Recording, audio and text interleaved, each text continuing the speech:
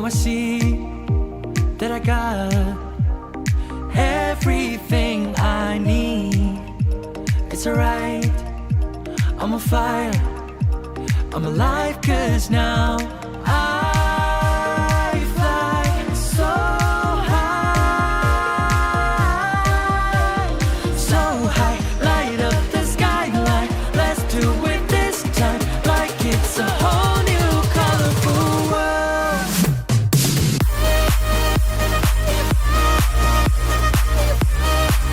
Like we're the only ones in this world.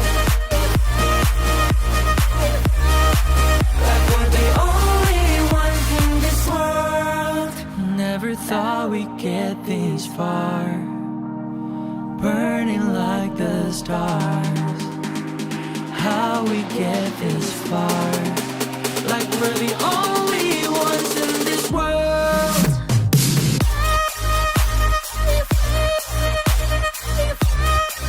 Like we're the only ones in this world.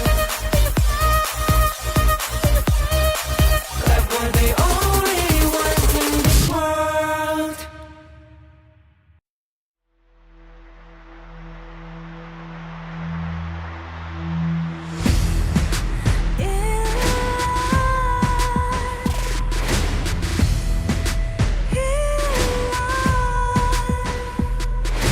What's a life without its worth? Compromising with what hurts inside, inside.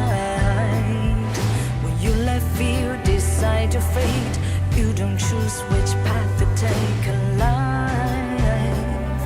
In life, I'm finally letting go of everything that still holds me. I'm against all odds, but I won't give up, 'cause it's my time to shine.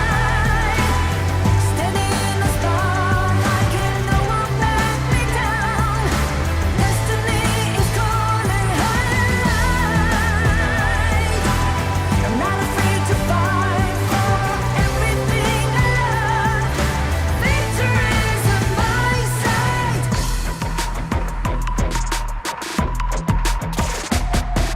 The more we lose, the more we gain. The more that nothing stays the same. In time, in time. Can't love ever, can't forget. What you see is what you get. Sometimes, sometimes. Gonna show the world tonight, the light that shines inside us. We're against the odds, but we won't give up, 'cause it's our time to shine. Standing in the spotlight, can no one break us down.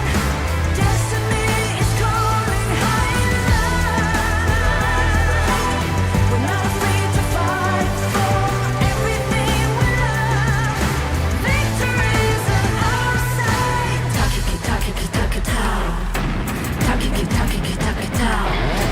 Takiki takiki takitao. Takiki takiki takitao. And let go. Everything that still holds us. 'Cause it's our time to shine. Standing in the spotlight, can no one back us down. Destiny is calling high in light. We're not afraid to fight for everything we love. Victory is on our side. It's our time to shine high in light.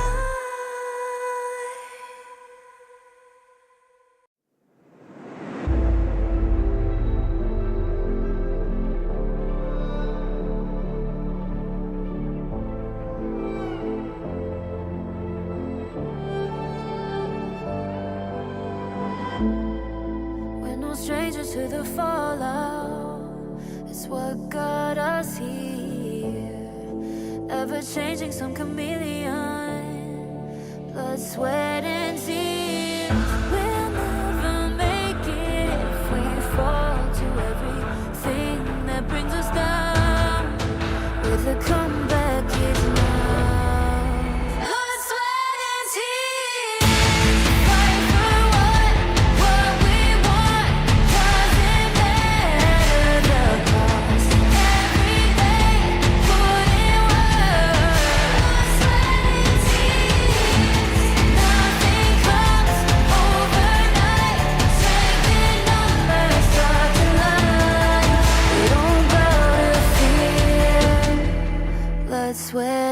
tears.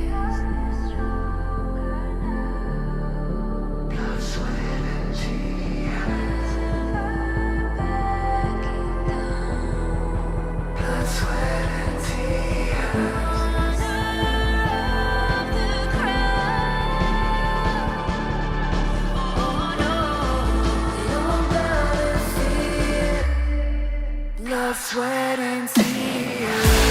Fight for what we want. Doesn't matter the cost. Every day, put in work. Nothing comes overnight. Strength in numbers, stars alive. We don't bow to fear. Blood, sweat, and tears.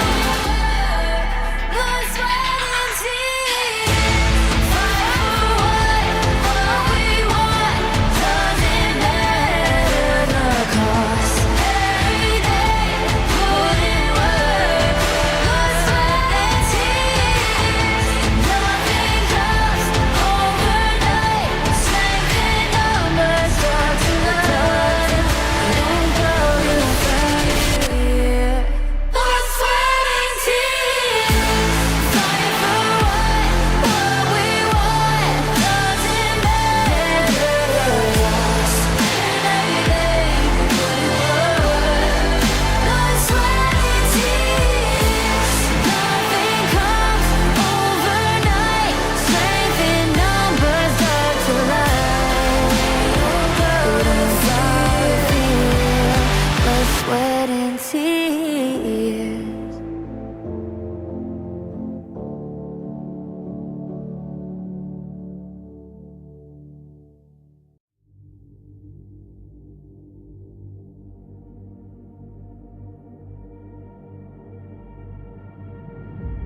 I feel it deep, flowing through my blood. Rising up to become someone, and taking it all on my own. What a sweet victory. And taking all of my control, awaken something deep in me. Like flames, feel it burning inside. Take a hold in pursuit of the prize. I've been told, ain't no way to survive. Keeping all of this fire that's locked up inside. When this is the time, enter the ring. All those mental chemicals doing their thing. I got flashes of battles inside of my dreams. I was made for this moment. At least now it seems like it's time to come face to face with your fear. Been battling reasons for all of the years, and I learned how to fight them with style and grace no one's ever encountered. You say it's amazing, I'ma come out swinging when they open the gate. Go ahead, call passion, I'm calling it rage. I'm taking what's mine like I already own it. Watch but don't blink, going here to the moment. The sky rain down. Here's to the madness that's all around. Go on, tell 'em who you are, you are, you are. Go on, tell 'em who you are, you are, you are, you are. Here's to the moment, the sky rain down.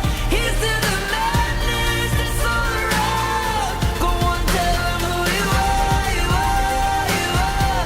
Go on, tell 'em who you are, you are, you are, you are. My name is honor, my name is king, my name is champion, my name is strength. Tell 'em who you are. My name is Pentakill, you think it's strange? My name keep ringing inside of your brain. I hear it every night. Here's to the moment the sky rain down. Here's to the madness that's all around. So tell 'em who you are, you are, you are. Go on, tell 'em who you are, you are, you are. Here's to the moment the sky rain down. Here's to the madness that's all around.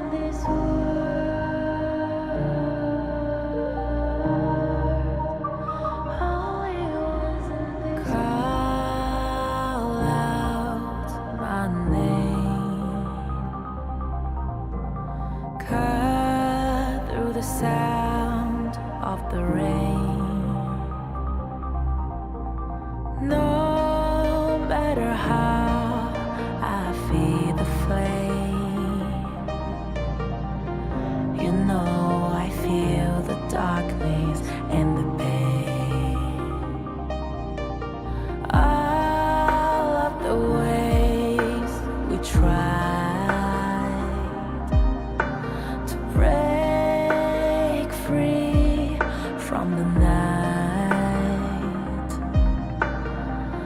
You know we made it out, we found the light. I fly so high, light up the skyline. Let's do it this time, like it's a whole new vibrant world.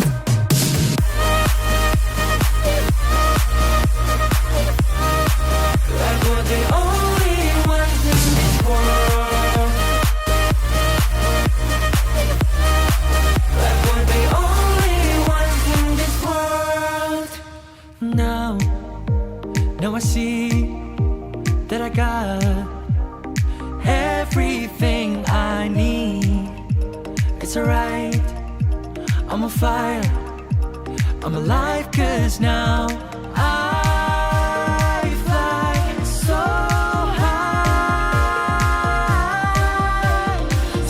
high, light up the skyline. Let's do it this time, like it's a whole new colorful world.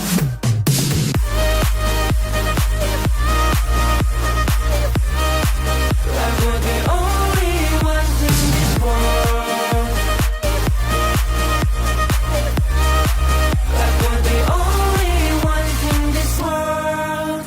Never thought we'd get this far, burning like the stars.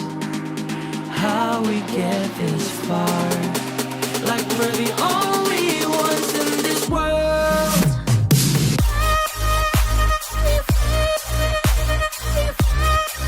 Like we're the only ones in this world.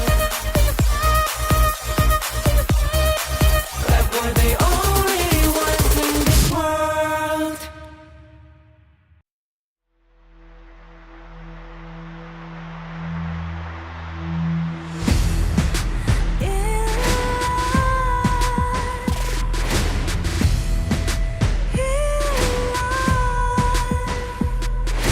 What's a life without its worth? Compromising with what hurts inside. When you let fear decide your fate, you don't choose which path to take in life. I'm finally letting go of everything that still holds me. I'm against the odds, but I won't give up, 'cause it's my time to shine. Standing in the starlight, can no one let me down. Destiny is calling high. I'm not afraid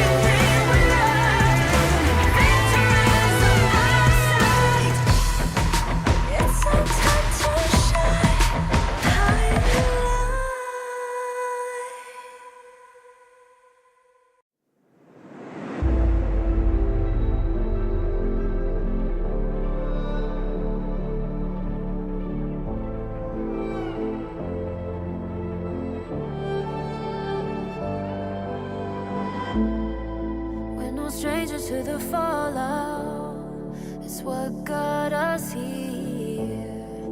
Ever changing, some chameleon. Blood, sweat, and tears. We'll never make it if we fall to everything that brings us down. With a comeback is now. Blood, sweat, and tears. Fight for what we want.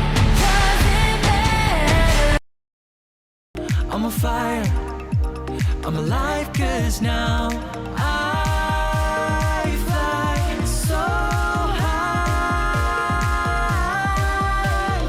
so high.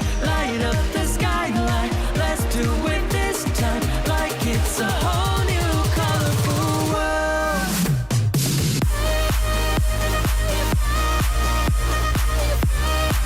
Like we're the only ones in this world. Like we're the only ones in this world. Never thought we'd get this far, burning like the stars. How we get this far, like we're the only ones in this world.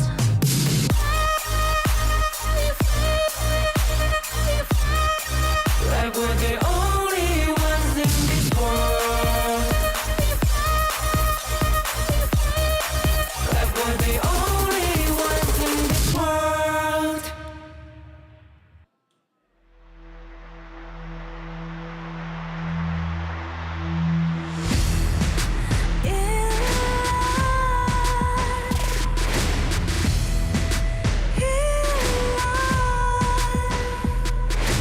What's a life without its worth? Compromising with what hurts inside. When you let fear decide your fate, you don't choose which path to take in life. In life, I'm finally letting go of everything that still holds me. I'm against all odds, but I won't give up, 'cause it's my time to shine. Standing in the spotlight, and no one let me down. Destiny is calling high. I'm not afraid to fight for everything I love. Victory is on my side.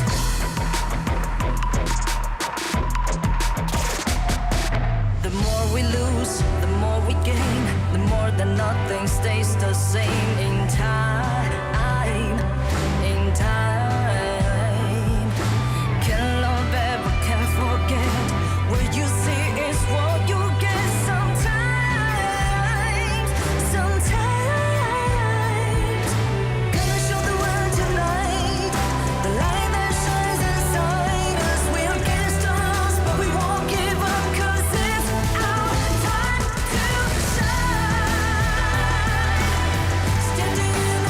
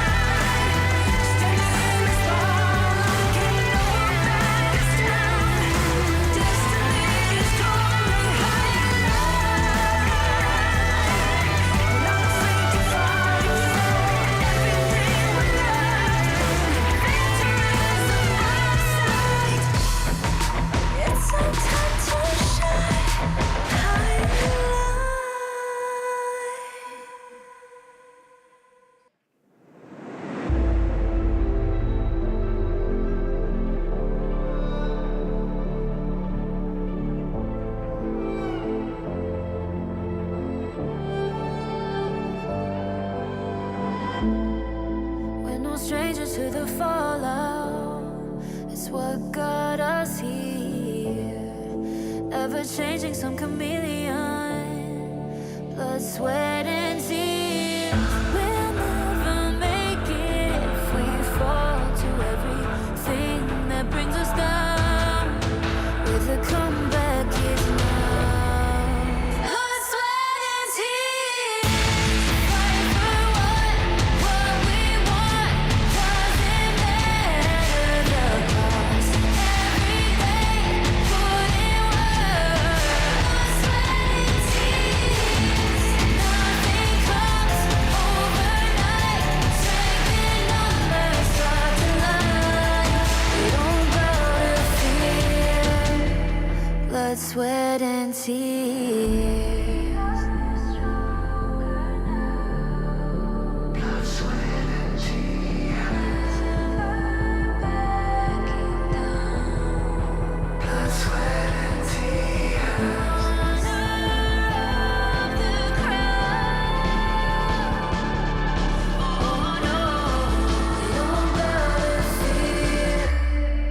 Blood, sweat, and tears. Fight for what we want.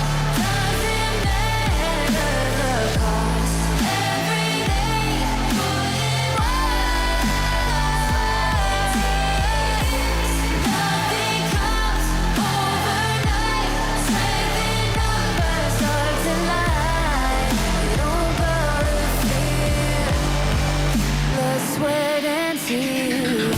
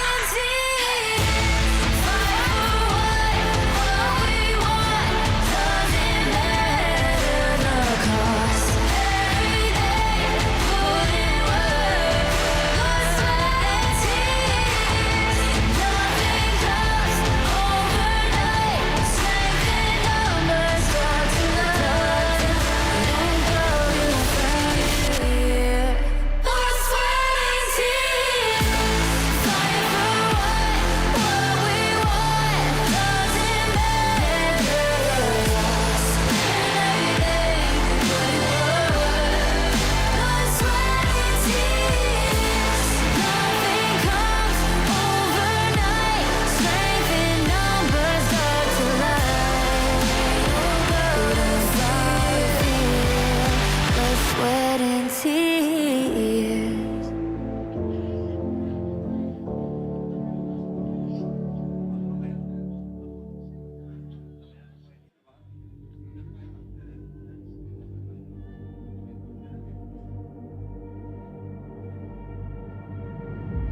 I feel it deep flowing through my blood.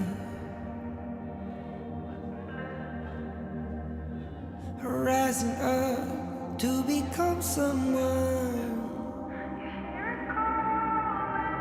And taking it all on my own. What a sweet victory.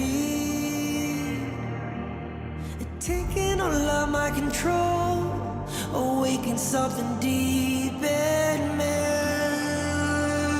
Like flames, feel it burning inside. Take a hold in pursuit of the prize. I've been told, ain't no way to survive. Keeping all of this fire that's locked up inside. When this is the time, enter the ring. All those mental chemicals doing their thing. I got flashes of battles inside of my dreams. I was made for this moment. At least now it seems like it's time to come face to face with your fear. Been battling reasons for all of the years, and I learned how to fight them with style and grace. No one's ever encountered. You say it's amazing. I'ma come out swinging when they open the gate. Go ahead, call passion. I'm calling it rage. I'm taking what's mine like I already own it. Watch but don't blink, going here to the moment. The sky rain down. Here's to the madness that's all around. Go on, tell 'em who you are, you are, you are. Go on, tell 'em who you are, you are, you are, you are. Here's to the moment. The sky rain down.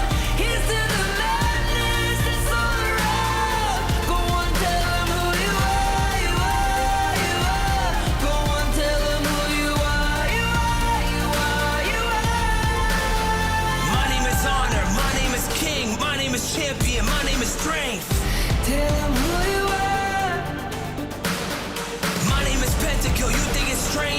keep ringing inside of your brain. I hear it every night. Here's to the moment the sky rained down. Here's to the madness that's all around. So tell them who you are, you are, you are. Go on, tell them who you are, you are, you are. Here's to the moment the sky rained down. Here's to the madness that's all around. Go on, tell them who you are, you are, you are. Go on, tell them who you are, you are, you are, you are. Here's to the moment the sky rained down. Here's to the madness that's all around. Go on, tell them who you are, you are, you are. Go on, tell them who you are, you are, you are. Go on, tell them who you are, you are, you are.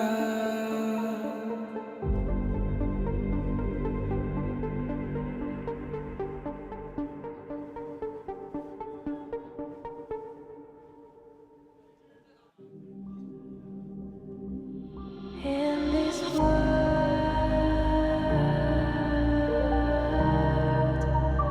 only ones in this world,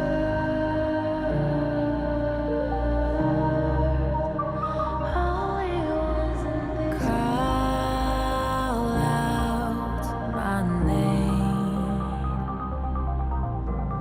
cut through the sound of the rain. No matter how I feed the flame, you know I feel the darkness and the pain.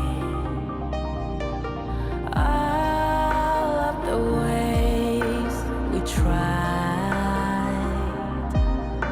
to break free from the night. You know we made it out, we found the light. I fly so high, light up the skyline. Let's do it this time, like it's a whole new vibrant world.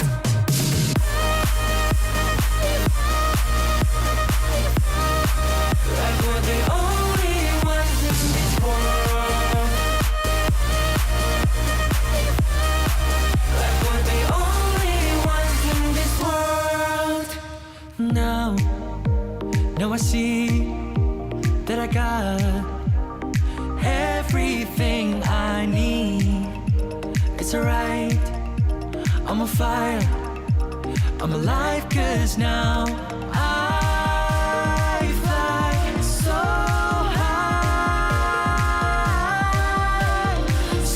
high, light up the skyline. Let's do it this time, like it's a whole new colorful world.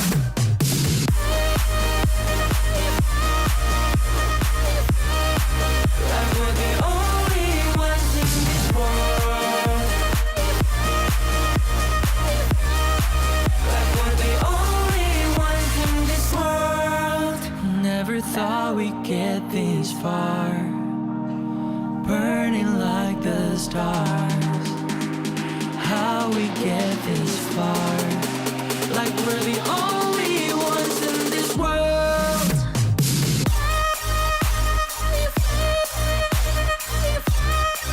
Like we're the only ones in this world. Like we're the only ones in this world.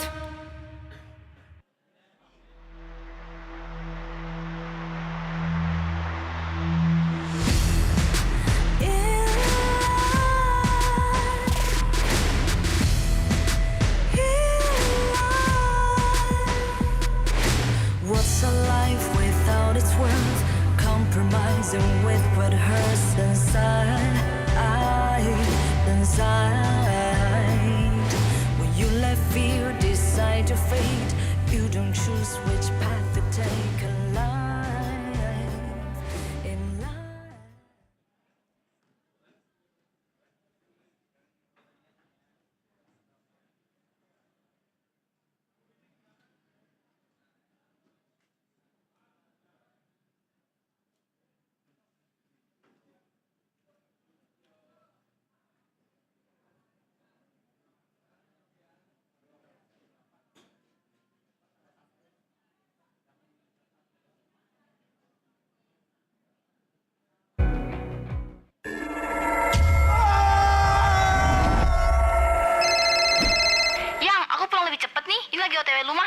cepetan, udah cepetan.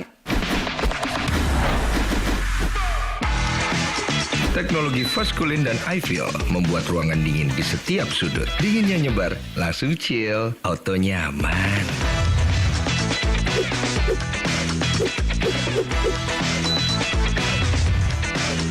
Dengan Air Garment, tumpukan cucian kotor gone, semua dan semua yang ada di dalam jadi lebih terjaga, lebih dingin, dan lebih segar dengan Power Cool. Nikmati gambar yang lebih real dengan Kilat Pro dan Dolby Vision. Rasakan pengalaman suara yang mengitarimu dengan Dolby Atmos. Sayang,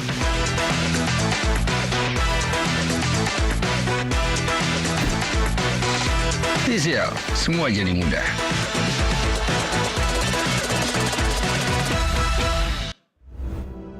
Chino ye peidama, akun yego, mie shapu ni bade. Chino la shi boago, pianle na me, akun yebo.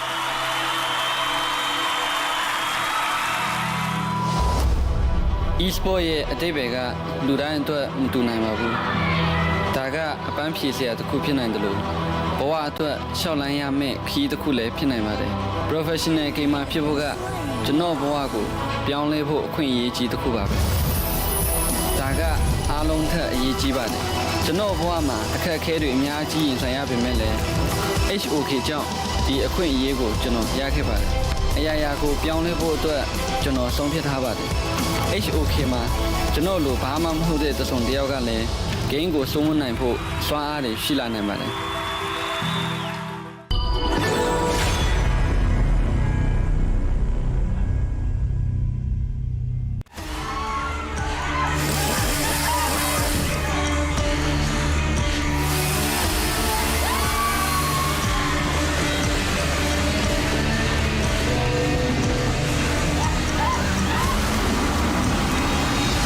It's Friday!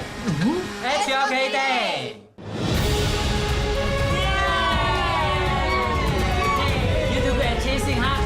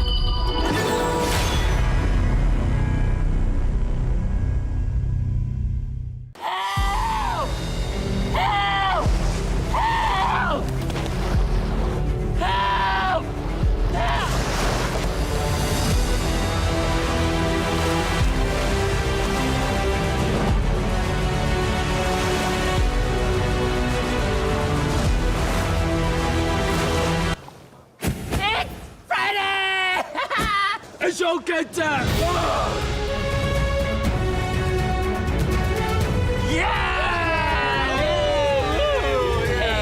You're good at jungling, huh?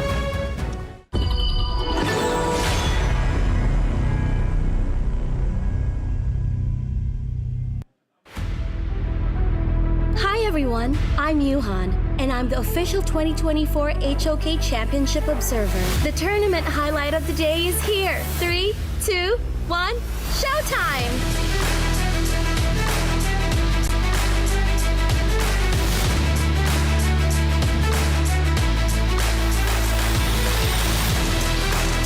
Choose how they win, which is definitely a strong point to come from. Almighty going in, Bilal taking a lot. He gets blown up to kind of start things off. Raikou still up there as well. Freaks is trying to just go for it. He goes for the meteor kill, the death at Sunset right on top of this one. Does some serious damage, but Hakan is actually going to be killed. Mono Fries are still up and Benig. Well, G6 spots three in the middle, but it's a G6 turns the fight around. Shen taken down as well. A G6 in the middle of 4. Can he do it? Sun gets the kill as well. And suddenly, Team Secret, they found a form to get the kill. 2 deaths in the space of 30 seconds. And it's a crucial crowd control. TNX doing so much for Team Secret. Only 1 casualty. Anything with the Trevor Smash, he's going to take a lot of damage. And Impunity all on the run, but Xiang did find Lin Feng. Dodges over the wall with the extreme speed. He's continuing to fight. He's been knocked up again. He does have the shield one last time. Do they have the damage that they do? They slice it down.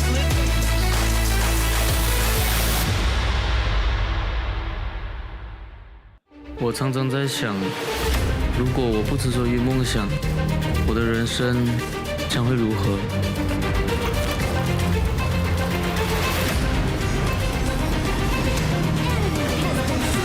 这是我的热爱所在，可是这份热爱似乎不被认可。也许这只是梦。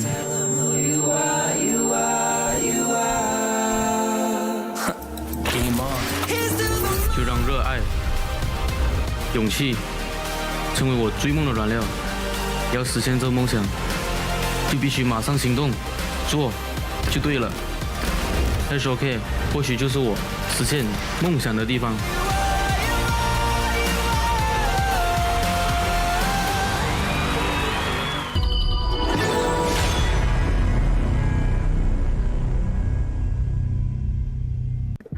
I'm Winter from Vitality.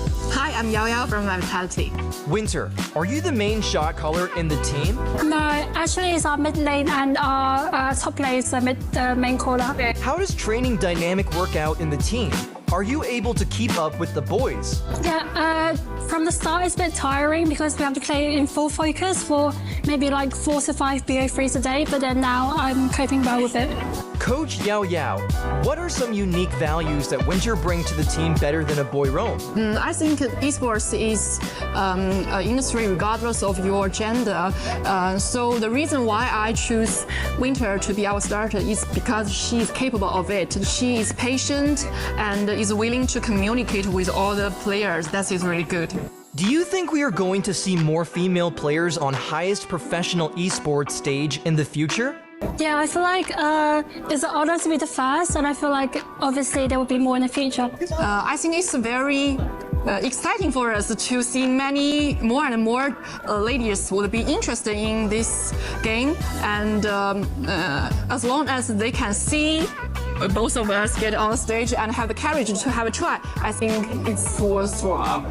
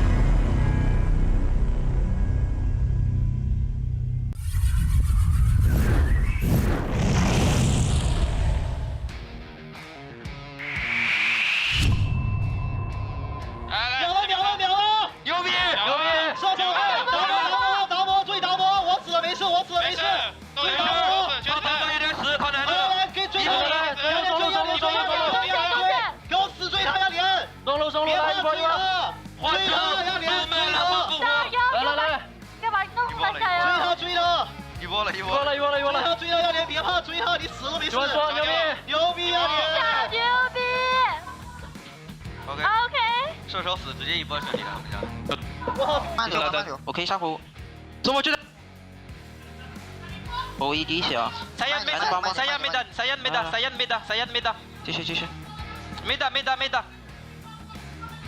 我先开大走了。二轮 HP。我后续打不了了，你们小心不要上头。Look。我后续打不了。Oh fuck. It's fine. 142. 哎，接下慢走。 Look.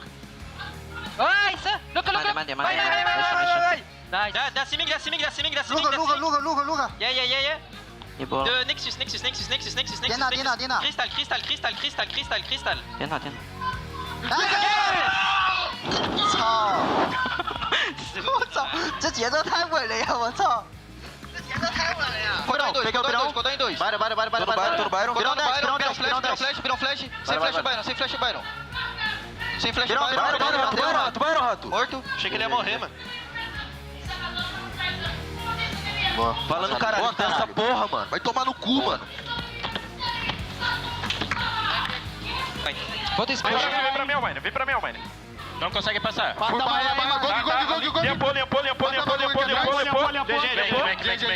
Make. Não grita, tá, guys? Classe. Não grita, tá, guys? Não grita. Nice. Não grita, tá? Guys. Não grita, tá? GG. Boa, porra. Nice, guys. Boa, rapaziada. Linda, caralho. Vamos. Chega, cara. Vou pra caralho, cara. 对面射辅，快到了，结果难敌。我来。去回去。过来，我身边。推爆了，我战斗能力很强，不要推好不好？过来。可以打，不要怕。我有推上嘞。没有鸟了，来，我送他。哎，打爆，没有鸟了，可以打。可以打。打爆面上。我在。我被炸掉。我帮你拿起来。1-0过。大魔飞人。拿起来哦，可以拿起来。大魔飞人，不要急，真的。大魔是飞人。等10分钟。帮我拆套，他们来，我送大了，可以打来。哎，打我！来，我来，你们来，这边是我就送他。打没有闪，没有。我护你，来。没有闪，我护你，跟我一样。OK，追踪队，对。这个可以追，刚留。妈，没有闪。我的问题，连波。不着急，秒了再说。OK。他不换，挤一下。没换吗？没换。我没什么状态。进来！我操！来！顶住！动作！来中打！中队！我去过边。拉坏！护没闪。接！我在搞。蔡文基没大，挤啊！这边过来，挤这边，不要给他清线。过了，一波了吗？乖。他还要干你吗？打。预备。来一波！哇，闪现点不错啊，这个直接秒了，懂吗？牛逼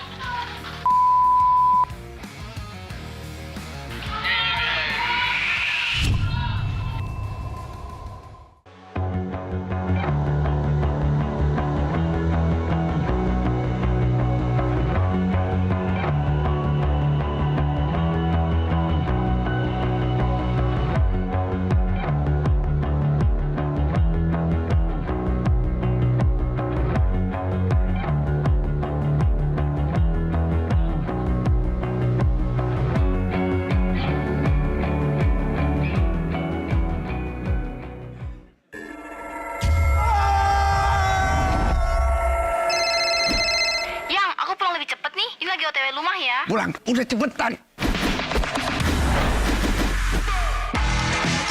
Teknologi fast cooling dan iFeel membuat ruangan dingin di setiap sudut. Dinginnya nyebar, langsung chill, auto nyaman.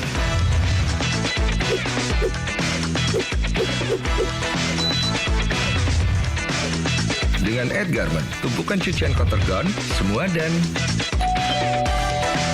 semua yang ada di dalam jadi lebih terjaga, lebih dingin, dan lebih segar dengan Power Cool. Nikmati gambar yang lebih real dengan Kilet Pro dan Dolby Vision.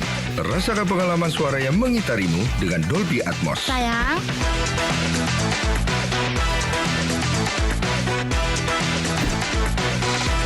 Nanti sial, semua jadi mudah.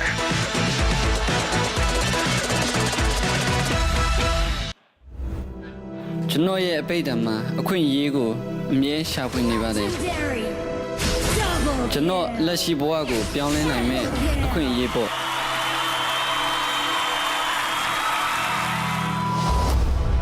E-sport ye atebega, luran to mutunai mabu. Taga apan piesia to kupin and the low. Boa to Shaolanya me, key the kule pinamade. Professional game of Pivoga, Chino boago, pianle bo, queen ye ji the kuba. Taga alonta ye jibade. Chino boama, a carry Miyaji in Sayabi Mele.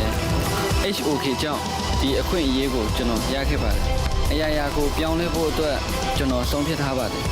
HOK ma, Jono Lu Bamam who did the song Diogale, Gango Sumun Nampo, Swari, Shila Namade.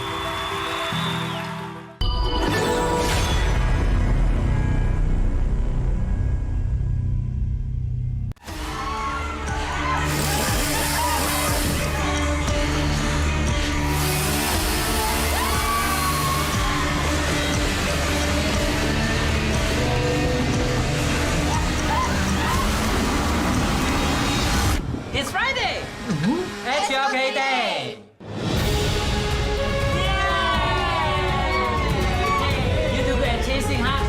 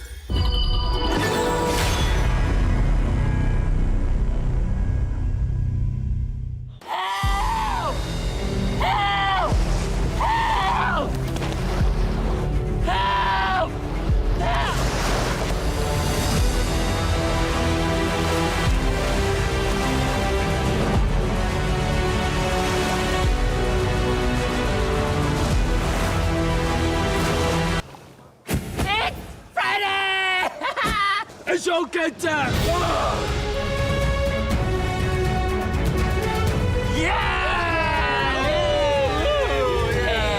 good at jungling, huh?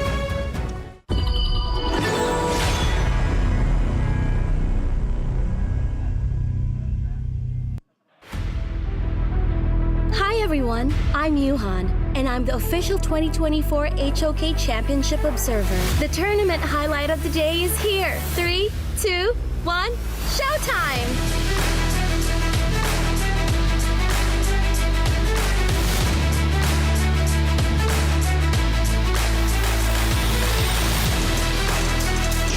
How they win, which is definitely a strong point to come from. Almighty going in, Bilal taking a lot. He gets blown up to kind of start things off. Raiku's still up there as well. Freak's just trying to just go for it. He goes for the meteor kill, the death at sunset right on top of this one. Does some serious damage, but Hakan is actually going to be killed. Mono Fries are still up, and Benig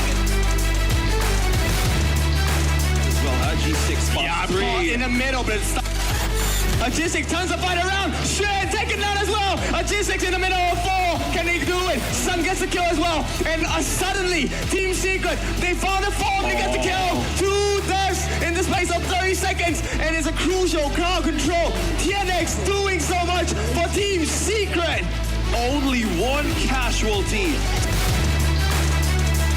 Anything with the Tremor Smash, he's going to take a lot of damage, and Impunity all on the run, but Xiang did find Lin Feng. Dodges over the wall with the extreme speed. He's continuing to fight. He's been knocked up again. He does have the shield one last time. Do they have the damage that they do? They slice it down.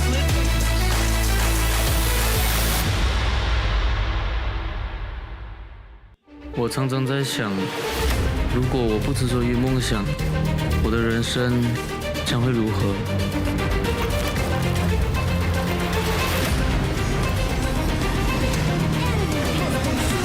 这是我的热爱所在，可是这份热爱似乎不被认可。也许这只是梦。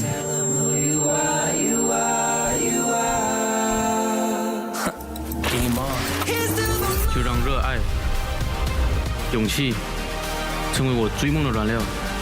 要实现这个梦想，就必须马上行动，做就对了。SOK 或许就是我实现梦想的地方。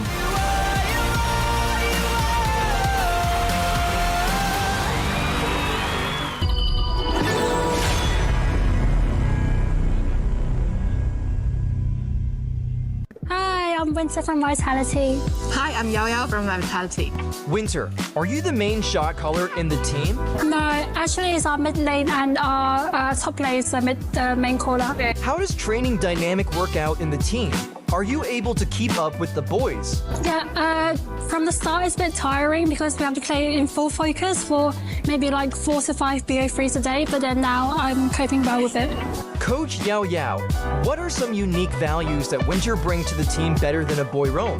I think esports is an industry regardless of your gender. So the reason why I choose Winter to be our starter is because she's capable of it. She is patient and is willing to communicate with all the players. That is really good. Do you think we are going to see more female players on highest professional esports stage in the future?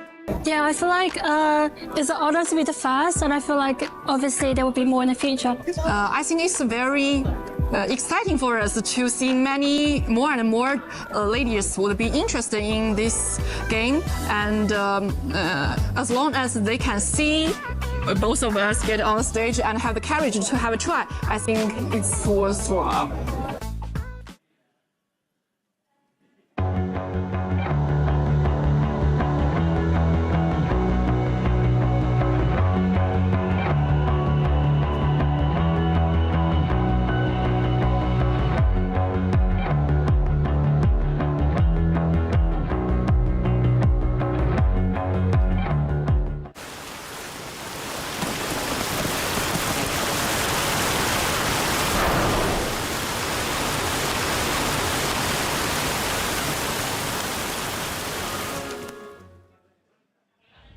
I feel it deep flowing through my blood.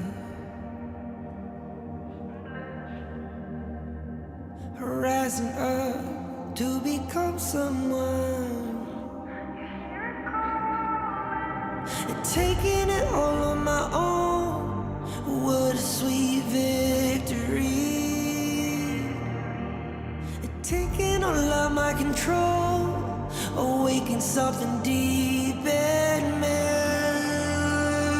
Like flames, feel it burning inside. Take a hold of pursuit of the prize. I've been told ain't no way to survive, keeping all of this fire that's locked up aside. When this is the time, enter the ring. All those mental chemicals doing their thing. I got flashes of battles inside of my dreams. I was made for this moment. At least now it seems like it's time to come face to face with your fear. Been battling reasons for all of the years, and I learned how to fight them with style and grace no one's ever encountered. You say it's amazing, I'ma come out swinging when they open the gate. Go ahead, call passion, I'm calling it rage. I'm taking what's mine like I already own it. Watch but don't blink, going here to the moment. The sky rained down. Here's to the madness that's all around. But one tell 'em who you are, you are.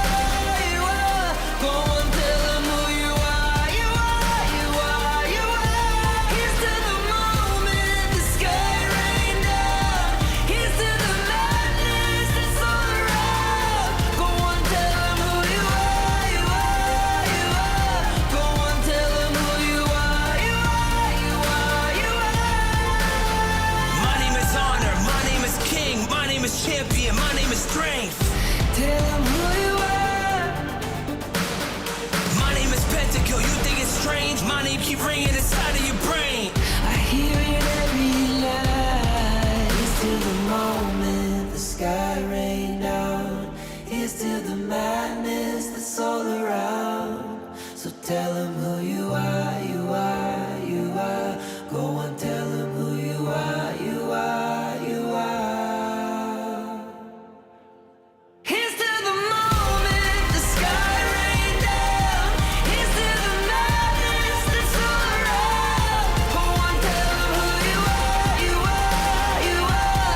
Go on, tell them who you are, you are, you are, you are. Here's to the moment the sky rained down. Here's to the madness that's all around. Go on, tell them who you are, you are, you are. Go on, tell them who you are, you are, you are. Go on, tell them who you are, you are, you are.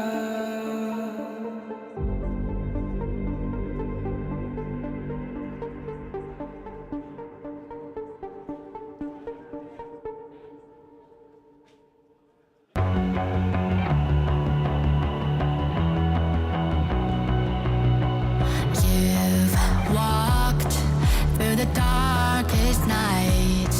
You've heard the crowd, felt the blinding light. You were standing there when your heart comes alive. It's a dream of ahead, and it never dies. Right here, right now, give it all, get it out. Never surrender. I fight and never fail. I am a contender. A challenge I can feel. The smallest lies become the brightest enemies. Relentlessly. And even if you fall, you gave it everything to be a king.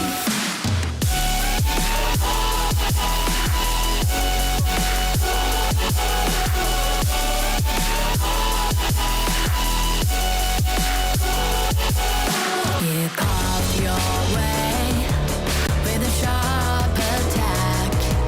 You watched it all burn, and you never looked back. There will come a day when your fears will rise.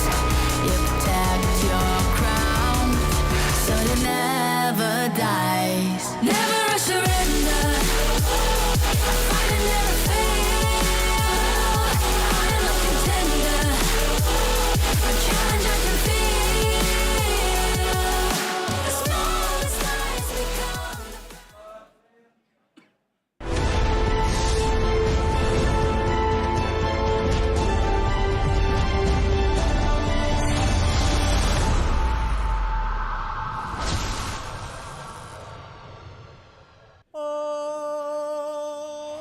Para satriya saka saking manca negara samya prapta ing bumi Indonesia. 16 bergodo nduweni pengajap sawiji dimen antuk jaya jayaning sayembara. After our challenging times, I think we are much stronger than before. Last time I checked, we're starving to take down any team. We see you as nothing but meat. It is nice play in our home ground. We won't let everyone down. 上次失败是个意外，等着瞧吧。 We will not only defend our home ground, but we will strike them on it as well. No time for clowning. Watch us unleash our wild side. Big boys don't cry. Big boys make little ones cry from defeat. Far from home, it doesn't matter. We'll bring the sunstone to you. Gumuruh warta sayembara gedhe wis sumrambah saindenging bawana. We conquered the South. Now we aim for the world. Novo oponente? Eu gosto disso. Vamos deixá-los cegos com o nosso poder. I cannot wait to step onto the stage and watch them struggle to get a point against us. Just wait and see. You'll find yourselves on our win streak list. You win some, you lose some. No, we'll win it all. You all are just rookies. We will send you home. 这里是战场，不适合弱者。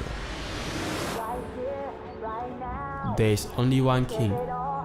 Remember the name.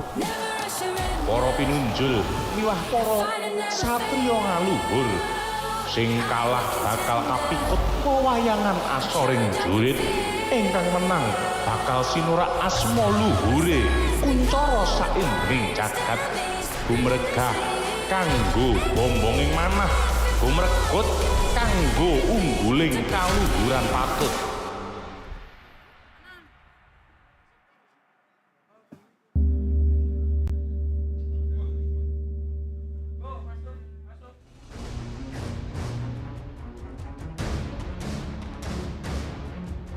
Welcome to the 5th day of 2024 Honor of Kings Championship Group Stage! Woo! With Miss Sevilla Aprilia and... Also, that is who's gonna accompany you guys throughout the whole day today. Yep, of course. And today, as usual, we're gonna see 4th match for today. And I'm pretty sure today is gonna be more intense than yesterday. Exactly, because every team needs every point to maintain their position and bring them closer to be the kings of kings. Yap, dan pastinya kita semua tahu teman-teman yang dari tadi udah nungguin live streaming kita udah pada tahu mereka tuh berjuang untuk memperebutkan total prize pool yang luar biasa sekali, yaitu adalah 1 juta US dollar. Wow. Luar biasa banget, dan pastinya untuk pemenangnya ataupun di champion kita itu akan ada 300.000 US dollar. Betul banget. Jadi udah pasti mereka harus bertarung dan memberikan performa terbaik mereka. Yep, But betul before sekali. that, Sabila, we're gonna look for the excitement yesterday, okay? So here we go. Hi everyone, I'm Yuhan, and I'm the official 2024 HOK Championship Observer. Catch today's most exciting moments. Come and watch your favorite players in action. Welcome to 2024 Honor of Kings Championship Group Stage Day 4!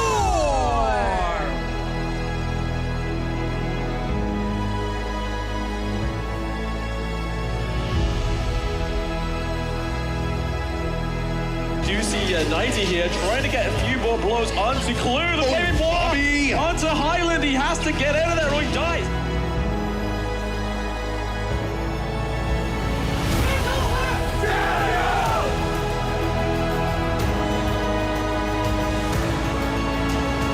Just go for it. He goes for the meteor kill. The death that sets it right on top of this one does some serious damage. But Hakan is actually going to be killed. Mana Fries are still up, and Beningus with the triple. And Petroni just one last hurrah trying to go against the...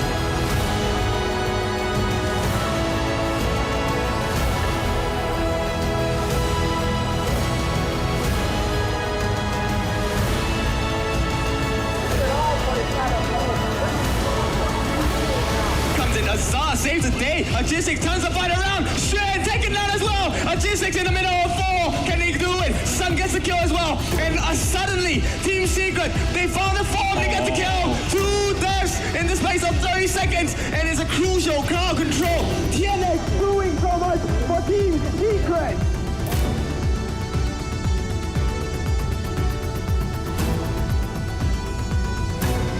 Dodges over the wall with the extreme speed. He's continuing to fight. He's been knocked up again. He does have the shield one last time. Do they have the damage? And they do. They slice it down. Listen.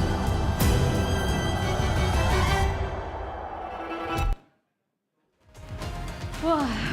As we see on that yesterday recap, we know all the matches going to be fair match, and I can't wait to see how today's match is going. Exactly, Sabila, karena seperti yang tadi kita udah bahas juga ya, hari ini bakal intens banget pastinya. Yep. Dan kita sebelum masuk ke pertandingan, kita lihat dulu kali ya standing group. This is the group standings right now. Oke, dimana kita sudah melihat di grup A, Dominator Esports masih berada di peringkat yang pertama, masih ada di top, dilanjutkan oleh Blacklist International. Lalu ada Mahadewa serta ada Food Esports. Exactly. Dan di grup B masih ada Nova, tim Nova Esports, lalu disusul oleh tim Vitality. Berikutnya di posisi ketiga dan 4 masih ada Kagendra dan juga Falcon. Wah, ini yang luar biasa banget ya dari grup B karena nanti kita akan ngelihat nih ya sebentar lagi ya. Oke, kita akan lanjut ke grup C di mana ini udah ada tim Secret yang berada sementara di posisi yang pertama. Terus akan ada Boom Esports di yang kedua, di yang ketiga ada Alpha 7 Esports. Lalu ada Influence Rage di peringkat yang terakhir. Betul, dan di terakhir grup D masih bertahan di posisi paling atas ada Black Shoe Esports, disusul oleh posisi kedua ada Fearless, Impunity, dan Remnant Esports. Yap, itu dia kita sudah melihat current group standing kita dan sekarang kita akan melihat untuk today's schedule kita di mana kita akan melihat pastinya seperti yang kita bilang tadi di awal pada saat opening akan ada 4 match ya, betul banget. Di match yang pertama ini datang dari grup B berarti ya, dari Vitality versus Nova Esports, lalu dilanjut dengan Revenant Esports versus Impunity. Dan berikutnya ada di match ketiga ada FUT atau Food Esports yang akan berhadapan dengan Blacklist International, disusul oleh Influence Rage dan juga Boom Esports. Ya pastinya untuk match terakhir kita ya, kita akan melihat banyak sekali kejutan-kejutan pastinya dari 8 tim yang akan bertanding hari ini. Betul sekali, karena kemarin aja kalau kita lihat ya, kita cukup terkejut dengan aksi 21-21, ya kan, balas-membalas. Hari ini juga kayaknya bakal seru banget sih pasti Sabila. Ya, aku juga benar-benar yakin banget hari ini akan jadi semakin seru ya. Apakah kita akan melihat adanya clean sweep atau bahkan adanya reverse sweep dari kedua tim yang akan bertanding mulai dari match yang pertama sampai dengan match terakhir kita, match keempat hari ini. Exactly. So, we're gonna start soon on the match and we're gonna call the first team to join us for the first match. Please welcome Team Nova Esports.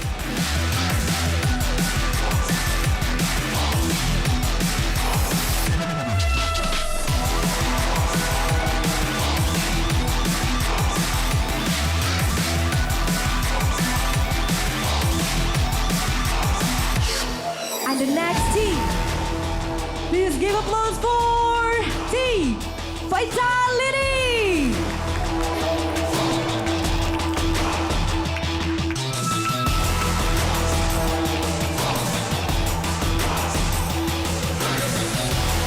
So, we're gonna have both teams to have their fist bump and handshake in the middle of the stage. Please, Team Nova Esports and also Team Vitality, you may join and the fist bump in the middle of the stage. Ini dia Sabila, pertarungan kedua tim ini akan sangat berpengaruh sekali terhadap poin yang nanti akan dihasilkan, terutama untuk tim Kagendra dan juga teman-teman lainnya. Yap, di mana mengingat ya, kita akan melihat ini adalah match terakhir dari teman-teman Vitality ternyata ya. Di mana Vitality sudah main di match yang ketiganya hari ini. Ini juga adalah match terakhir, jadi kita akan melihat apakah akan ada kejutan dari tim Vitality atau bahkan dari Nova Esports sendiri yang akan tetap mempertahankan posisinya nih. Betul, karena satu poin aja sangat penting sekali. Betul ya. banget, Drew. Dan itu yang membuat kita semakin tidak sabar lagi untuk melihat bagaimana berjalannya match pemanas kita ataupun match pertama kita hari ini. Kalau begitu sepertinya langsung saja we're gonna give it to the casters. So casters, the stage is yours. We start off the day, this is of course the group stage, day 5, and we're gonna be in group B. It's gonna be Team Vitality, Nova Esports. My name is Holler, with me is Blam and Kindo Fu. That's right, it's a big start to the day. This is tournament life on the line for Vitality. And of all the teams to try it against, they have to try it against Nova, one of the biggest teams in this tournament. Yeah, one of the best ones. But I mean, if we're gonna go Nova Esports, I mean, Team Vitality is no small team as well. They did all right yesterday. Your thoughts? Yeah, I mean, it was all the BP, right? So I've had extensive words with many people about the Mai Shiranui because we know that obviously players like Ray don't go for those assassins in the mid lane. He's a control mage player. They didn't have to worry about it. They could have gone for something else and banned bigger picks. But they didn't. And that's where they've got to improve in this game against Nova. But hey, if Falcons can take a round from them, I've got full faith that we may be seeing a full best of 3, and it could swing in the favor of Team Vitality. Yeah, and that's actually the craziest part about Group B. The fact that none of the teams have kind of cemented themselves into the knockout stage yet. So everything's kind of up in the air. There's a lot going on. There's a lot of pressure. But going into this one, this is Team Vitality's last game. Your thoughts on them? I think I would like them to have a little bit more clarity about what they want to do, especially the BPs, right? So, of course, with clarity, we are looking for something else. I would jump right into the strategies that I would like them to explore. But one of the things you want to take a look at is the Realme 13 Plus, right? So you want to have the max performance. This will be at 5G, 120 frames per second maximum, and best quality for you to win your ranked games or even just have fun in the casual modes as well. Now, let me jump into what I think they should do today. I'm expecting that they might pull out the tie-in again. If that's the case, I would like them to have more power, more firepower, so they can have the damage instead of, relying on that heal. Speaking of firepower, let's talk a little bit about TCL. This is, of course, the X955 QD Mini LED HDR 5000 nits. This is a great TV. Of course, it will change your viewing experience. Watching all of this on the screen right now with YouTube, with the Honor of Kings Esports Championship, it's going right now. But of course, one other thing that we need to kind of take note of, right? We also have the Zhao Yu skin. This is the Purple Thunder Blaze. All you need to do is kind of log in. Of course, you got to do a couple in-game activities to get yourself that one. Your thoughts on this skin, Blam? It's a British person's favorite price. It's free. All you have to do is put a little bit of legwork in, but that's it. No money comes out of your wallet, so that is my favorite kind of price, and I'm sure the whole of Britain would agree. Yeah, and it's great to do it. I mean, having this opportunity, especially going on while the Honor of Kings Championship is there, it's going to be a great opportunity to get that skin, but we're going to get into it. These are the players. They're seated down. They're getting ready for the band picks, the draft, all of these things to kind of prepare themselves for this one. It seems like spirits are kind of high, at least on the Team Vitality side. You're seeing a little bit of smiles. There's not too much stress. But are you stressed, Kindofu? I don't think so. I think at this point that stress is going to be in the camps of both teams. And of course, with the loss yesterday, Vitality wasn't too happy with it. But it's good to see them in high spirits, right? That's what we want to see from a team that is looking to pull themselves out of the depths and maybe put themselves perching at the top. And with that said, there's only 2 games left. Nova Esports still has to play. They've only played 1 game. They won one against Falcons, and this is the one where they need to kind of cement themselves in. It looks like Nova Esports very relaxed here, very comfortable, understanding that, hey, they have 2 more games ahead of them. I hope they wake them up by the time the game starts here. I share this energy, right? I share this energy. This was me maybe 30 minutes ago, just back in my chair, like, right, let's just have a fantastic day 5. Let's get some banger matchups. And hey, Team Nova are thinking the same thing.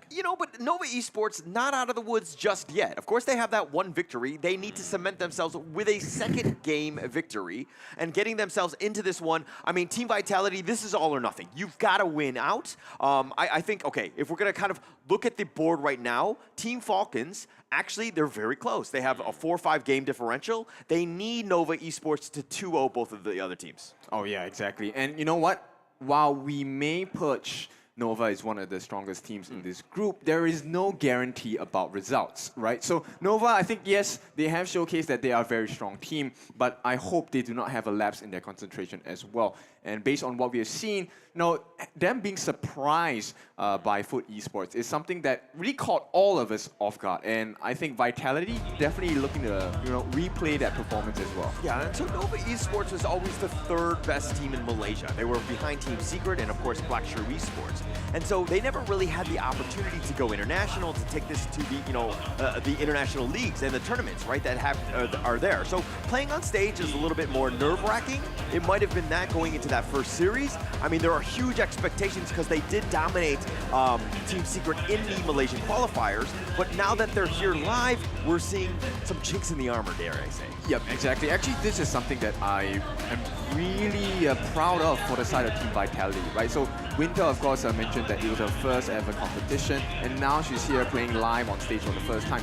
And look at her performance. She is going to be very integral in the way that the game is going to be influenced, because her roams have been really critical in helping Team Vitality win a lot of those big fights. Yeah, and of course it's super important, right? I mean, she's an amazing player, right?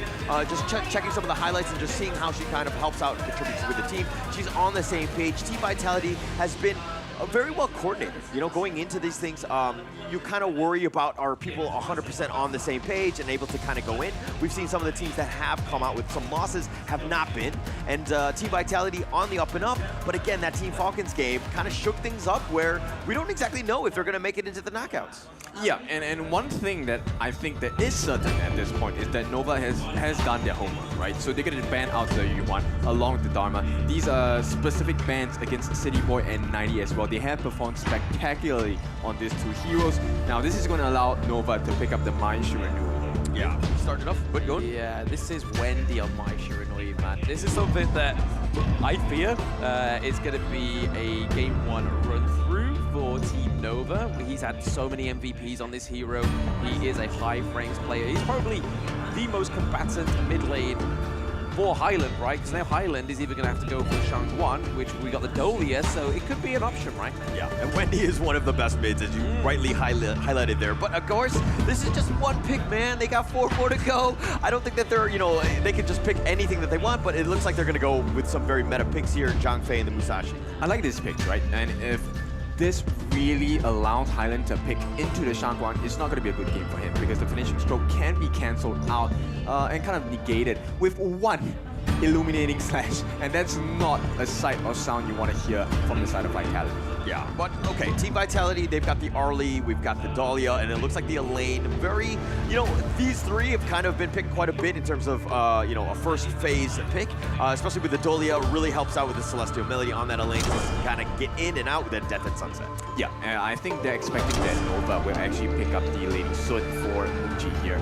And no, in fact, they banned it out. That was one of the better picks for the side of Muji. He has performed pretty well on this hero as well. Yeah, I mean, he kind of leaves open less picks here now for Muji, right? They have already taken out the Lady Sun, they've taken out the Lung, Ali's already been onto the side of Team Vitality. Changguan pick, a very based pick onto Highland, but I really like the Elaine and Dahlia combo. It's been something that's been quite successful, and most times out of 10, the Dahlia without the Elaine has been something that's been a bit lackluster, so you can kind of understand why they've gone for the Q1 pick, right? Q1 has got a greater win rate than the Dahlia, and that's a good reason to get that banned off rather than Dahlia herself. All right, so we're gonna have to see. I mean, the Menki's been banned, the Shangguan, that's a lot of respect going up against Highland here.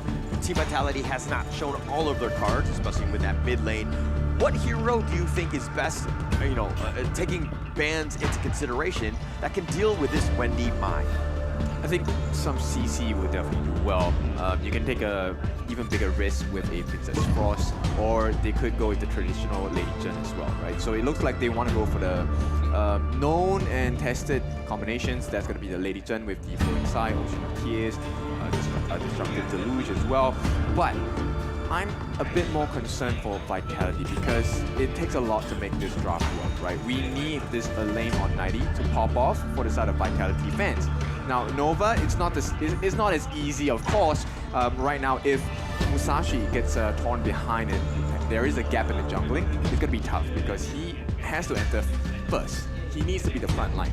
And the save from Zhang Fei on that unbridled outburst has to be reserved for Muji, and Muji only.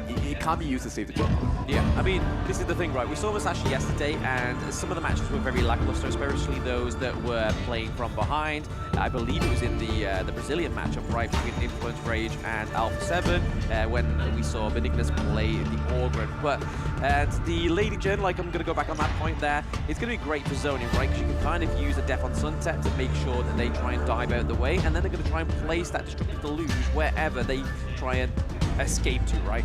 Yeah, and one thing I really like, okay, there's one thing to note of Team Vitality, very squishy. You catch them out, it looks like the Burning Sun Arrow seems to be the answer for all of that.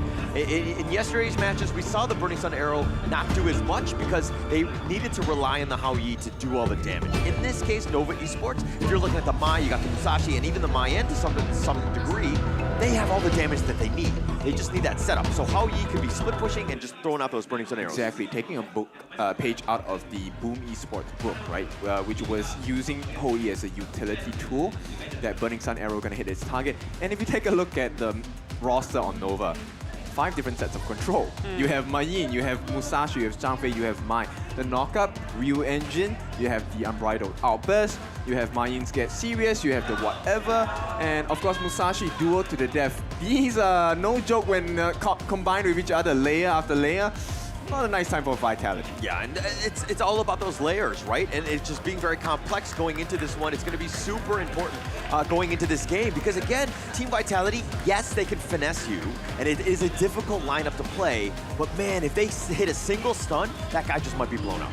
Yep, so there is a very tight timer, right? If you can get a kill onto Muji before he hits level 4, you do have a slight advantage. And I think Vitality definitely will be looking to open up one of these options, right? Either take out Muji, or maybe you can take out the top lane as well.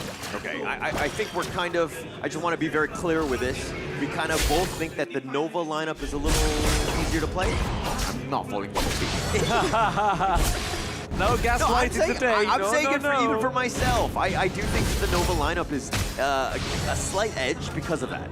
Okay, I'm just gonna agree with you today, and then we'll see how what happens from there. But it looks like, you know, Vitality in agreement. Unfortunately, it will be Waypit that kind of gets the steal, right? And little steals like that really go the distance for both teams. Yeah, and it's one of those things where Team Vitality were actually spending time dealing with that spike tail teams, right? Yeah. They were going out, they weren't in the lane contesting. And because of that, and Waypit just walks over and actually takes the gold and you know, he basically walks away with their wallets.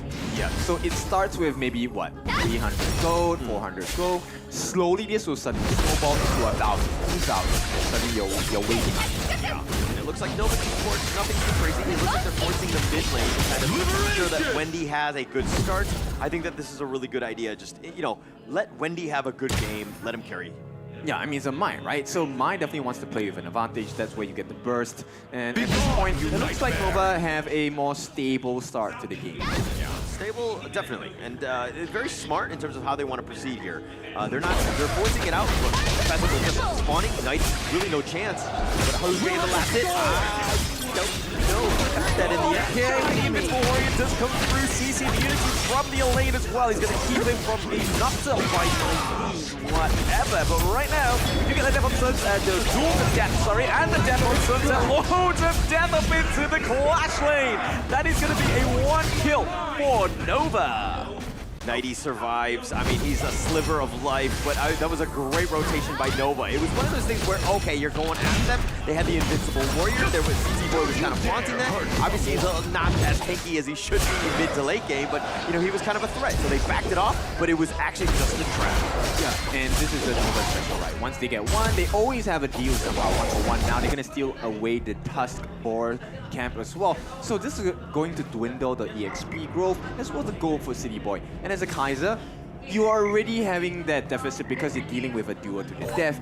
And what happens when you have less gold, slow up itemization? It's an easy kill, right, for the side of Nova. Yeah, and it's turned into a 1.5k net worth lead already. Nova Esports making their way, just pushing the envelope a little bit. You know, just forcing it down. I mean, having a good lead at this point is a little worrying for Team Vitality. Yep, they missed the first marker, right? So Muji is already level 5. You can see that Burning Sun arrow taking its flight across the map. A little bit of a miss there. Nighty again scared away. Almost every time the Pheasant is showing up, even Wendy is joining in, ensuring that there's nothing, there's no shenanigans, nothing is being given up. But Wendy trying to dictate the fight there, but we do get the Invincible Warrior from Kaiser come through. I thought we was going to see a laser sun arrow come through there, right? That would be perfect advantage. See why. About half-life here. CT Boy here. They're still, you know, trading blows a bit. Waypit is a little bit more of a dangerous spot, but now with the Tyrant spawning here, this is going to be the next Catapult. They have to take advantage of it, right? Right now, Burning Sun arrow going to miss the mark, which means they have one less time to try and lock down the team members of Vitality. Yeah, it might have been used a little too early. They were fishing for something, but it looks like the Tyrant has been defeated. I see why. Doesn't even have to smite this one. They're going to just walk away with that, and then the rich are getting a little rich.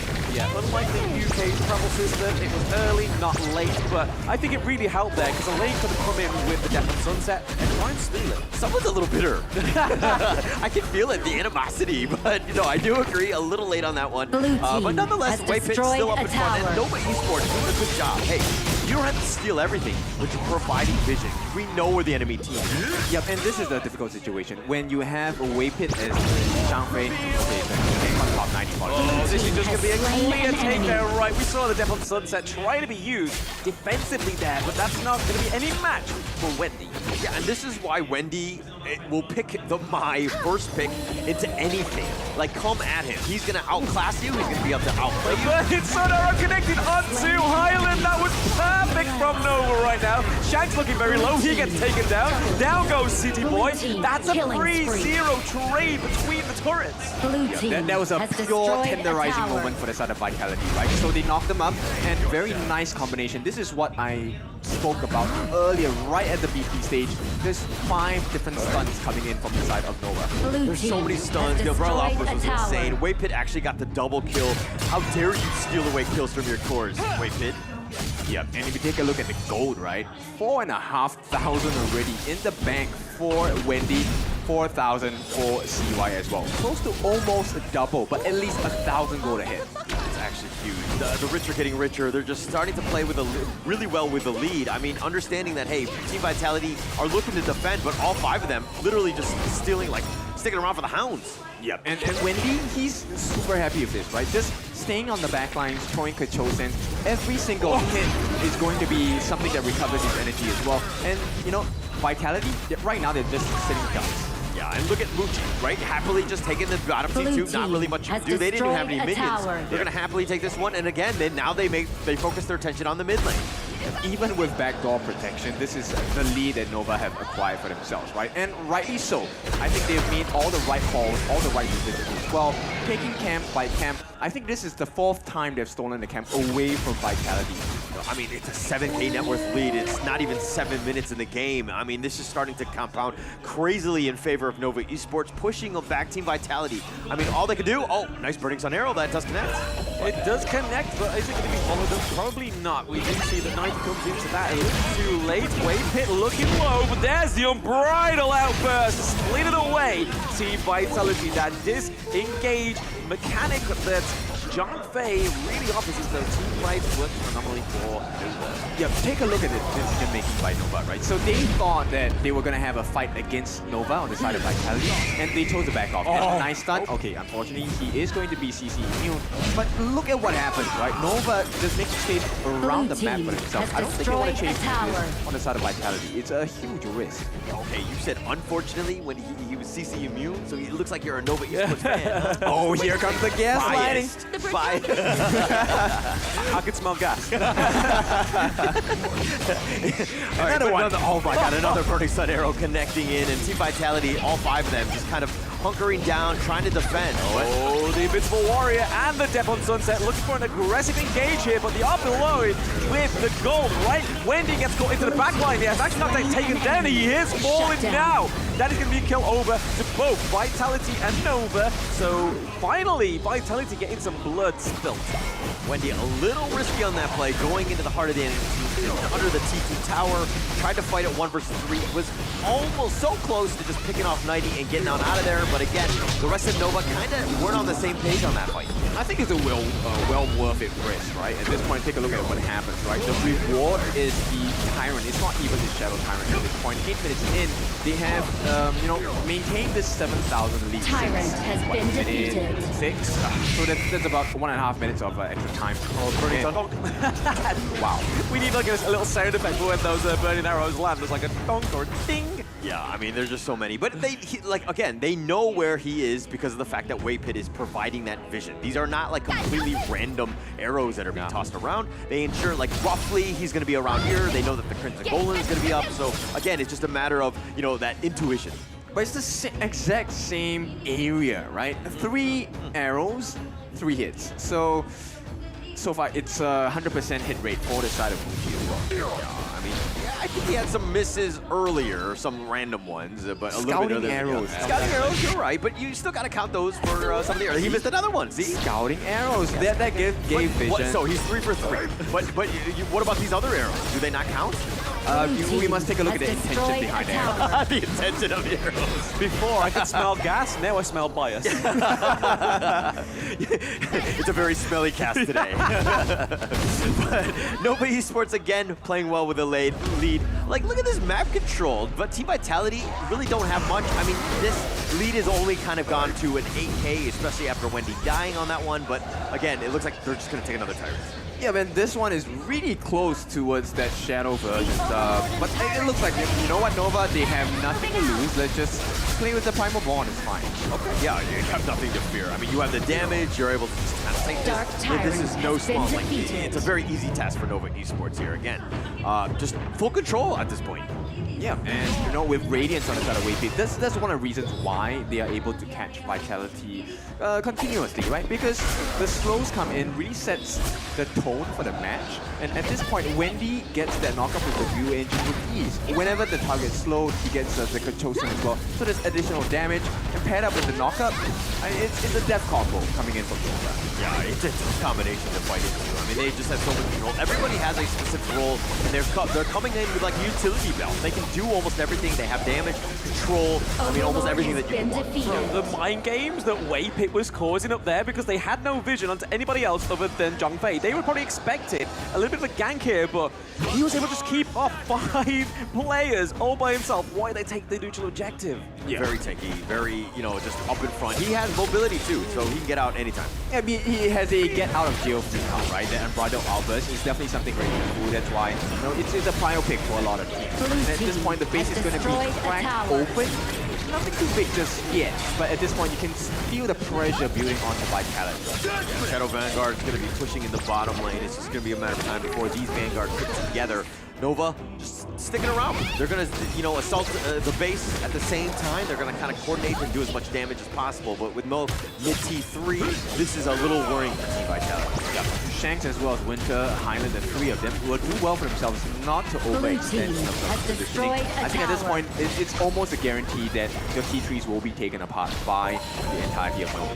Yeah, and it's like, you have to just watch them take your base. There's really not much you can do, but at some point you have to go. Looks like the Burning Sun Arrow misses again, or does that one count? Because I don't know the intention. Okay, I'll count that as a miss. Finally, he admits it. All right, but it looks like the T3 is going to be sieged up top. They do have one Vanguard just getting whittled away. Muchi doing some serious damage to these structures. Okay, so they're looking for that final kill. Nova, I think it's safe to say it's a low kill game. 7 kills between the two teams and move over that mark. And Vitality, is it possible for them to come back into this? That's the biggest concern here, right? Do they have enough damage? Yeah, I mean, I don't know if it's just the damage, but like if you get on somebody and then the rest of the team come in with all their stuns, you're gonna have a hard time. So I mean, you have to defend the base. Maybe you look at split pushing, but I think with the base wide open, I think it might be too little too late. Yep, the minions are here as well. We see the Death on Sunset fall into the backline. That is the Unbridled Air Raid once more from Waypit. And they are into the thick of it. CT Boy is just trying to keep them out of there. Juan looking pretty low as well under the Mayin. But this is going to be the opening right. This is going to be the curtain call for sure. Vitality does pick up CY. And right now the Chosen's come through with perfection. Game 1 is looking like a done deal for Nova. Yep, big decision making there, right? They chose not to push the minions away. Unfortunately, that means the backdoor protection is not there, and they take it with ease. So Nova Esports, I think it's safe to say it is a expected result, but was it as easy as we all thought it was going to be? Yeah, nothing is. Yeah, let's be honest, especially with these 16 teams that are here. All teams are ready to go, and I mean, they can come back at any moment. But Nova Esports, this is kind of why we thought they were a very strong team. You saw exactly what they were doing. They were kind of choking you out, making it very uncomfortable for Team Vitality. Yeah, very, very uncomfortable. Like you were saying in the early game there, Ken, I mean, they had like, what, 6-7K gold lead from like 7th minute? Absolutely nuts. Like, that's something that's really hard to come back from, especially when we know that Team Vitality's strength is trying to bait abilities for them to then go in. But I feel like they had none of that moments where they could put the foot on the gas and actually just commit to a team fight where they would actually come out on top. Yeah, and I kind of go back to this draft a bit. It was a little worrying. We were talking about how much CC they had, and they had everything in the the kitchen sink, so to speak. But okay, now we're going into game 2. Team Vitality, what are your thoughts? Is it an execution draft? Like, what is the biggest issue here? I think it is the execution. Actually, their draft was okay, but you need to have the lead. And the moment they lost that advantage for City Boy, that's where it kind of goes awry, right? Because he is supposed to be the tank But at this point, I want to take a look at the highlights because I think we will have moments where you can really pinpoint how it's done by the side of Nova. So Yuan, please help us out over here. Hi everyone, I'm Yuhan, and I'm the official 2024 HOK Championship Observer. The tournament highlight of the day is here. 3, 2, 1, showtime! Right, thanks to the lady of the day, and this is where it kind of fell apart, right? This first blood, especially onto City Boy himself, was a very big marker in why they established the lead in the first place. And consistently they were taking up the objectives, but more than that, it was really just stealing away so many different camps. And when they have a small advantage, you give it to buy, it's no joke. Yeah, this is one of the greater fights by Waveman. Just the amount of control. He gets the double. He's all the way up in front. And I mean, yeah, you have the Invincible Warrior with City Boy, but you're just taking it with all of your guys and just your damage dealers have been killed. So you're kind of on the back foot. You really can't fight for these things. So it's like the engagement, how you want to fight into the Nova Esport Deathball was super difficult. And Team Vitality really didn't have any answers. Yeah, my biggest concern at this point actually is the amount of damage output that Vitality has, right? So I know Lady Chen is able to dish out quite a lot of damage, but this is a very fast-paced team coming out from the side of Nova, right? They are able to get onto you with instant burst. You have people like Wendy, you have people like Shen, who once they catch you, it's pretty hard to survive as well. Yeah, and I mean, look, I think that the Wendy Mai did some serious damage at times, picking people off and just blowing them off. But your thoughts on the MVP, Blam? Oh, let's see. It is going to be Wendy. I mean, that was a great call for everybody to admit that the gaslighting was enough, the bias was enough, and then the MVP for Wendy, like we said, in the BP. This is one of his signature picks, and this is just another MVP on Shiranui for Wendy. This is just amassing a big amount of awards for this player. Yep. Looking for more, right? 40% of hero damage across from his team. And this is to make it sure that there was no biasness, there was no gas. I'm just speaking facts, right? I'm just relaying information, guys.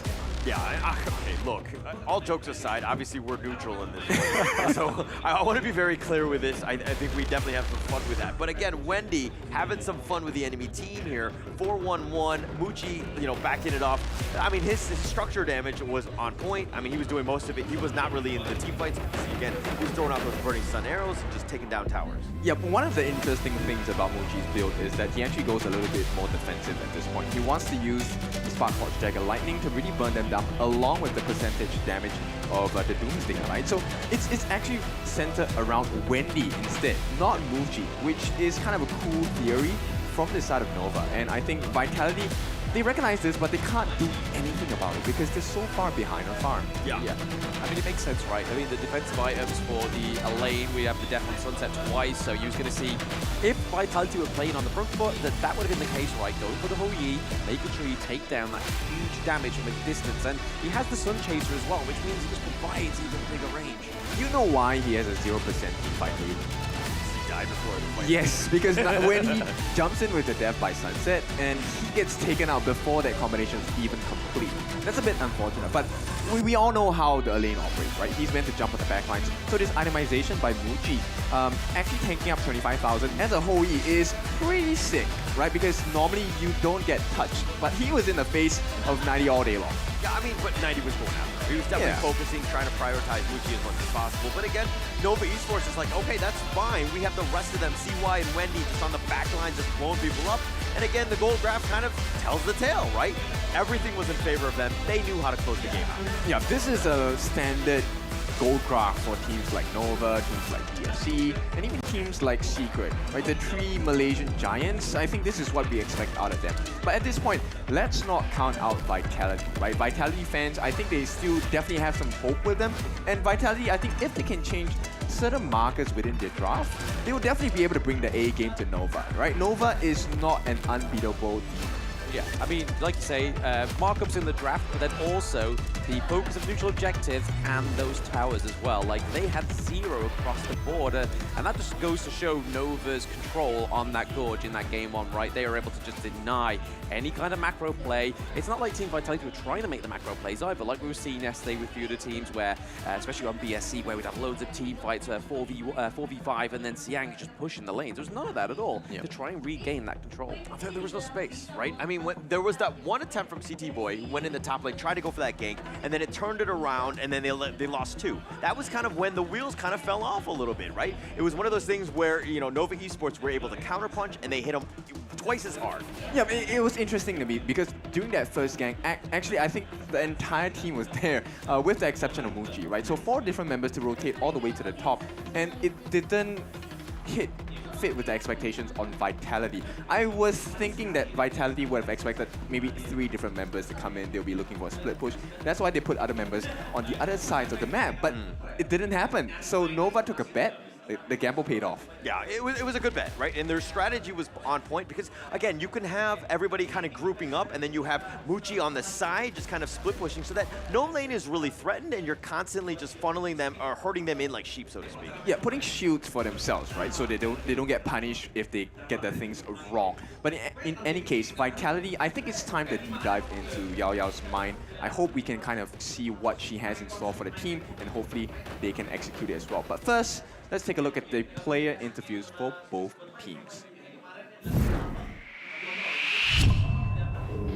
我觉得小蜜蜂还是很强的吧，他们的队伍团队磨合也是很厉害的。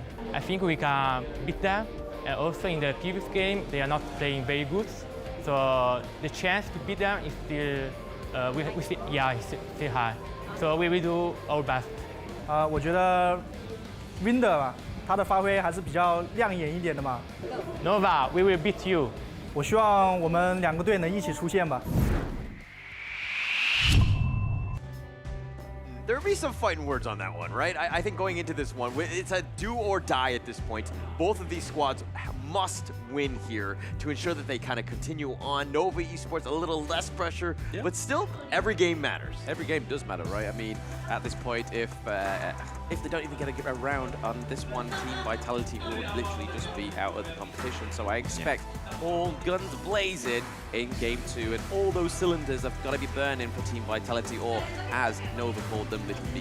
Yeah, and I mean, to give themselves a chance, they need to, Team Vitality need to win at least one game, because currently they're behind Team Falcons. I mean, we're going to have to come back to the tiebreaker to see exactly how it kind of shakes up, so to speak. But again, they need to go the distance. They need every single point at this point. So, you know, Team Vitality really need to strike back. I hope they have something more in the bag, right? At this point, I think we've already seen the creativity and the brilliance of Yao Yao's mind in terms of drafting. She has given Highland such powerful picks from qualifiers to even the actual competition here today. And right now, it's go time, right? Vitality need to hit the gas on that, pedal on that gas. Yeah.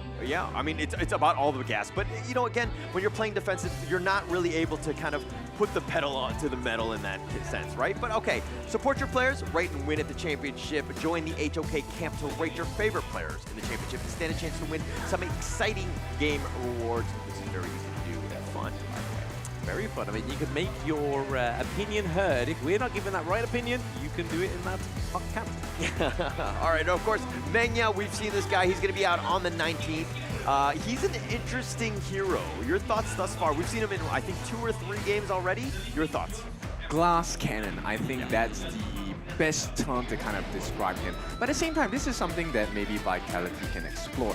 But, you know, Menya is a huge risk because you need to have a good game from the get-go. And right now, that's exactly what Vitality needs as well. So they're going to start off with their own Mai Shiranui this time, Highland feeling confident. Yeah, you gotta go confident. I mean, trying to be in, you know, take it away from Wendy is one thing, but then to just first pick it, you gotta be super comfortable with this. I think Highland is up to the task. He definitely plays the high risk, high reward type of heroes, and he tends to just blow people up. So I think there's a little bit of revenge in his blood in this one. Oh, for sure. But you know what? I think this Nova bans coming in from for the Dharma as well as the Yuan have really hurt Vitality, because I think we all know 90 is a absolute monster on this Dharma, and the fact that he does not have one of his best heroes to play is definitely hurting Vitality at this point. Yeah, teams have done their research. They're seeing exactly the win rates and what's going on.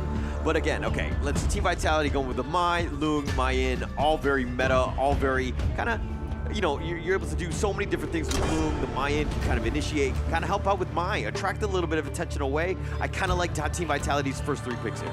Yeah, but once again, it puts a lot of pressure onto Nighty's shoulders. He needs to be perfect with the catches on his Get Serious, on his whatever. And playing against a Diadea coming from Nova, it's not the easiest thing because she has heals, she's pretty mobile, she can jump on you, and with the hard link, the heals are quite hard to deal with, especially when you're busy dealing with an Ogren that is probably going to go into the hands of CY. Yeah, it's looking that way, and I think, you know, just the amount of sustain, the damage, everything that you want from Ogren, very good, but the Diadea kind of taking the Ogren a little bit further. I think it actually enhances the hero quite a bit. It's a very interesting combination. Yep, imagine wearing 3 winter clothes in the blizzard. I don't know whether that makes sense. No, it does, it does. I've definitely been there where it's been so cold I need multiple jackets. I get that. I'm just a little warm now, so like envisioning 3 jackets right now is not helping. Okay, well, at this point they need a lot of defense, but they also need the attack, right? So Nova, I think they've done well for themselves. This Liu Bang adds on to the fact that this is a huge healing and shielding composition. Vitality needs, I don't know, a big cannon. Yeah, I think the Liu Bang here could be a possible great macro shift for Xuan, because we saw it with Xiang yesterday. I feel like they could still go for that same kind of thing, because when you've got something like the Ogren in the thick of it into a 4v5, you kind of don't need that 5th hero, right? Yeah, for sure. And I mean, look, the Diadea with the amount of sustain, the Liu Bang with all those shields, and of course the Battlefield Command, you have multiple ways to kind of keep everybody alive. But the only thing is that you're kind of lacking on the damage department. Not to say that we won't see it from the Arlie and the Ogren, but these last 2 picks from Team Vitality. Okay, I think Vitality, they're going with what they feel is comfortable to them. Yeah. I think that's the best way I can put it across now. Menki and Chai are going to be the final 2 picks. I mean, Nova's draft is just so strong. So I want to be positive about it. Vitality, one of the things they can try to look at is to have heavy invasions into the jungle, right? They need to stop CY from getting the farm. Yeah, I think if Team Vitality can kind of just hold them up, kind of like what Falcons did yesterday, where we saw Bobby on the Lung, we could just hope for a stalemate to the point where Nova can forget, I'm not saying they won't forget, but they could forget about the Lung, and then at that point we could see that all the damage is going to come through for Lung. Yeah, but Vitality, they are on a huge timer this game. They have to end this game within 15 minutes, because if not, this Tyan is going to expire, per se, because she's not going to be able to sustain against the damage coming in from Arlie, and we all know Muji's Arlie. Yeah, going into this one, I mean, this is going to be game 2. We know the picks, it looks like the draft is completely done and dusted, so to speak. But going into this one, I think that, hey, if your backs are on the wall, this is a must-win game. I think Team Vitality, it should be comfort over having the far superior draft that you might not be as comfortable with. So going into this one, of course, best of luck to both squads as we find out who's going to take game 2. That's right. So right now, Vitality, they have to figure out how do they get their hands into the next of Nova. And that's a good start, right? That will be what we're looking for. Shanks with the Flaming Palms as well. Doing a little bit of damage to kind of start things off, tenderizing them, making it a little bit easier, threatening them a bit. I mean, everyone starts off at level 1 here, so definitely a good start to that. But now Waypick, being a nuisance, he's going to just kind of, you know, when I see roam on, roam action, I always think it's like a pillow fight. It is, right? And you see feathers all over the place. So, of course, with that being said, we are looking for, you know, who do we want the growth to go into, right? And at this point, for the side of Vitality, the 2 members that you definitely want to funnel farm into and the XP is going to be Highland, as well as maybe City Boy. At this point, City Boy, because they need to get that aggression. They need to start making like the immobilize comes through from the Diadea, but nothing's going to actually come of it yet. It's too early. There's no gank from the mid lane as well, but I feel like that's going to be the issue into the late game, is that Waypit has that immobilize. So if Highland tries to dive in deep for, say, for example, the Angela, he can immobilize and just really upset the flow. Yeah, it could definitely upset the flow, make it uncomfortable here But CY and Wendy, I mean, both of them will just kind of make their way into, it looks like the top side of the jungle. CY, I think that, you know, talking about the other one in terms of, you know, funneling farm, CY definitely the one that you want, as well as the Muchi, right, to kind of, to carry this game. Yeah, they are already doing that successfully, right? City Boy actually trailing CY at this point by a little bit of experience. Shanks though. Shanks really low, but again, still no mid lane gank, so there's not enough damage in this early game just yet for Nova. Yeah, but Shanks here has to recall. He's going to do the walk of shame back into the lane. Loses out on the Firehawk as well, as maybe this next wave, assuming Winter could maybe freeze it in place. Yeah, he's going to take it a little bit here. Nova, this is a good opportunity to do a little bit of damage. Island. We'll let him go. Island. Cap. Not going to hit the mark with the Kachosin, right? And one of the things that it's really difficult for the side of Vitality is they have not taken a single camp away from Nova, and this does not play well into their plan. The 15-minute time space that they have is now left with 12 and a half. They have to do something. Yeah, they have to do something. They have to make some sort of play. Make them uncomfortable. Right now, they've been kind of playing more of the standard. It seems like they're playing a little bit more on the scared side, dare I say? More passive, right? And I understand, because this is a tough situation. You don't want to risk giving the lead to Nova again, because you know what they can do with it. Looks like Shanks is going to ride the Muji away, pushing them back a little bit. The three members of Nova Esports trying to funnel as much farm onto Muji as possible, even letting CY free farm in that mid lane. It seems like Nova's strategy is very clear. Yeah, and it's making Shanks' life a little hard as well, right? Shanks is below Muji in terms of farm, but besides that, I think everyone else on the side of Vitality have a gold lead. Now the question is, can they get the EXP lead? Because that's exactly what they need to try and make a turnaround play against Nova. Yeah, but the net worth lead, neck and neck. It's tied at this point, which is fine, but we haven't seen any sort of real commitment. I think that with the 4 minutes approaching, the Tyrants are going to be spawning, as well as the Overlord. I think now is the good time to find some sort of pick-off, but again, both teams are very wary of this, and they're going to play a little bit safe. Yeah, my big concern here is Island open. Nice shot. Oh, there it is, the blazing brilliance has come through, but it's again just a little bit too late there. We know that both of these teams, especially Team Vitality, play passive, and from what we know from Team Vitality, Island likes to get something done within that first ball, but it's unsuccessfully are they in this game too? Games have been done before, the neutral objective. But they may look for a steal here. We do see the back of the line there, but it is going to be awkward that picks up the kill. But there we are. There's the Battleground command coming through from the loop bang, and it's quickly, peacefully going in favor of Nova. Yeah, Highland with a nice Shinobi, just like the launch up was on point. They did end up getting first blood on a Wendy, and the rest of them, CT Boy and Highland, not able to survive to live the tail, and now they're turned it around. Nova Esports forcing down this 15 has destroyed and a once tower. again, that's not the only one they will take away. They're going to take away the Azure Golem as well. And at this point, it's all heading into Nova's pockets, right? 15 minutes, you have a much shorter time now. You've given them the EXP lead, you've given the objective lead, the map control.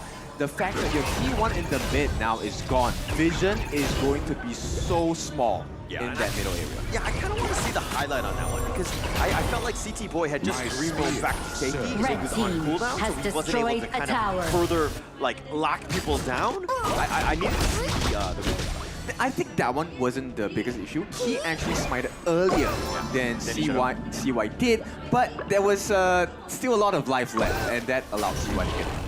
Okay, but now Team Vitality on the defensive here, down about 2K at this point. Nova Esports just Wave Pit getting in on the action, making it uncomfortable even for Nighty here. Just everyone just in your face, has just destroyed being super a tower. uncomfortable. Have you ever seen a Diardia win 1v1 right? with Mayin? Oh, okay, speaking of Diardia, going back in. Oh, down goes City Boy.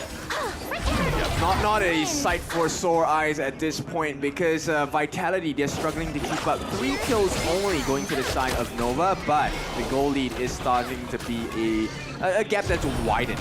Yeah, look, again, Nova Esports forcing it down. Nighty, not really getting jumped on. Yeah, into the thick of it.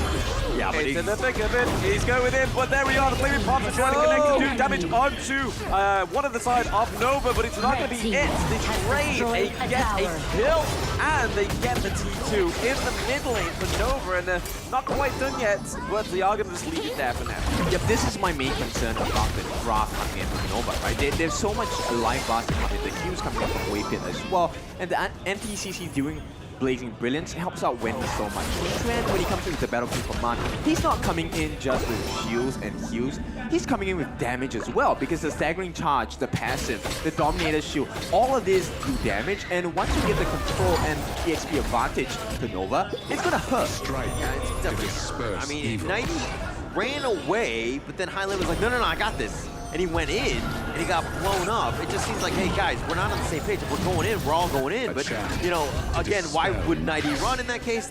There was a lot of question marks on that last play. Well, I think you can refer to the interview, right? I think Winter was saying that Highland is the main shot caller, but Nighty does some of the shot calling as well. So perhaps there was really a huge miscommunication about the intentions behind the team. Okay. Seems like you're trying to start a little team drama internally, huh? Oh, I'm smelling some gas here. Looks like they're gonna push Nova Esports, that is, into the bottom lane. It looks like there's really not much Team Vitality can do. CY just running at the guys. And, they have to kind of just, you know, back off. They have not much they can do. Okay, so Blam, you were saying that you did not see the split push. They're trying it now, but it's not really working out. It's not working at all, right? I mean, Nighty here is a little bit lost for words and lost for a cause. We see the path of passing come through, just trying to really impress him, but unfortunately for Nighty, he's going in the wrong direction, right? Like his sat-nav is taking the call down the country lanes, and there's sees immunity. He tries to get out of there. There's the immobilization. It's going to be enough for Wendy to come through. We see the flash from Nighty as well. Coming up to the top lane is Muchi to try and finish off the Mayin, and there it is. The kill comes through. That actually is a super big play. Look at the time that 90 bought for them. Unfortunately, because of the deficit, Vitality could not capitalize to get that Tyrant as quickly as they wanted to, right? So Nova, once again, back in the driver's seat. Tyrant has kind of felt like my uncle chasing around a chicken, looking for, you know, he's gonna just slice and dice for dinner, right? It seemed like it was going on for quite some time. Nighty was just like a ring around the rosy on this one, but unfortunately, Nighty does die in the end. You know, again, Team Vitality really didn't get too much out of that. I mean, yeah, you bought a little bit of time, but unfortunate for them, they're still behind in this case. Okay, and if you feel like they had a lot of damage, it's going to be even more, because now with the state of sorcery coming in for Xuan, it's not going to be a pretty picture. He's going to be able to burst down the backlines pretty quickly. No, but I like the thought process. I do think that Team Vitality need to be split pushing. You need to create a little bit of space. Make Nova not just deathball you down one lane. You need to kind of split them out a little bit, but it's kind of tough to do with Xuan on the Liu Bang with his Battlefield Command. Well, maybe they can try with Highland, right? Highland just got the Savage Drop. And in fact, did they burn out the Flash? Yeah, Wave Pit actually expended the Flash. Maybe this might come back to bite them. Yeah, it might be here, but Nighty pushing the bottom lane. It looks like Muchi's gonna just kind of deal with that and protect it. Team Vitality, you pushed him one lane. Now can you get something else in the other lane? Juan in the top lane. Not really much you can do because you don't really have the lockdown. Yeah, and at this point, I want to just explore the potential of Winter, right? The potential here for Earworm, because it looks like Nova's draft tends to like to stick together, and Earworm works wonderfully against trumped up teams. Yeah, it could definitely happen. Dark Tyrant that'd be great. That's like the miracle Earworm, right? When that team fight, when they're all grouped and everything. But Nova, I mean, it's one of those things when you have the Diadea as well as the Liu Bang kind of attach onto that one, they will be cool. So there is definitely some merit in this Diane pick. But the team fight hasn't really worked out that way. Nova Esports right now has gotten that pick, and then Team Vitality kind of run. They don't really take a full 5-on-5. Yeah, that's the benefit of the Liu Bang, right? So Xuan doing a very good job because he will be responsible for catching out Highland or Shanks. You know, Muchi, he's gonna have his eyes on Winter all game long. Yeah, okay. Which is a little uncomfortable for Winter, I'm sure. Nonetheless, if we're looking at this one, it's going to be the Overlord picked up by Nova Esports. Again, taking all of the big neutrals, pushing out all the lanes. It's tough sledding for Team Vitality here. It is, but let's explore the items a little bit. Gold difference-wise, nothing super monstrous. It's about 1,000 gold, right? Which is not too bad. But we want to picture Shanks because right now, 8,000 gold. He's pretty close towards that 6 slot item. Yeah, and once he gets there, it's going to be super scary. Muji into the thick of it once more. He's able to use the parasol to get out, kind of bait all those skills from Shanks. But that is not going to be enough for them to take that high ground turret. But Vitality actually did a really good job here in cleaning these minion waves. Yeah, but this is not a dagger cut, right? This is a cleaver. So every cut is going to be deep. It's going to be spreading that wound pretty big. Yeah, and I mean, everything hurts at this point. Nova Esports right now with the Vanguards, they're going to be pushing this bottom one with the Shadow Vanguard. It's going to make it super uncomfortable. How does Team Vitality hold? They probably have to give the T3s at this point. Can you deal as much damage to deter them from coming in? Oh, there goes the Cinders, there goes the Blazing Brilliance, down goes City Boy. We see the Flaming Palms trying to connect onto Muji. It does hit, but it's not going to be enough right now. He's healing back. It's quicker for the Dire Dia there, but right now it's looking hard for Vitality. Yep, that was round 1. Welcome to round 2. Yeah, it looks like they're going to push here. They're just forcing it down the top T3, and that's going to be the last one. The Battlefield command come through from Shu1. The Conductor Souls as well lands onto Winter, but they don't need it right now. It is Shanks, Winter, and 90 against the world.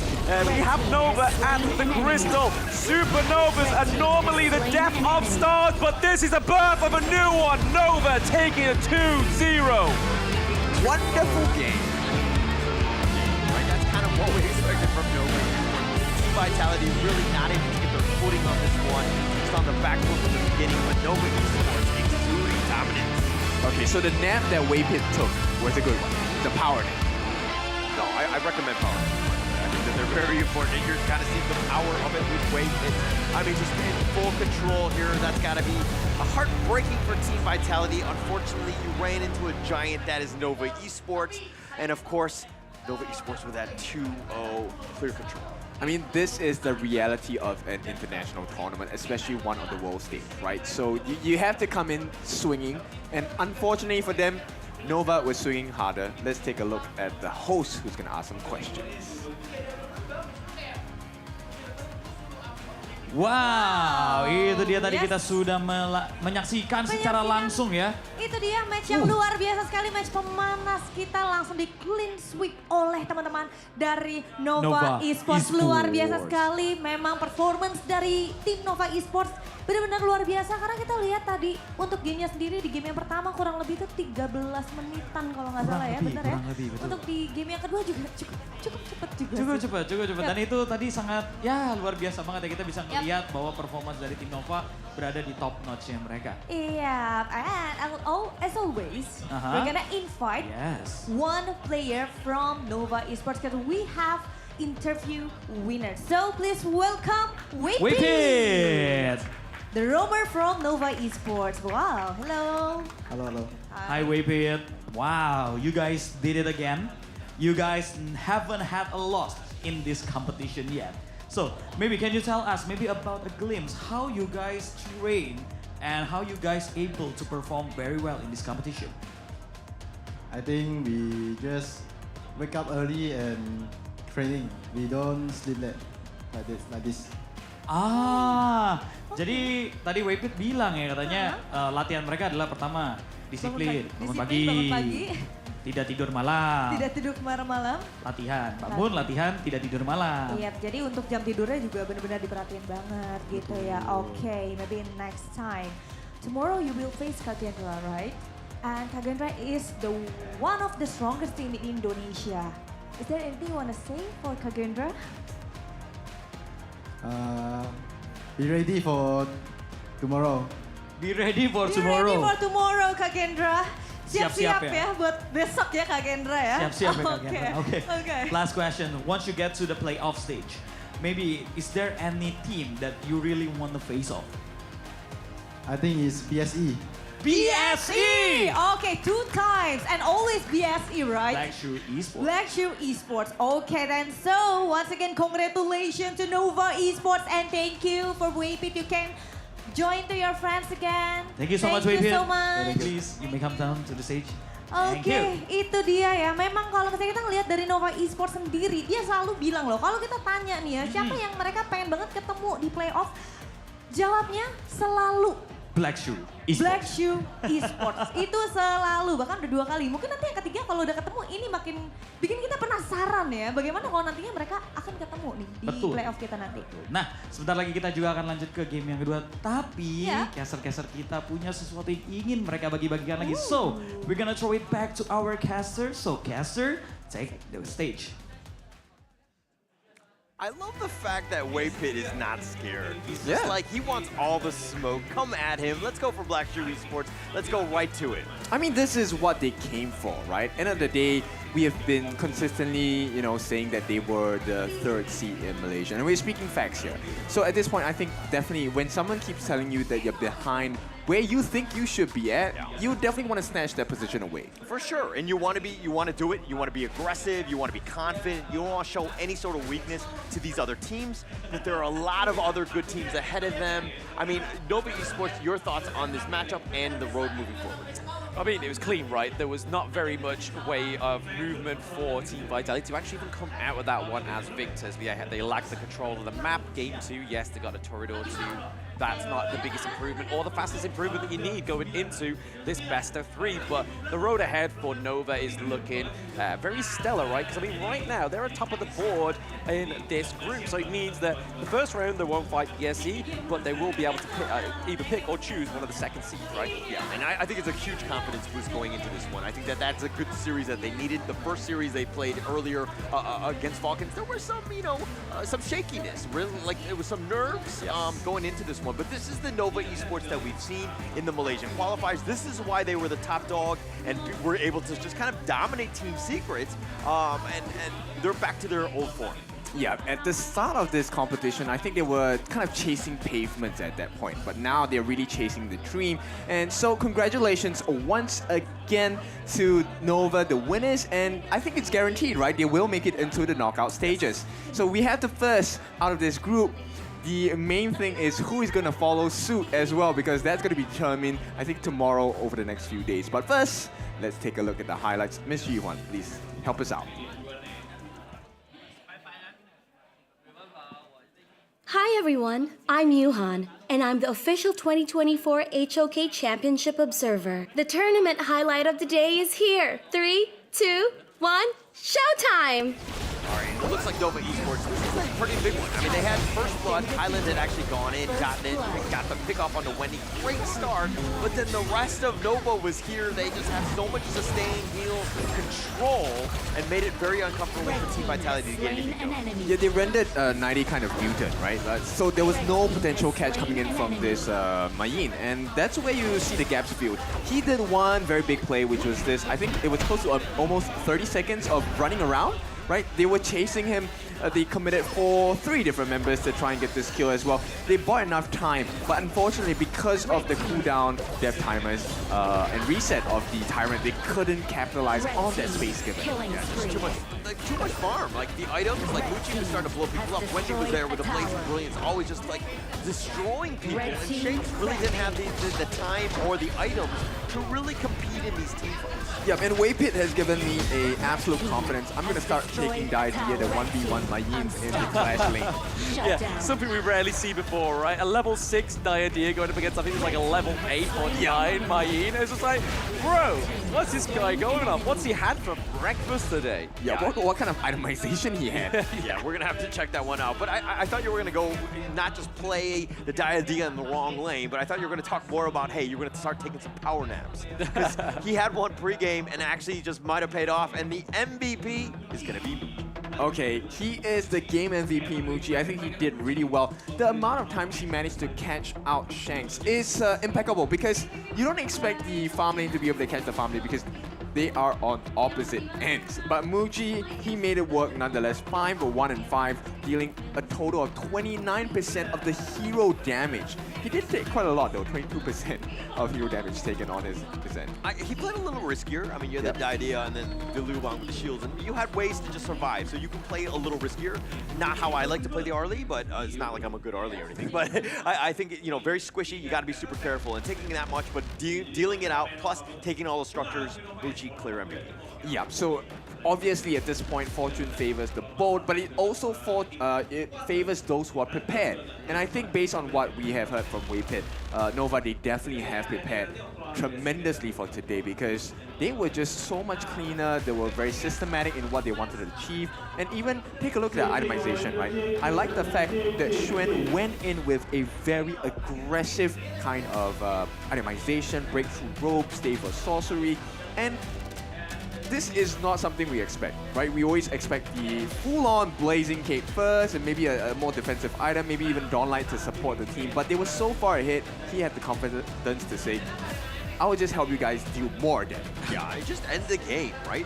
When you have the guy on the back, you've knocked him down with that first punch, you're just able to just kind of control it. And look at people that are punching. Muchi, again, the 52,000, you talked about the 28% damage. But Wendy, no small feat in and of herself as well, with 45,000, kind of just supplementing that. But mind you, it was a 12-minute game. Yeah, this is the thing I like about Wendy as a player, right? Like, he could take that role of the Mai Shiranui, get the MVP, but then he can also go onto something like the Angela, play a little bit more of a back role by just using the Blazing Brilliance to run down the minion wave, but then also just give over a lot of damage and just assist his team. I like the fact that Waypit actually had 16% of the hero damage, much higher than Xuan. But in any case, once again, it's a replay of the Nova graph. I would just call it the Nova Go graph at this point, right? So Nova Go graph, this is stock standard for them at this point. This is the base expectation we have as they make it out into the knockout stages. They have one more game, and that's against Kagendra. So that is actually going to seal the fate of Vitality, right? If they win Kagendra, where does that place Vitality? Vitality, I think, are out at this point. No. Because they got O2'd as well. I mean, it's going to come back to, how Kagendra does end up playing on Nova Esports, but right now it's looking bad for them, right? Okay. So they would be able to jump up in that case. But again, we have many more games. We have a whole other day tomorrow in terms of the group, so we're going to see exactly what's going on. Team Vitality are going to be done. That was their last game, unfortunately for them. They're kind of on the bottom looking up. But again, if you happen to be one of the viewers at home, I just need your help to just follow our channels, right? You have a chance to win the Realme 13 Plus from today on to all the way to Halloween. All you need to do is follow the Honor of Kings Global Esports channel and tag championship participating teams in the comments for a chance to win not only this phone, but also some other great rewards. That's right. Now, I'm curious about Blam. Blam, what do you think about this Vitality team? I mean, I know that you really had high hopes for them. Did they perform to your expectations today? In some series, yes. In this series, against Nova, I had this expectation for them. Okay. All right. To be honest, it was a tough task. Very tough. We weren't exactly sure what Nova Esports was going to show up, especially after that Falcons matchup.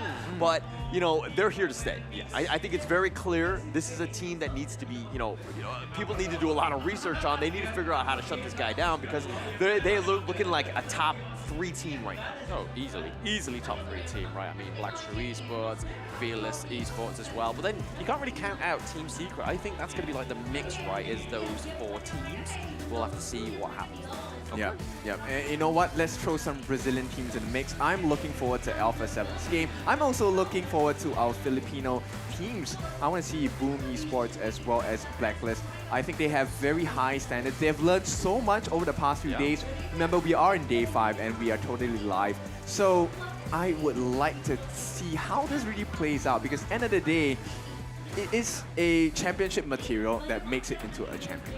Yeah, but we're going to find out. We're going to take a little bit of a break before we go to the SEA wildcard rematch, let's say it. It's going to be Revenant, Impunity. That's coming up.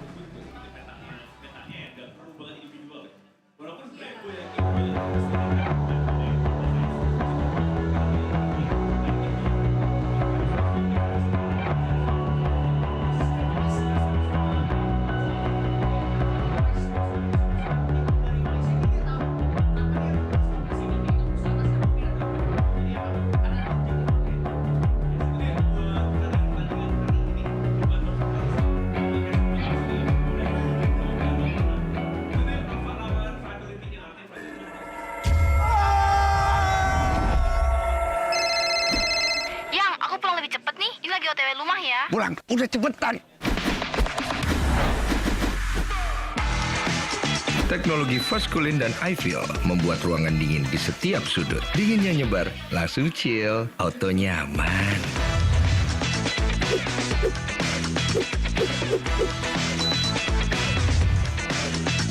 dengan Edgarman, tumpukan cucian kotor gone, semua yang ada di dalam jadi lebih terjaga, lebih dingin, dan lebih segar dengan Power Cool. Nikmati gambar yang lebih real dengan Kilet Pro dan Dolby Vision. Rasakan pengalaman suara yang mengitarimu dengan Dolby Atmos. Sayang.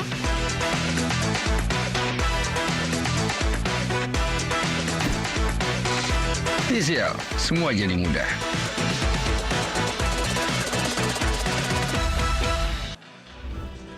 Jenno ye apeida ma akhwin yi ko amye sha phwin ne ba de. Jenno lashi bwa ko pyaung le nai me akhwin yi po.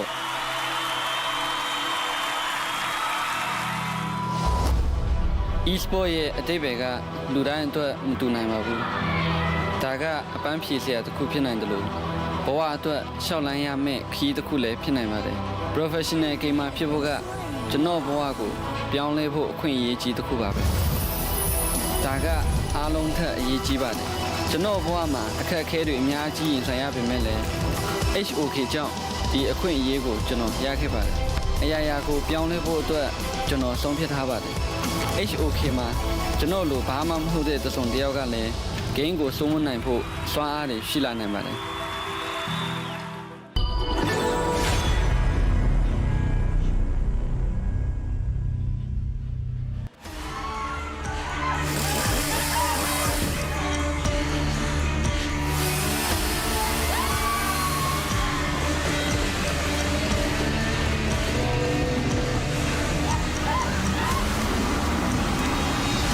It's Friday! It's your okay day! Yay! You do good at chasing, huh?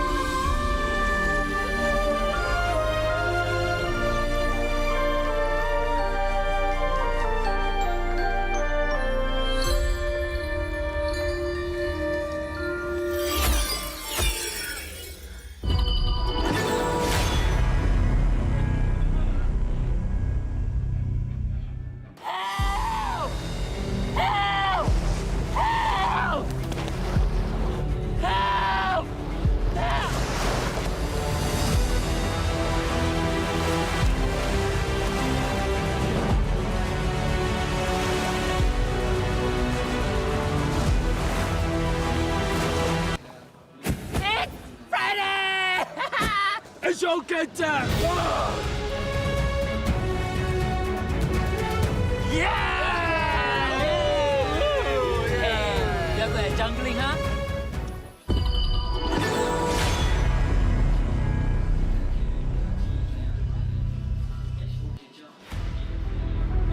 Hi everyone, I'm Yuhan, and I'm the official 2024 HOK Championship Observer. The tournament highlight of the day is here. 3, 2, 1, showtime!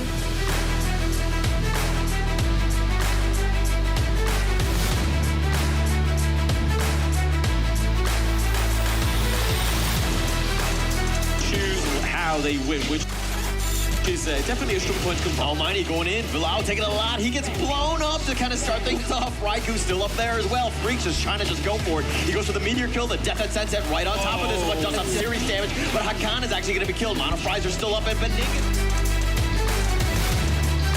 as well. G6 spots three. In the middle, but it's a G6 turns the fight around. Shred taken down as well. A G6 in the middle of 4. Can they do it? Sun gets the kill as well. And suddenly, Team Secret, they found a form to get the kill. 2 deaths in the space of 30 seconds. And it's a crucial crowd control. TNX doing so much for Team Secret. Only one casualty. Anything with the Trevor Smash, he's going to take a lot of damage, and Impunity all on the run, but Xiang did find Lin Feng. Dodges over the wall with the extreme speed. He's continuing to fight. He's been knocked up again. He does have the shield one last time. Do they have the damage that they do? They slice it down.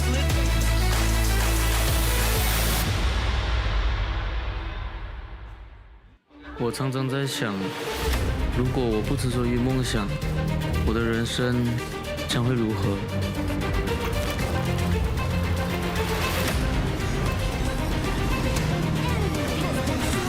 这是我的热爱所在，可是这份热爱似乎不被认可。也许这只是梦。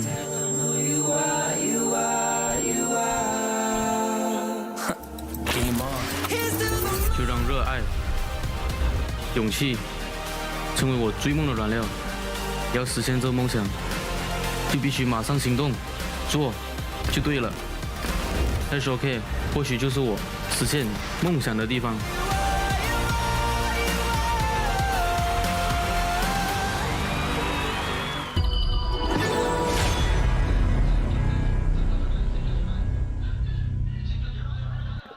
I'm Winter from Vitality. Hi, I'm Yao Yao from Vitality. Winter, are you the main shot caller in the team? No, actually it's our mid lane and our top lane is the main caller. How does training dynamic work out in the team? Are you able to keep up with the boys? Yeah, from the start it's a bit tiring because we have to play in full focus for maybe like 4 to 5 BO3s a day, but then now I'm coping well with it. Coach Yao Yao, what are some unique values that Winter bring to the team better than a boy roam? I think esports is an industry regardless of your gender. So the reason why I choose Winter to be our starter is because she is capable of it. She is patient and is willing to communicate with all the players. That is really good. Do you think we are going to see more female players on highest professional esports stage in the future? Yeah, I feel like it's an honor to be the first, and I feel like obviously there will be more in the future. I think it's very exciting for us to see more and more ladies will be interested in this game, and as long as they can see both of us get on stage and have the courage to have a try, I think it's worthwhile.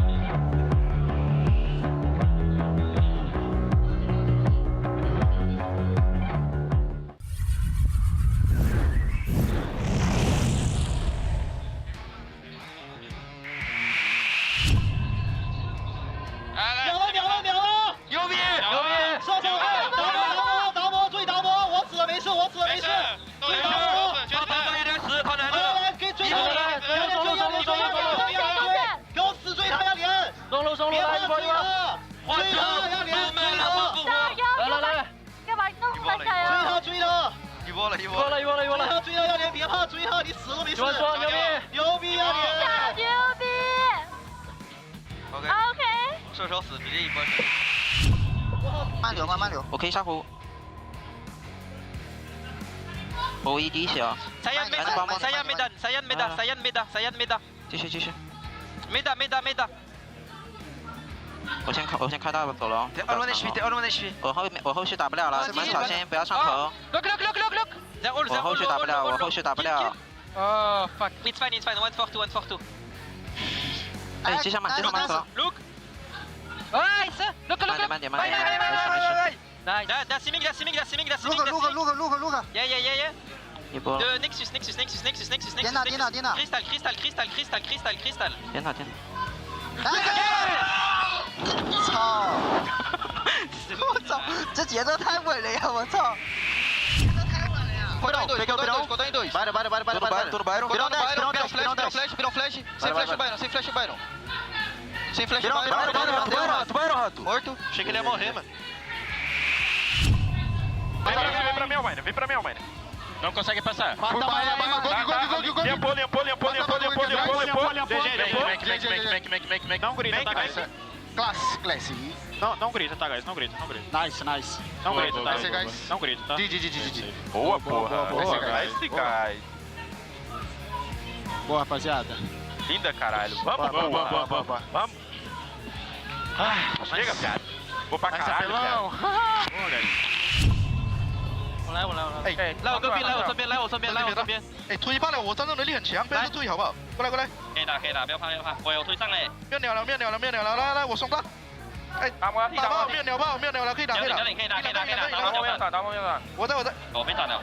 我帮你奶钱。109，大魔飞人。奶钱，别奶钱。大魔飞人，不要急，真的。大魔飞人。10分钟。帮我拆，他们都没有。我送大牛可以打，来。哎，打我。来，我来，你们没事，我就送他。大魔有闪。没有。我护你，来。没有闪。我护你，跟我一样。OK。对。这个可以追，刚留。妈，没有闪。一个。我的问题。连波，不着急，秒了再说。OK。他不换。挤一下。没换吗？没换。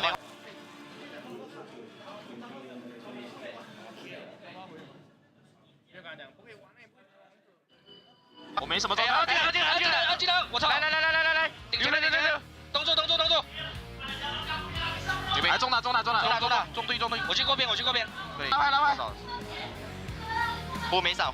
接。我这个。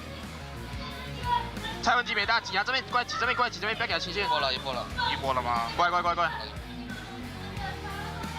他还要干你吗？来。预备。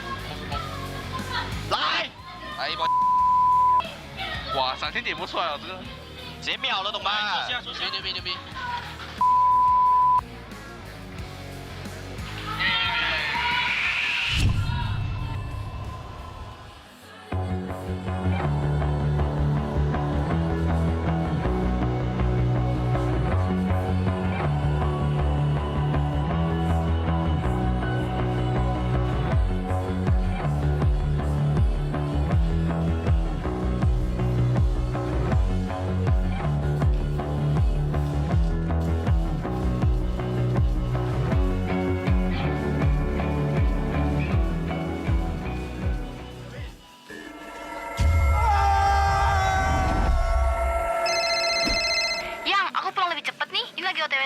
！Pulang, udah cepetan. Teknologi fast cooling dan iFeel membuat ruangan dingin di setiap sudut. Dinginnya nyebar, langsung chill, auto nyaman. I feel it deep, flowing through my blood.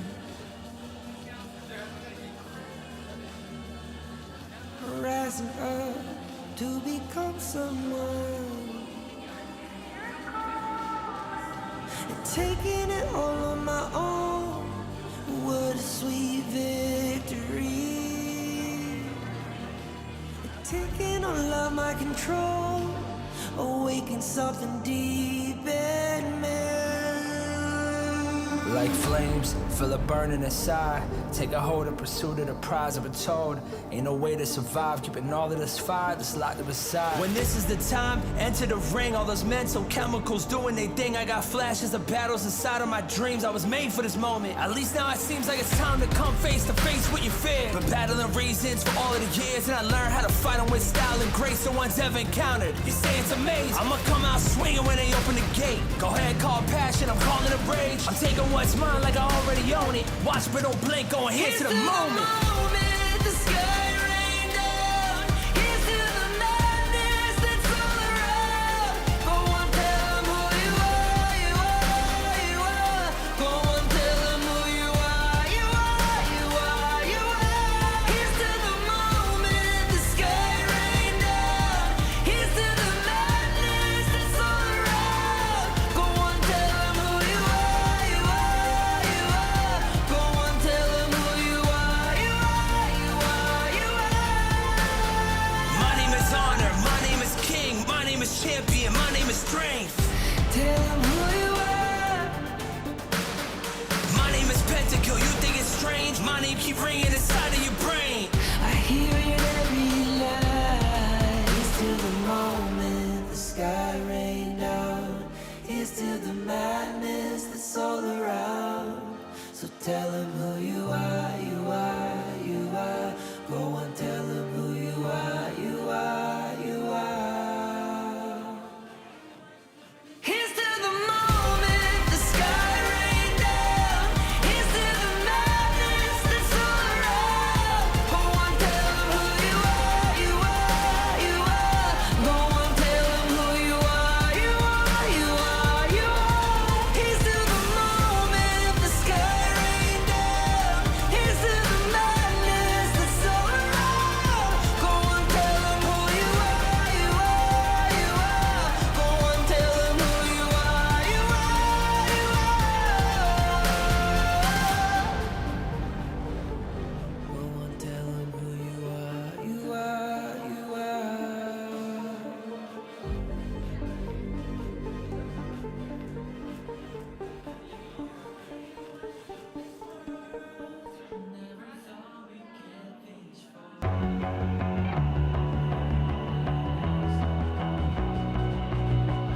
You've walked through the darkest nights.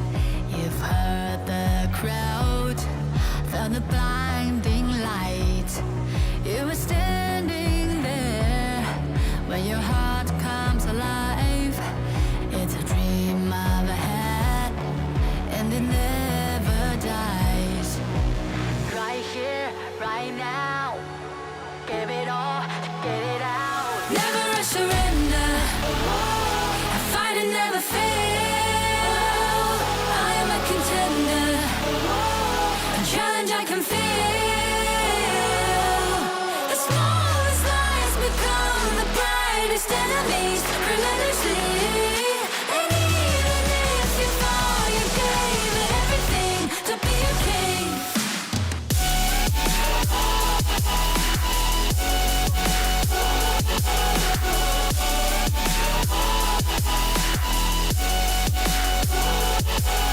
You carved your way with a sharp attack. You watched it all burn, and you never looked back. There will come a day when your fears will rise.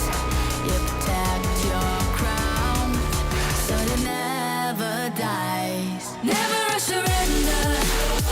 I fight and never fail. I am a contender. A challenge I can feel. The smallest lies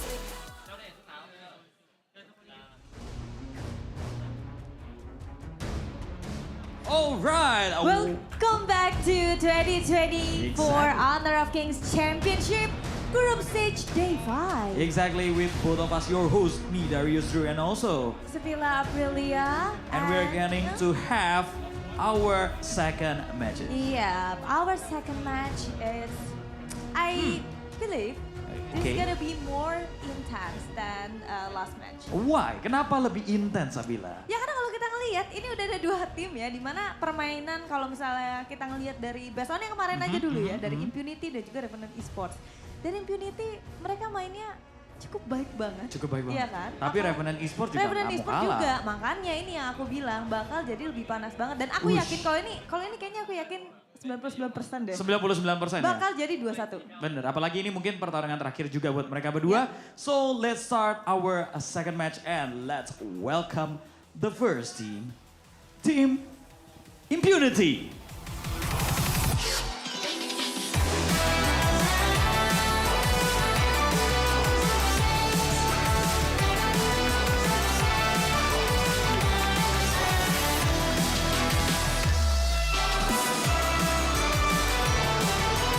Okay, the next team. Please welcome Revenant Esports.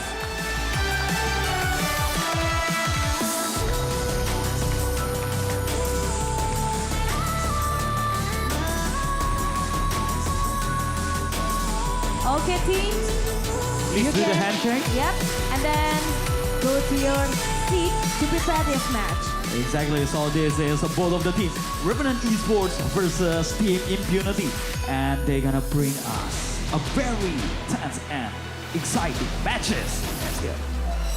Ya, sekarang pastinya kita udah gak sabar banget untuk melihat gimana keseruan di match kedua kita pada hari ini. Bagaimana berjalannya match-match kita setelah tadi kita udah ngeliat kedua tim yang sudah bersiap di tempatnya masing-masing akan memberikan performance terbaik mereka di game kedua kita kali ini. Baiklah, sepertinya langsung aja kita akan berikan kepada casters. So casters, take it away. Welcome back, everybody, to the Honor of Kings Championship 2024. I am Blam, and with me again is Hola, but joined us now is OSX. We'll be getting into match 2 very soon between Impunity and RNT. A matchup that we're not used to, right? This is something that we've only seen in the qualifiers of the wildcards of SEA. Yeah, I believe, and unfortunately, these two teams right now is actually gonna fight for just maybe for the places. But one thing that that stands out in this series for me is you have this stress taken out of you, right? So maybe today we might see them perform at their very best. Yes, absolutely. I mean, right now it's basically just all for Honor, but the way the players are playing Honor of Kings in this tournament is on the Realme 13 plus 5G, so 120 frames per second on this snazzy mobile device. So make sure if you come to the MG space, you're able to get your hands on one before you decide if you want to buy it or not. And if you want to keep going and watching live in our live stream right now, we have some tags yesterday, right? So if you're watching at home with your TV, be sure to have the best one, X955 TCL, QD Media LED with HDR 5000 with the nits of 5000 plus local dimming zone. So guys, you can't miss a pixel when you use My Shuttery with this TV. Yes, I mean, all those plays that we've been seeing throughout all the group stages so far could not be missed on that one, but right now you can log in to get that Joe Yu skin, the Purple Thunder Blaze. It's a free price. All you need to do is watch the championship to get to the points to score the skin. Yeah, I've been grinding myself up. Like, it's been like 2 or 3 games. I keep on like losing, so I need to double time as well just to get this skin in my hands. That's it, yeah. You don't want to miss out, right? 'Cause I mean, it's a limited one, so once it's gone, it's gone. But hey, another way that you can support the Honor of Kings scene is by supporting your players on HOK Camp. Rate and win their plays to see and win rewards in-game.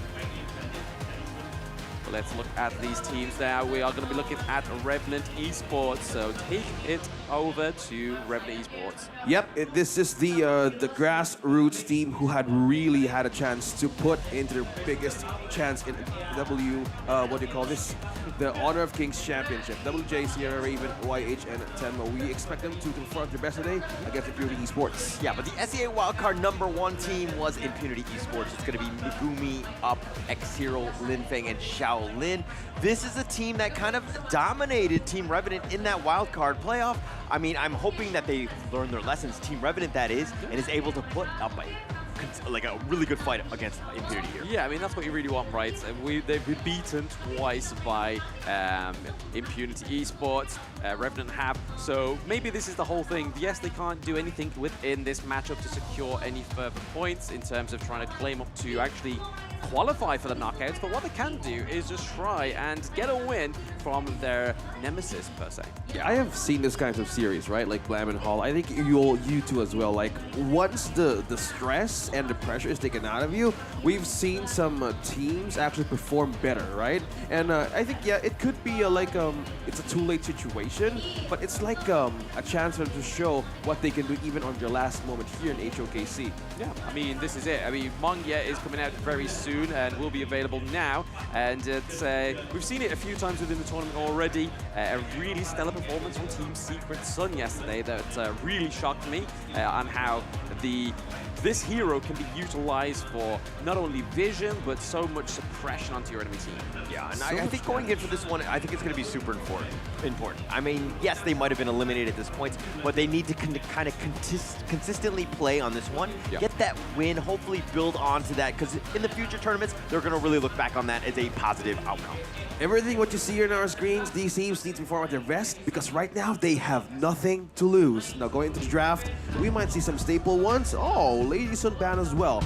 We've seen this hero doing a lot of great work, taking all the damage and as well as a great lineup composition ingredient. I believe this is one of the things that Impunity doesn't want to say against RNT. Yeah, I mean, there's a lot of very quick picks going on within this game. There's not a lot of hesitation, right? We saw the Ali come through, then it was the Diadeer, and then the Orgren, and then as soon as Impunity went over, it was like, hey, let's go Masashi, let's go Dharma. There's a lot of CC on the BPs already for Impunity. Yep, speaking of which, the idea as well, we've seen some great combos in the front line, as well as the Orgren and the Luong. RNT want to seal this kind of power picks in our meta for you guys watching as well. It's a great composition, yes. Good thing that they ban out the Dolly and the Zhangfei, because this is the things that you need to watch out for. The outburst coming in the right angles. Impunity have been landing it perfectly yesterday. We've seen some great plays from Impunity yesterday using the Zhangfei, but it was completely countered by BSE. Dharma, a great option too, but combined with the Musashi, yeah, it's a building momentum in Deadly Force. Yeah, it's just a way into the backline of RNT, right? You're able to use the Duel of Death, you're able to use the Truth Mantra as well. So a lot of CC, but also access into the backline. And we see the RNT are going to ban out the Motsu as well, because again, that gives you a lot of room to breathe within these team comps. Those Cannon Blasts can be super oppressive, but speaking of oppression, the Lu Bang comes through for RNT, being able to be absent from the team fights, and then in an instant, with that Battleground command, you can be right with your comrades. Yeah, speed of the battle command, man. This hero alone, I think, I hope Impunity didn't have any nightmares with this hero from their match yesterday with BSE, because it gave so much control in the map. This hero alone can dictate fights or even control where to put the enemy right onto the macro control. So I hope they're more prepared to answer this, because RNT is going to use it against them.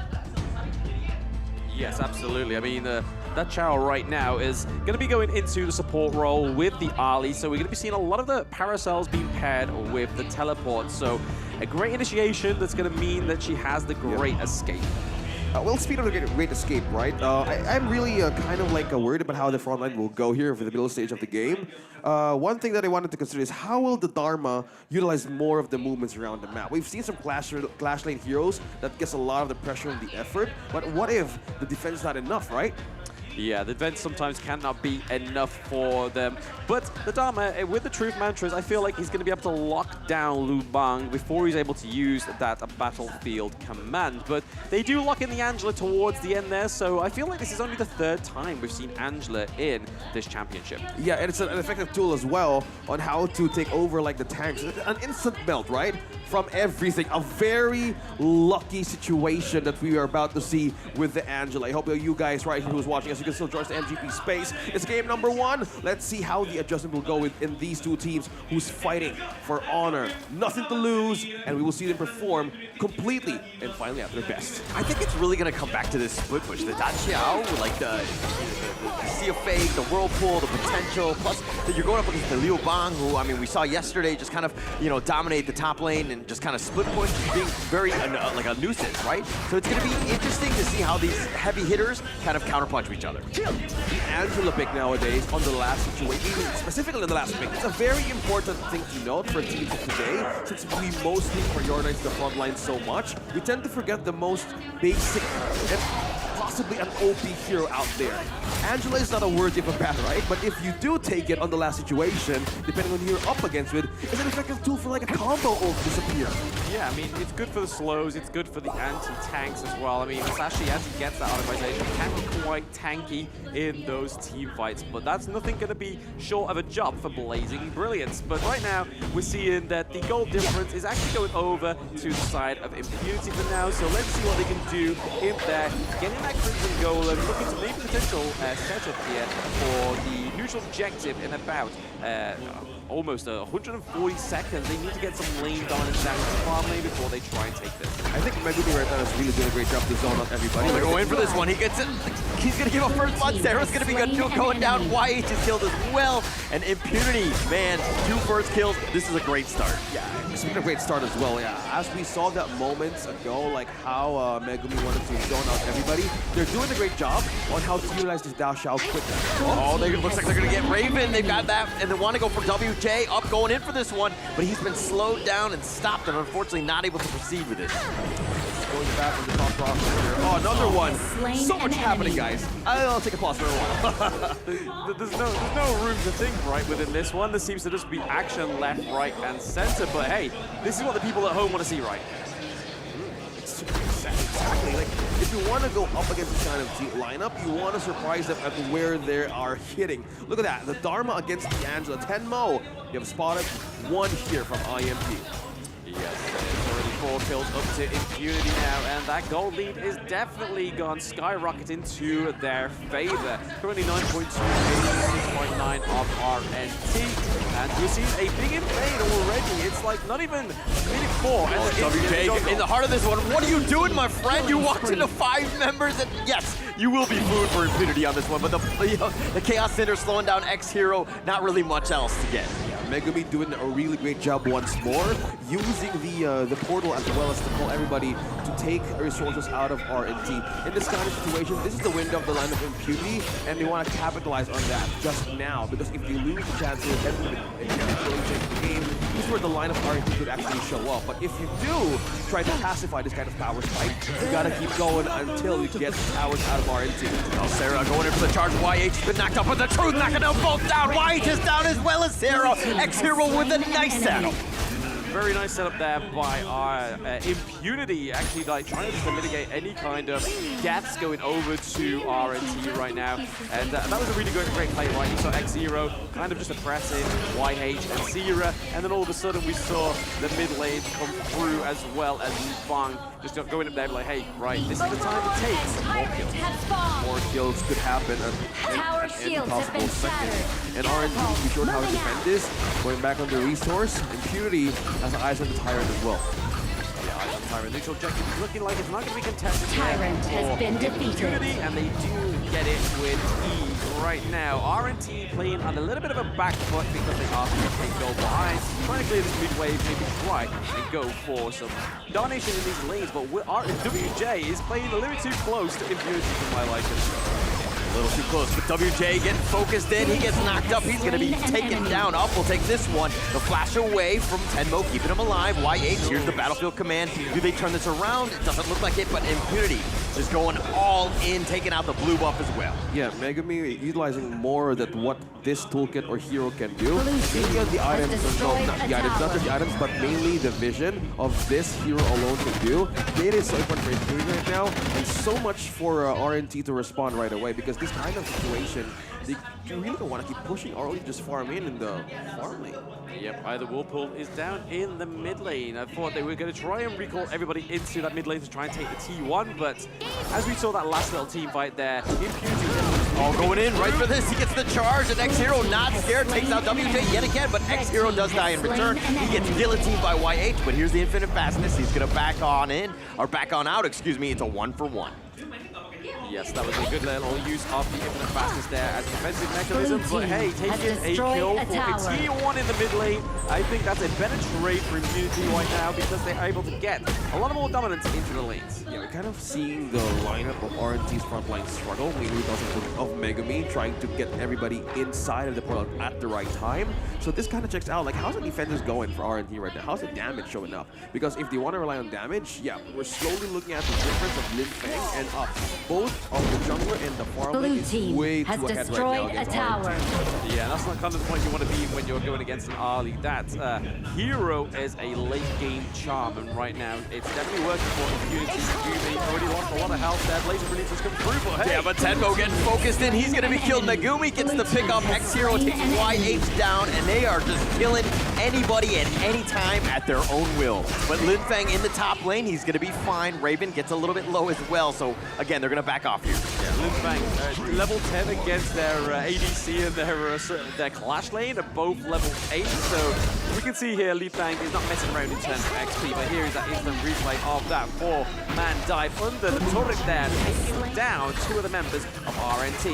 Another T2 looking to get a brutal assault. Has destroyed a tower. Ultimate tears right away if you're IMP. One thing that you wanted to do against the Angela once you use the ultimate, yeah, that's completely stationary crowd control. With the kind of reach that Shaolin has, this is initiating follow-up for Impunity to keep on doing rinse and repeat until they reach the base of RNT.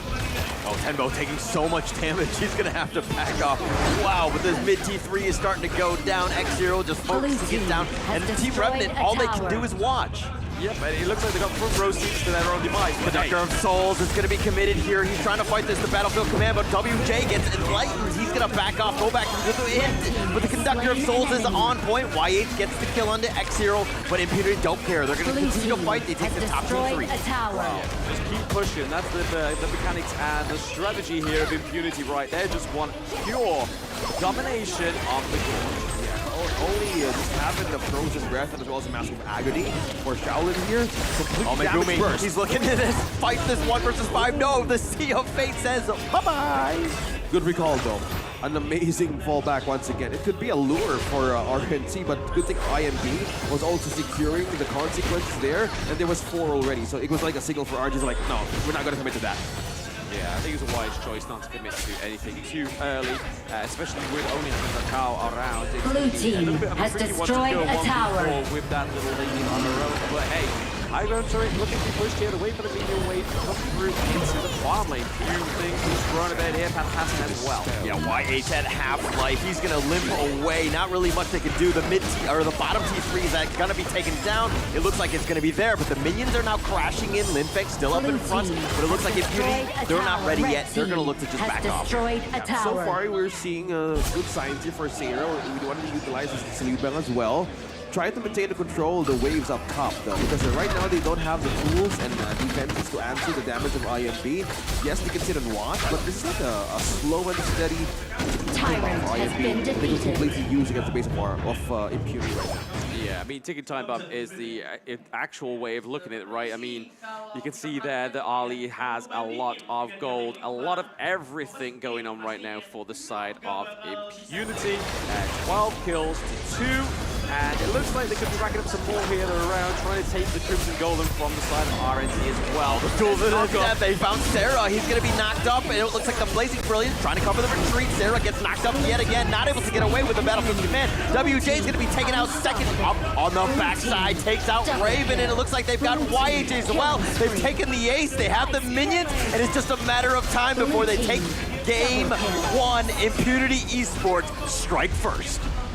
Yep, striking first and striking hard. But are we surprised when this team almost beat BSE yesterday? It was a very hard-fought victory, defeat in Game 1 against BSE, and obviously Game 2 a little bit demoralizing for them. But hey, Impunity's still here, like saying, we may not get into that top 2, but we want to make the most of this tournament. And you can see in their faces how they're relieved they are as well having that win. It wasn't easy yesterday, but looking back on how they won that game, it was a good way to know that, yeah, we have nothing to lose here. We're here to fight and we're here to show what we can do.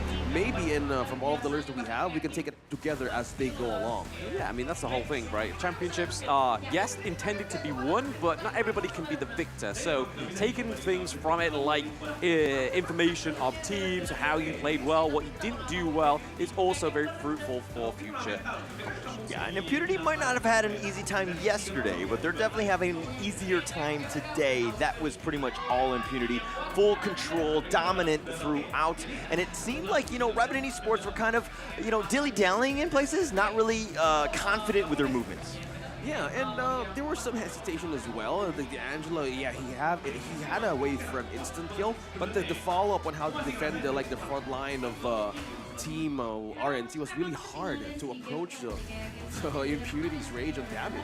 Yeah, it was really hard for them, right? I mean, even with like the likes of the Path of the Passing for the Org, when nothing really was set up and utilized the way it normally is on some of these other teams that we've been seeing in the KC 2024. But hey, RNT, they've been beaten already twice in 2 different of the series by Impunity. So did they do better in those previous ones? Potentially, because there was more on the line. Let's see what they could do in Game 2. But we're still in the Game 1. We're going to be looking at some of those major highlights, especially all those kills that took place in Game 1 for Impunity. So it's going to be very interesting to see what comes through. Yeah, it's always about the tempo, right? The lineup from these 2 teams, all about how they start and how they manage to approach everything macro-wise. So let's see what happened in that game. Let's go back to the highlights.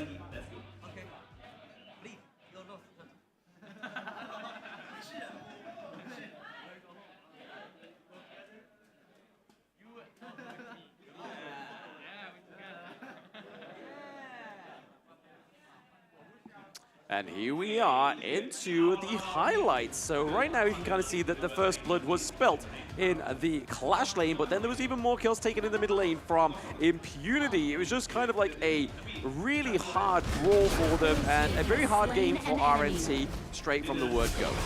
Yeah, it's always about like a continuous snowball fight, and I would like to commend how Megumi was the one to give any information and data against where or when RNT would really find those resources. They have completely shortened it or made the map so small because of how the Dasher was so important in this kind of call to fight for the portals in.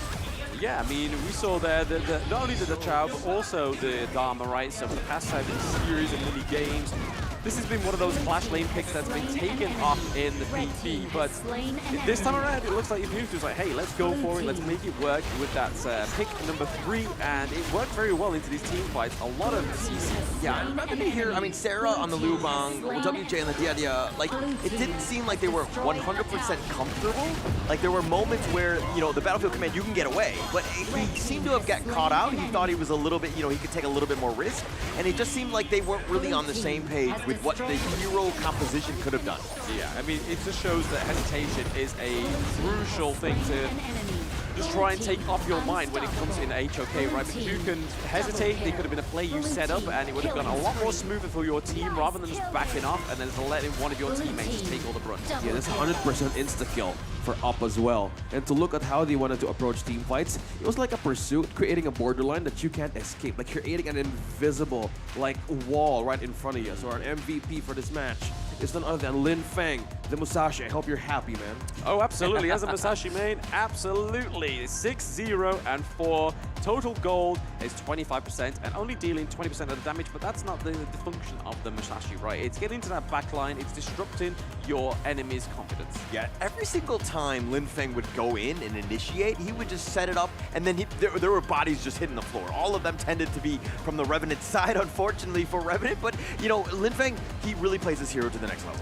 He really does. He plays it very, very well. Extreme speeds, illuminating slashes, and duels at depth are all calculated and methodical. But speaking of calculations, let's look at the itemization. Good thing that we've seen the Dharma and the Dashiao do the work as well. I mean, commending how the vision and how the damage was completely in symphony. Because one thing that they capitalized on the portals against the enemy camp of RT was mostly taking all the resources in. It's almost like an item lock for Lin Feng as well to keep that Musashi in. But one thing that stood out is the whole lineup of Impunity to be online as early as possible. Like early stands for like an early snowball on how they want to take a damage to RNT. It was like a problem for the Diadea and as well for the Angela to just keep on burst, but it wasn't enough for them to handle. That's why like the sun, the blazing cape of Sierra didn't took much, plus the Sukuba's Cloak. Yeah, and if we're going to go to the draft here, Team Revenant here, you have the Angela. Tenmo, it plays in a great Angela, but there's really no setup, you know? Like, previous teams have kind of used the modes to kind of cannon blast it, then you got the Blazing Brilliance, Chaos Enter, like the combination, right? But this one seemed very isolated, and it didn't seem like the draft synergy was really there. Yeah, the funny thing is, RNT banned the mode soon. So they banned it out for themselves. Obviously, they had the Diadea first. But yeah, you could have maybe replaced the Angela for the Motsu, just give it more breath for your team to get in on the Orgrin, use the Conductor of Souls, the Death Precipice as well, but then also setting up those Flaming Palms for the Lung. But right now you can kind of see here that the difference in the damage is night and day. Also night and day is that overall objectives, right? One tower, no neutral objectives for RNT, but then looking at Impunity, they take 2 Tyrants, 1 Overlord, no Shadow. Neutral objective being taken here. Yeah, we didn't even reach the Enhanced Overlord as well. It was like a growing tidal wave for RNT, and it was so hard for them to actually evade the possible scenario of a full ace wipeout from IMV. So they could do nothing but watch, as you guys said, throughout that series, the game rather. It was kind of like a difficult way to come back, right? And it would take a lot of like a macro play from the Liu Bang. It wasn't utilized as well, so we might see some adjustment, hopefully, in game number 2 for RNT. Yeah, it's kind of like they have front row seats to the end of the world, right? Yeah, yeah. Do you think that the draft is more of an issue, or is it just like the execution? Like, well, that's one note. I think we could share something like this. First, it's like the connection and the synergy was like a big question to me on how they want to symphonize and layer the Angela and the Diadea as well. The timing of this is kind of like okay, I have my own thing, I have my own thing going here as well, and it's so hard to like complement everything.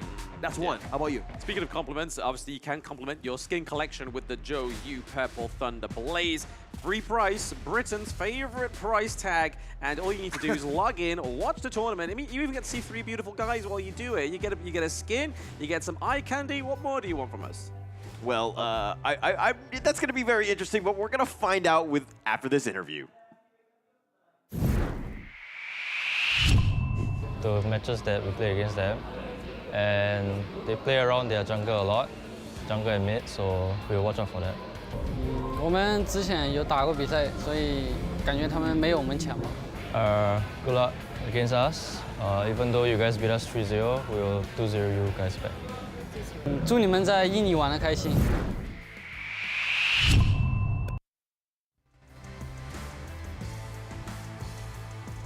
And there we have the fighting words from RNT. Even though it's not going to be a prediction that they thought they were going to have, because they said they were going to 2-0 Impunity back, but it's currently already a 1-0. So if they do take a win, it'll be a 2-1. So yeah, prediction not quite landed as well. That could be like a great scenario to like recover from that kind of interview. But one thing that stood out of also is confidence for Revenant Esports is there, right? All they need to do is just to adapt and also adjust on how they want to complement each other in the battlefield. We've seen some plays from 1, 2 from the back line and also from the front line. So for them, or to make it work once more against Impunity, they need to have one call in every situation for them to not to break down as early as possible. Yeah, I mean, it also comes into the draft, right? So that BP, I feel like, was very strong on the side of Impunity, and a lot of CC, a lot of access to the back line, and it was rightfully executed on that game 1 against RNT. So we'll have to see what they do in game 2 now, and see if they can just either draft the same thing. We've seen this time and time again, right? Where the teams have drafted the same composition 2 games in a row, but it was just all down to execution. Well, execution is going to be a question as well for Team RNT. So we're looking forward to how they want to advance and how they want to adjust for this game. Because Impunity, they're very happy to take the win. It wasn't easy coming from a loss given by a BSE last night. So when they knew about the Liu Bang, okay, we kind of had the hard-fought experience. Yeah, we need to counter that as much as possible. There's so much utilized heroes as well from RNT, and I hope with this kind of problem, I think the front line as one of the most basic solutions on how to counter the Impunity's playstyle in terms of like early game aggression. Yes, absolutely. I mean, they need to kind of draft something a little bit more of a mix of early game heroes, late game heroes, but then also have the confidence to kind of do those level 1 invades like we saw from Impunity yesterday onto BSC. And I can imagine we're going to get into that sticky draft very soon with these BPs. Okay, it's bat and pick. It's game number 2. Let's see how this one will go. RNT has priority. They have taken out the Dharma as well as the Yuan. I've seen some great games. How this combo is just so deadly. You can't move. It's like Medusa staring right at you. So better not get into that situation because IMP as well taking out the power picks right now, especially in the mid lane. Yeah, I mean, we saw there that I was thinking maybe, just maybe, they don't ban out the Dolia and it goes over to RNT, but because they're not on the blue side, Imp was like, no, let's not give it over. They do go over the Ali, which was on the side of Imp last game. Yeah, one thing that I've noticed from Revenant is that they had a lot of success with some, not exactly the meta drafts. Yeah. They had an Athena strat in their back pocket. They used Sun Tzu to its extremes, and it seems like they were kind of shaken in the first matchup that they had, where the Sun Tzu didn't really pop off. So they were kind of had an off day. But I think that they need to go back to the drawing board in the sense of just, hey, what got us here? Let's continue to play that. I think that's a good thought, right? Like, go back to the roots. Again, they have nothing to lose. The pressure is off, and if they just can play on their own way of doing things, has the way like how they started here in HOK, I think that could be a good sign of change. Yeah, good side of change here as well for the side of Impunity. We have the Dune coming through as well as the Lady Sun. So another big pick. Oh, he has reared himself onto the Gorge. It is Liang, the man with the suppression and the bugs that deal damage. Yeah, always there's knowledge in there's power in knowledge. Yes. So if you have Liang as well with you, so this actually sums up like, yeah, you have frontline, suppress, as you've mentioned, and slowing crowd control. But how about protecting our lane? I know our lane needs space, as we always say here in the desk, it needs a lot of space. But Liam, I hope this would be a great complement together with the Musashi as well. Yes, the Ming and Lady Sun combo is pretty deadly, and we've seen it already plenty of times within KC 2024, right? It is that hyper carry potential into the farm lane, a very sticky duo when it gets onto the Gorge. But let's look at these next few bans rolling through. We have the Mayin and the Byron, so both heavily clash lane orientated bans, and once more the lane does get taken off as well. So Dharma not coming out to play today, a lane neither, and Byron being taken off, so maybe we will see a little bit back to basics with the Sunset. Yeah, I think they're basically covering the tracks here for the Ming and Lady Sun combo to work. You don't want the backline engine with that at Sunset. You don't want the Mayin as well. And that kind of crowd control, quick reaction is kind of like so hard for the early game for the Lady Sun to handle. You just want to just stay relaxed and chill on how they can amp up this Lady Sun too. So the Lady Jeanne, yeah, I think one of which, either Lady Jeanne or Princess Frost, is actually the great counter for an Arlie, mainly because of the flowing as well as the first skill of this hero. It can actually mean deal down. Yep, it's the Princess Frost going for IMP. Either that. Yes, it's great zoning mechanics for the Princess Frost. A lot of nuke damage as well as we get towards the late game.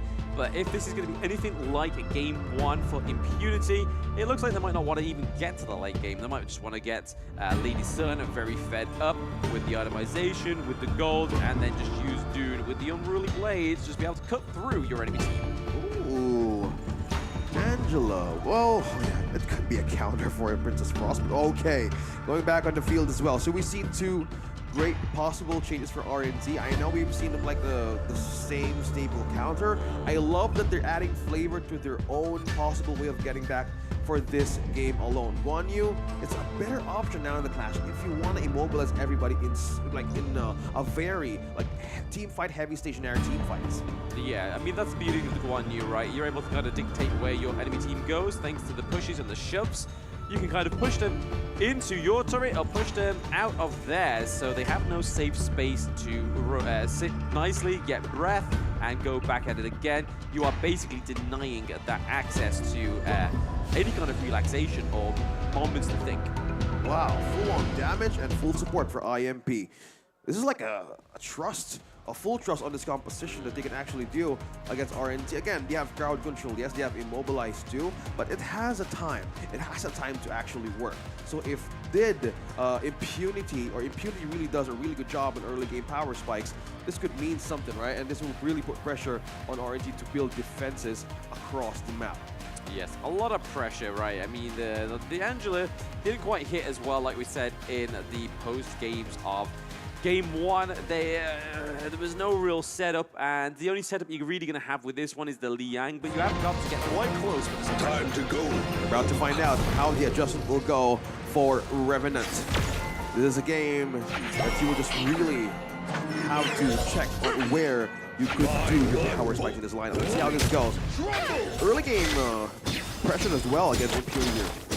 Yeah, trying to stop the Princess Frost here, trying to get a little bit more of dominance into the mid lane, giving it all over to the Ali, and nobody's taking it on side. Oh, so much damage. Tenmo flashing away. He's going to stay alive, but my gosh, this Ming Lady Soon combination is starting to do some damage. Lin Feng will actually take the red. Yeah, look at that. Almost like a four-man rotation here at the RNG's camp, and really putting pressure. Tenmo's on half HP.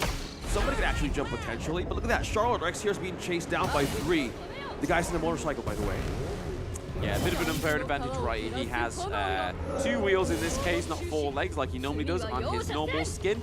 But he's able to get there, and okay, we are seeing a bit of a 1v1 between X-Hero and Seira, but nothing really going on up into the clash lane. A little bit too early, not a lot of itemization to actually claim the kills on either of these heroes. Yeah, to add more to Seira as well, they're sticking to the playstyle. They're sticking to the identity. Like, okay, if you want to do mobility as early as possible, this is like map control that you want to pull off. Like, since game number 1, we've seen the Liu Bang pick, but for the Guan Yu pick, I hope this will have an advantage against the Charlotte.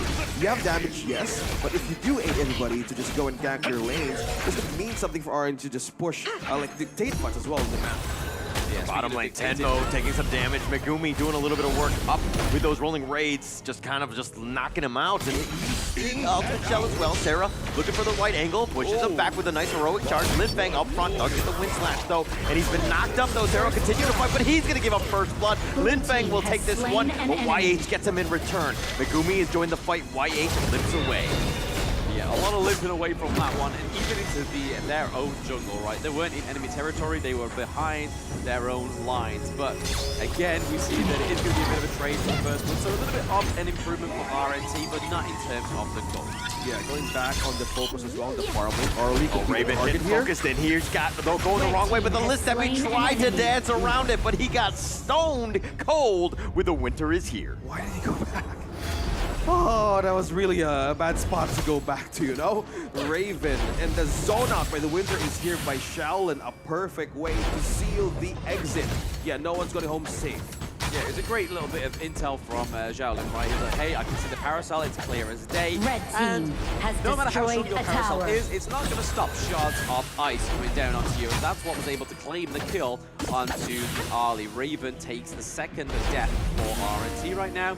We see that the neutral objectives are going to be up in about 50 seconds time. But itemization-wise, we see the magic penetration from the Princess Frost. We have the health item within the jungle for the Dune and the Musashi, and we kind of seeing the meteors being built here on both Charlotte and the Lady Sun. So that armor piercing coming through could go even into Axe of Torment, which is more likely for Charlotte, or Starbreaker as well. Yeah, this is going to be the Mask of Agony being prioritized by Shaolin, which would aid a lot of pressure for the Arlie. And looking at the passive of the Magic Wave, additional magic damage, as you can see, that's why IMP right now is really confident to rotate as early as possible, because RNT right now is not having the right defenses of items to go ahead and give a counter back. Yeah, no counter back just yet, and you can kind of see the gold. It's still going over to Impurity, but YH gets a tool that knocks him up, but instead he decides to go for Lin Feng, pushing him back with the Razor Cavalry, the heroic charge, and they push him under a tower, and they take him down, but Tenmo did go down in the end. Blue team has slain an enemy. Actually, no, that was Red team has destroyed a tower. This is like the one of the counters if you're like an Angela up against a Princess Frost. You do have the ultimate, yeah, you have the instinct, but you need to connect the Chaos Sims to the right purpose situation. Oh, Sarah going in for this heroic charge, pushes him back. Megumi, they're just going to shrug it up. They do have the heals. Yeah, they need to be careful where to position here, because Impunity, the zone, and the area on where they can really fight is just too hard to handle. If they really start with the winters here most of the time, it's a complete zone out, and it's slow, and we haven't seen the Liang being up front just yet. It kind of like negates the fact that, yep, you have magic damage, but you have to also make way for the slow in order for your team to cross the kind of situation. Yeah, but I mean, we're kind of seeing right now Impunity do the same old song and dance. They have priority in the Gorge right now. So 2 T1s are taken down both on the side lanes, and the T2 up into the Clash lane is looking pretty low. So RNT need to give that a little bit of a TLC. Tyrant has been defeated. And as they want to prioritize damage here, really have a big chance for push as well. Even though this is not enhanced Vanguard just yet, this would just still be a chance for them to fight back and continuously gain a tower out of Impunity, because right now, it's still standing strong. I mean, it's not an equal trade, right? I mean, this turret, it means more than the Red Overlord. team Because that Overlord has is going to have destroyed Vanguard a to give tower. up more gold to Overlord. Oh, he gets knocked up. Soaring Great Dragon, Razor Cavalry, not yet. Sarah getting a little bit low, but it looks like they've got Lin Feng all the way in the back line. YH continuing on, gets the second pick off on a Megumi, and then now they're on the run. WJ taking a lot of damage. X0 did some, but now YH turning this around. Raven is going to be there as well, but can they do this 2 versus 3? It doesn't look like it. YH is down. Raven just wants that 1 kill. He does get 1 on his way out. Man, if you were an Harley, you would really want to prevent those moments, but that situation, RNT literally overstayed. Yeah, overstayed their welcome. It was RNT, even though they were in their own lanes and it was their lane to be. Stayed as long as they wanted to, but not the situation themselves. It was in the control that. Going back on this replay, this was the angle. We had a great first right onto 1, but this was like the composed situation of having a Ming on your side. But it was like the second one to go. But this is like everybody's alone on HP, and they have more ways to extend the team. But it was still here, being trapped on a situation, and the fight continues. Oh, Tenmo, and it looks like WJ Raven all down for the count. Sarah getting focused. It's going to try to fight this one out, but all 5 members are down for Revenant. Yeah, it's a bit of a revenge tour, right? Impunity is like, right, okay, you got a few good kills on us in the early engage, but now we're just going to completely run you down and look at taking this T2 into the mid lane, as well as we can see X0 get the climb. Yes, Sarah on the motorcycle, he's like, we ride together, we die together. Unfortunately, they died. Yeah, really not a good way to start a long road trip, right? But this is like an IMP, continuing to rise up. And that is the chance that he wanted to against RNT right now. But Impunity, with the dominance he had, no turrets taken as well. And the turret, the T2 turret, slowly taken too, as well as the T2 up top. Yes, T2 up top gets taken down, but also the more important one, that high ground turret in the mid lane.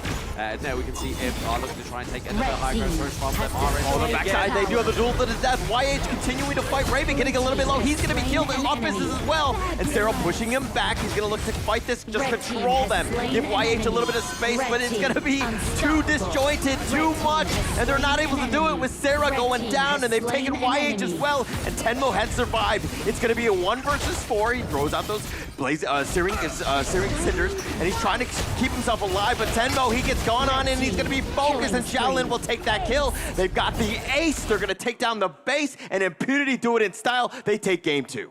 Yes. And they won the race. They won the race. I mean, the ride together, die together. There was more dying than riding, right? So more like a journey to the afterlife rather than a journey into your favorite destination. Yeah, guys, if you want to plan ahead, be sure to have insurance. Yes, you don't know what's going to happen ahead.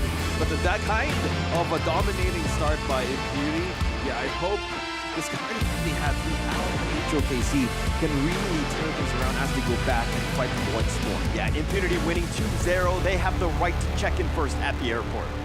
Oh, right. Well, it's, as they say in an international flight, be early like 4 hours. So, yes, you have unexpected things hopping your way. Yes, a lot of unexpected things as well. So we'll be hearing from the host very, very soon on the MVP interview from Impunity. But for now, we are just going to be waiting until that moment. And again, that was just another clean 2-0, right? Yeah, but where was this?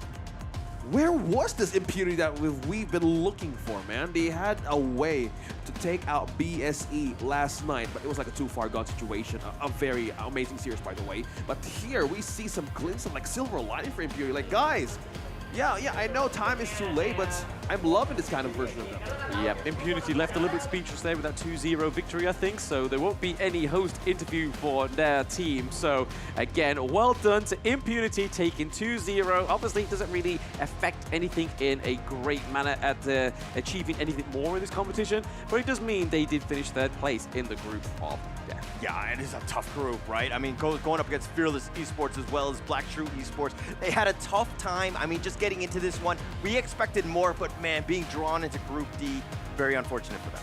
Yeah, but I hope they take this as an experience, a learning curve, by the way, on how to address like the most experienced teams moving forward. Again, we're still starting.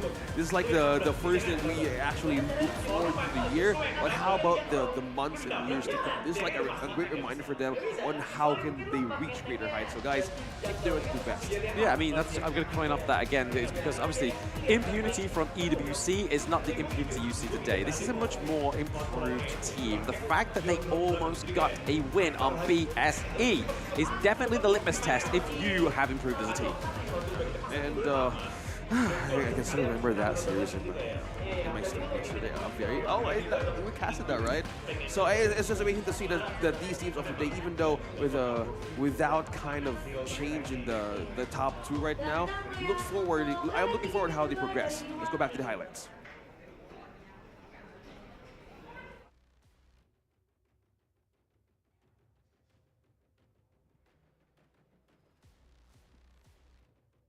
And here we are looking at the Game 2 highlights here, the closing game in this series. And right there, we saw a little bit of an improvement from RNT, right?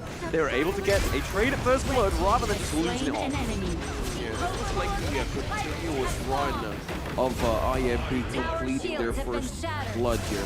So this is like the court that they established. This is where the point that Revenant overstayed their welcome. Yes, overstayed it indeed. Even though they're in Rodo territory, like we said, it was overstaying that fight. Just wasn't a good choice from RNT. Impunity fighting a fight here on two fronts and came out very strong, wiping out the whole of RNT, really setting up that game finishing movement. Yeah, you said it best, right? Impunity does a great job of isolating people and getting a numbers advantage and taking them out. It was very difficult for them to team fight because Revenants were not really sticking together and they were kind of separated all over the map. Yeah, and this really gave them so much power in the early game to finish the base of RNT as early as less than 9 minutes. And this kind of situation that they were in, it was too hard to handle, and they completely accepted that. They still have smiles on their faces, but looking back on Impunity gaining that series win, yeah, they needed this, and that was the approve that they needed to have. And the MVP of this one is none other than Shaolin, the Princess Frost. Yes, this Princess Frost play, I mean, even that one, very smart play onto the Ali, right? Seeing where that Parasol was coming in through, dropping the ultimate there, and then was a very good call for Shaolin. And then from that point, as you just saw in those highlights, it gives even more rhyme to the reason why he got MVP. 5 kills, 1 death, 7 assists, but doing 28% of the damage. Whew. 5, 1, and 7. A very perfect scenario for what you can do as a Princess Frost. The Mask of Agony build as the first item, it was like a great way to deteriorate the HP, and it really caught the Angela in bad situations that it was completely underutilized. Yeah, speaking of situations, let's look at the itemizations. No, I'm not a poet, and I do not know it. Let's have a look here. So, Shaolin, like you said there, OSX, the Mask of Agony being the first item, and then we see 2 more of the Tier 1 Magic Pen items. You do see the Splendor come through as well, so if there was a call that was a little bit too close, you could status there and then. But then you look at the Charlotte going for the Active Torment, which made sense for the Meteorite. Same with the Lady Sun in the early game. Attack speed boots, the Eternity Blade, and it looks like they were building into some more of a crit item at that last one there as well. But then you look over to the side of RNT, very similar kind of thing, but it was just lacking in the gold in many of the rows. Yeah, it really pushed the Liang so hard to go back to base like frequently, because the peel of Lady Sun compared to like the amplification of how the Ming goes, man, it's like an automatic like 3/4 HP gone. And that sums up how the team fighting presence of the Ming was so important even on the back line. And this really gave so much room for Shaolin and Up as well to stand and shine once more. Yeah, a lot of damage dealt on the side of Impunity as well from not only Charlotte, you have obviously Shaolin and the Princess Frost, and then Up with actually the lowest. So Lady Sun with the lowest damage is not normally what you see, right? That's normally the late game hero, but at 8 minutes and 9 seconds, that has to be one of the quickest games within KC 2024. I don't think there's been one yet that's been under the 8-minute mark, maybe very close to, But hey, that's a quick match. Yeah, a very quick match. I definitely top 2. I know Secret had an 8-minute game in themselves, but Impunity here, they were just taking towers. They didn't need to take objectives. They didn't need to take anything else. I mean, yeah, they took the Tyrants, but with an 8-minute game, there's not a whole lot of time to kind of take those neutrals out. Yeah, 8-minute game to have a increased gold lead by 1k. So that's 1k per minute, right? That's like, hey, let's count the minutes, let's stack up that gold, baby. But once again, we see that kind of not as intrusive wave from that last series, but Impunity nonetheless having a good wave of gold in this game. Okay, 0-2 for the second series. Looks like teams of today really had a great start in the morning, so we're looking forward how the next one goes. Again, for the next series, 2 Philippine representatives are here to get another chance once more. And they never had a great win from the last time, so they need to bounce back.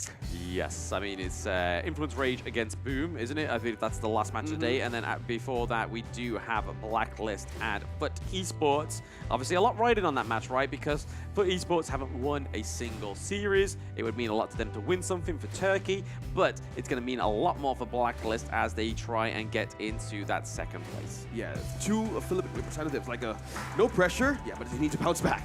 Like Boom, like I just want to go back on how the draft went. It was like a complete straight target on the farm lane heroes of their own farm lane. So I hope today they're going to have a better adjustment and open more of the books, right? Yeah, and I like it how the fact you're like, hey, no pressure, but I'm starting to feel the pressure for these teams because, I mean, there's a lot of pressure going into these last 2 games, right? Yeah. Hey, guys, we're excited as you are because this kind of teams right now, as we close like the group stage, we're looking forward to see who's going to be the top 2, right? On how they bounce back. We've seen some meta adjustments as well. So with this kind of situation the teams had, they need to actually be the better version of themselves. Like go like Boom Esports 5.0 or Blacklist 6.0, whatever you call it, and some of the teams as well. As you said, for Turkey. Yeah. So everybody could need to have a better face today. Yeah, I mean, this is it, right? I mean, this is only getting closer to the end of the group stages, which all these 16 teams are just looking for the next best star of the global steam. But going after this, we're going to have 8 teams that are going to be even closer to owning that title very soon, right? So again, up next is going to be Blacklist versus Foot Esports, the Filipino region to the Turkey region, a team that's been in since season 1, and then we have Blacklist, who's quite much newer to the scene. So it's going to be is it going to be age or glory? We will see you soon after this break.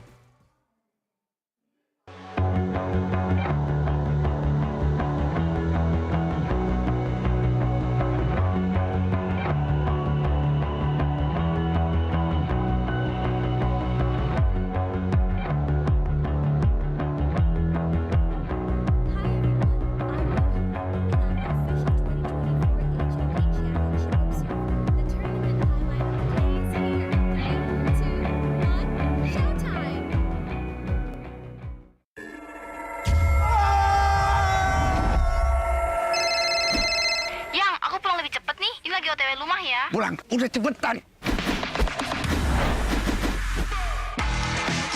Teknologi fast cooling dan iFeel membuat ruangan dingin di setiap sudut. Dinginnya nyebar, langsung chill, auto nyaman.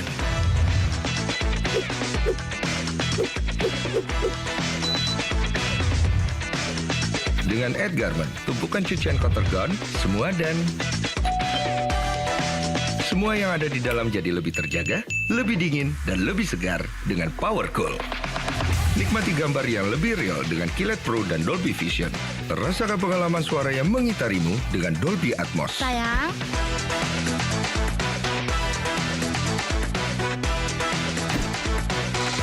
TCL, semua jadi mudah.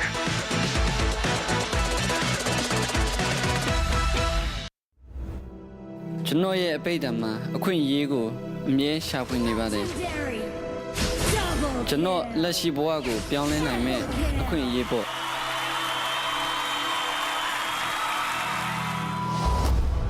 E-sport ye adebe ga, ludan to mutu nai ma bu.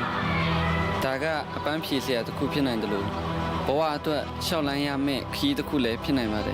Professional gamer ဖြစ်ဖို့ကကျွန်တော်ဘဝကိုပြောင်းလဲဖို့အခွင့်အရေးကြီးတစ်ခုပါပဲဒါကအားလုံးထက်အရေးကြီးပါတယ်ကျွန်တော်ဘဝမှာအခက်အခဲတွေအများကြီးရင်ဆိုင်ရပေမဲ့လည်း HOK ကြောင့်ဒီအခွင့်အရေးကိုကျွန်တော်ရခဲ့ပါတယ်အရာရာကိုပြောင်းလဲဖို့အတွက်ကျွန်တော်ဆုံးဖြတ်ထားပါတယ် HOK မှာကျွန်တော်လိုဘာမှမဟုတ်တဲ့တစုံတစ်ယောက်ကလည်း game ကိုစိုးမိုးနိုင်ဖို့စွမ်းအားတွေရှိလာနိုင်ပါတယ်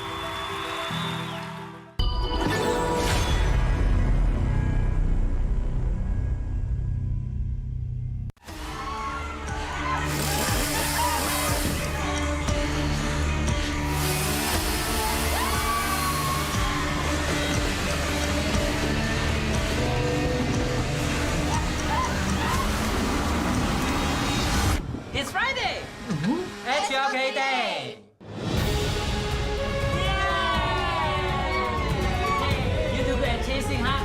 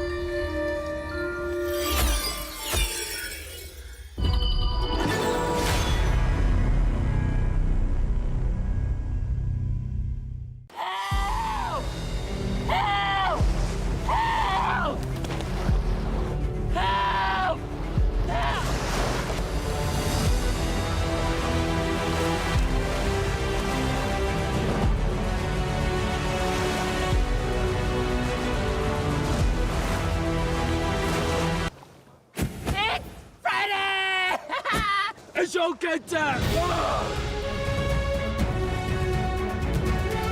Yeah! Hey, you're good at jungling, huh?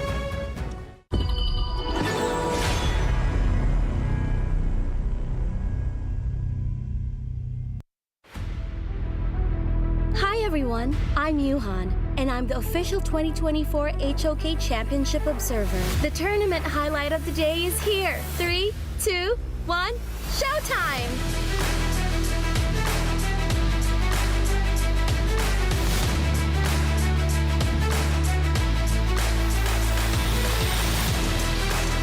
Choose how they win, which is definitely a strong point to come from. Almighty going in, Bilal taking a lot. He gets blown up to kind of start things off. Raiku's still up there as well. Freak's just trying to just go for it. He goes for the meteor kill, the death at sunset right on top of this one. Does some serious damage, but Hakan is actually going to be killed. Mono Fries are still up, and Benig as well. G6 spot 3 in the middle, but it's a G6 turns the fight around. Shit, taken down as well. A G6 in the middle of 4. Can they do it? Sun gets the kill as well. And suddenly, Team Secret, they found a form to get the kill. 2 deaths in the space of 30 seconds. And it's a crucial crowd control. TNX doing so much for Team Secret. Only one casualty. Anything with the Trevor Smash, he's going to take a lot of damage. And Impunity all on the run, but Xiang did find Lin Feng. Dodges over the wall with the extreme speed. He's continuing to fight. He's been knocked up again. He does have the shield one last time. Do they have the damage that they do? They slice it down.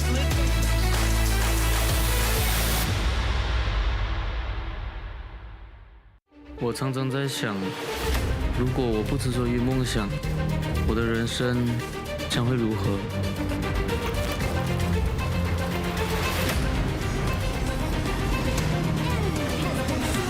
这是我的热爱所在，可是这份热爱似乎不被认可。也许这只是梦。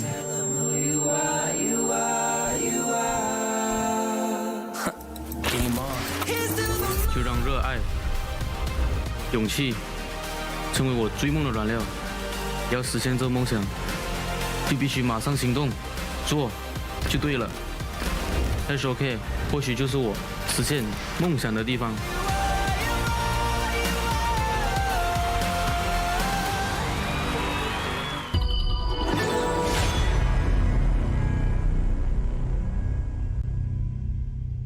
Hi, I'm Winter from Vitality. Hi, I'm Yao Yao from Vitality. Winter, are you the main shot caller in the team? No, actually, it's our mid lane and our top lane is the main caller. How does training dynamic work out in the team? Are you able to keep up with the boys? Yeah, from the start it's a bit tiring because we have to play in full focus for maybe like 4 to 5 BO3s a day, but then now I'm coping well with it. Coach Yao Yao, what are some unique values that Winter bring to the team better than a boy roam? I think esports is an industry regardless of your gender. So the reason why I choose Winter to be our starter is because she is capable of it. She is patient and is willing to communicate with all the players. That is really good. Do you think we are going to see more female players on highest professional esports stage in the future? Yeah, I feel like it's an honor to be the first, and I feel like obviously there will be more in the future. I think it's very exciting for us to see many more and more ladies would be interested in this game, and as long as they can see both of us get on stage and have the courage to have a try, I think it's worthwhile.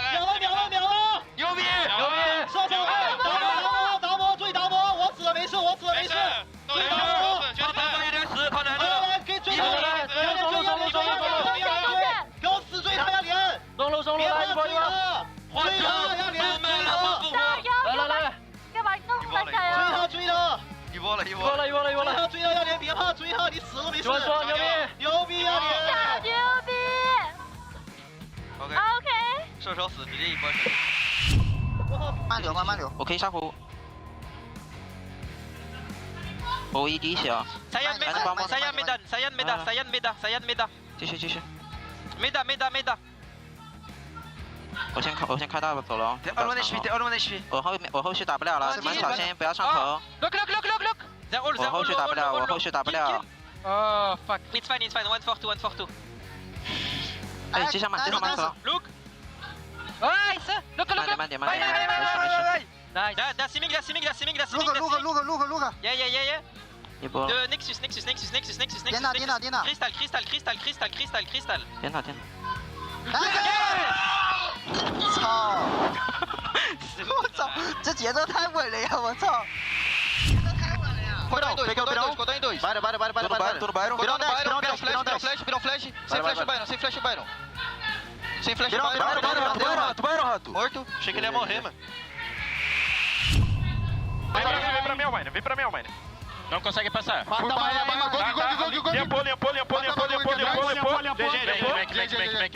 Não grita, tá, guys? Classe. Não grita, tá, guys? Não grita. Nice. Não grita, tá? Guys. Não grita, tá? GG. Boa, porra. Nice, guys. Boa, rapaziada. Linda, caralho. Vamos. Chega, viado. Vou pra caralho, viado. 来，我来。哎，来我这边，来我这边，来我这边，来我这边。哎，推罢了，我战斗能力很强，不要是推好不好？过来。可以打，不要怕。我有推上来。没有鸟了，来，我送他。哎，打爆，没有鸟了，可以打。可以打。打爆，我在。我被打了。我帮你拿起来。109，大魔飞人。拿起来，拿起来。大魔飞人，不要急，真的。大魔飞人，等10分钟。帮我拆操，他们来，我送他了，可以打，来。哎，打爆。来，我来，你们没事，我就送他。大魔有闪。没有。我护你，来。没有闪，我护你，跟我一样。OK，追动队，去对。这个可以追，刚留。没有闪。我的问题，连波，不着急，秒了再说。OK。他不换。挤一下。没换吗？没换。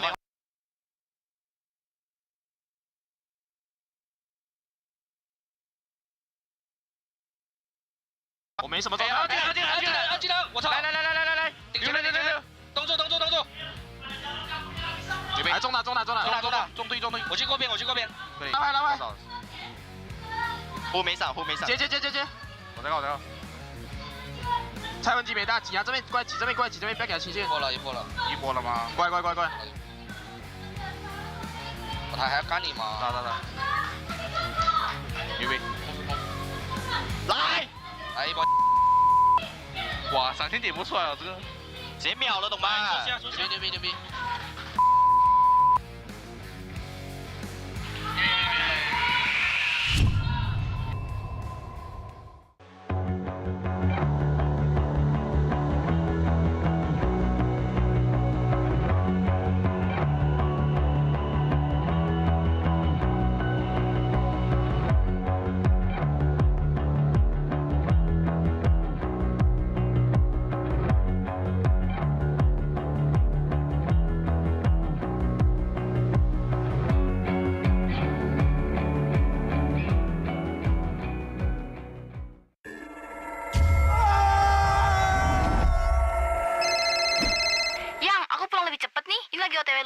！Pulang, udah cepetan.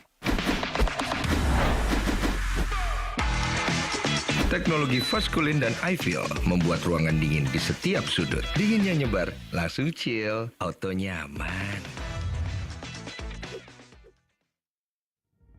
I feel it deep flowing through my blood. Rising up to become someone. And taking it all on my own. What a sweet victory. And taking all of my control. Awaken something deep in me. Like flames, feel it burning inside. Take a hold of pursuit of the prize. I've been told, ain't no way to survive. Keeping all of this fire that's locked up inside. When this is the time, enter the ring. All those mental chemicals doing their thing. I got flashes of battles inside of my dreams. I was made for this moment. At least now it seems like it's time to come face to face with your fear. Been battling reasons for all of the years, and I learned how to fight them with style and grace no one's ever encountered. You say it's amazing. I'ma come out swinging when they open the gate. Go ahead, call passion, I'm calling it rage. I'm taking what's mine like I already own it. Watch but don't blink, going here to the moment. The sky rained down. Here's to the madness that's all around. Go on, tell them who you are, you are, you are. Go on, tell them who you are, you are, you are, you are. Here's to the moment. The sky rained down. Here's to the madness that's all around. Go on, tell them who you are, you are, you are. Go on, tell them who you are, you are.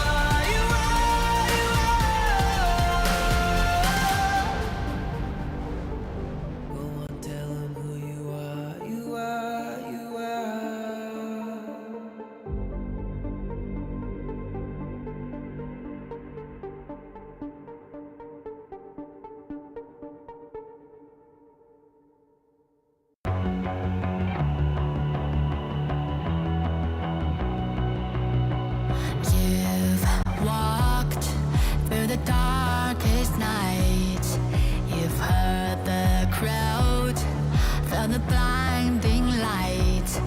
You were standing there when your heart comes alive. It's a dream I've had, and it never dies. Right here, right now, give it all, get it out. Never a surrender, I fight and never fail. I am a contender, a challenge I can feel. The smallest lies become the brightest enemies, relentlessly. And even if you fall, you gave it everything to be a king.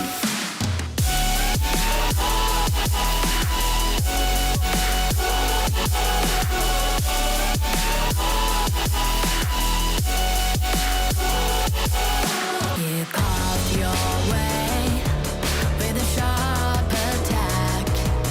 You watched it all burn, and you never look back. There will come a day when your fears will rise. You protect your crown, so it never dies. Never a surrender, I fight and never fail. I am a contender, a challenge I can feel. The smallest lies become the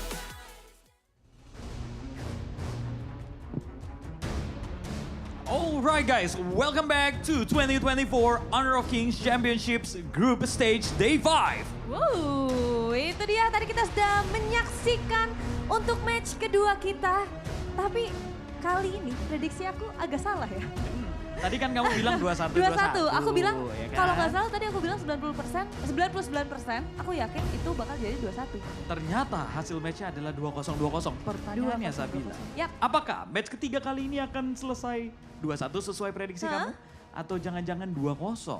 Kalau untuk kali ini aku nggak mau prediksi lagi karena aku takut. Karena yang tadi aja aku bilang kan itu 99% ternyata salah. Makanya kita tuh nggak bakal bisa prediksi sampai kita bisa langsung masuk ke dalam in-game-nya Drew. Betul sekali, jadi pastikan buat teman-teman yang sedang menonton atau menyaksikan di rumah, kalian jangan sampai ketinggalan keseruan match yang ketiga kali ini. Karena setelah ini udah pasti kedua tim ini akan memberikan performa terbaik mereka untuk mempertahankan posisi dan juga mendapatkan another point lagi. Yes, aku setuju banget. Kalau begitu kayaknya nih, karena teman-teman yang di rumah yang lagi nonton maupun yang ada di venue udah pada nggak sabar. So let's not waste any more time. We're gonna invite the team who's gonna play on our match for today. So please welcome Blacklist International.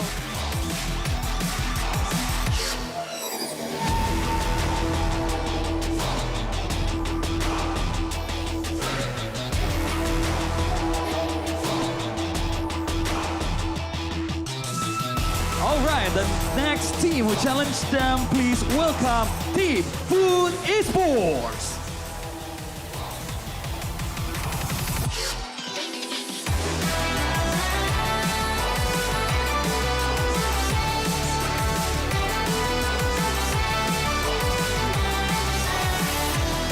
Okay team, please do a handshake first before you go to your seat and prepare for this match.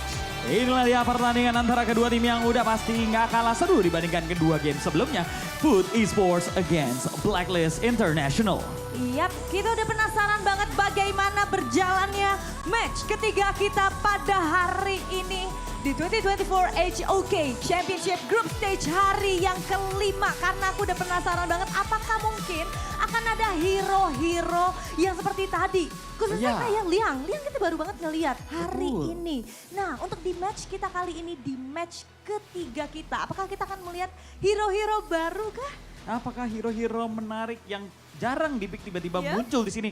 Kita akan sama-sama lihat sebentar lagi karena kita akan langsung masuk ke match yang ketiga antara Food Esports against Blacklist International. Dan pastinya kita akan ditemani oleh para caster-caster kita. Jadi langsung saja casters, this is your time to shine.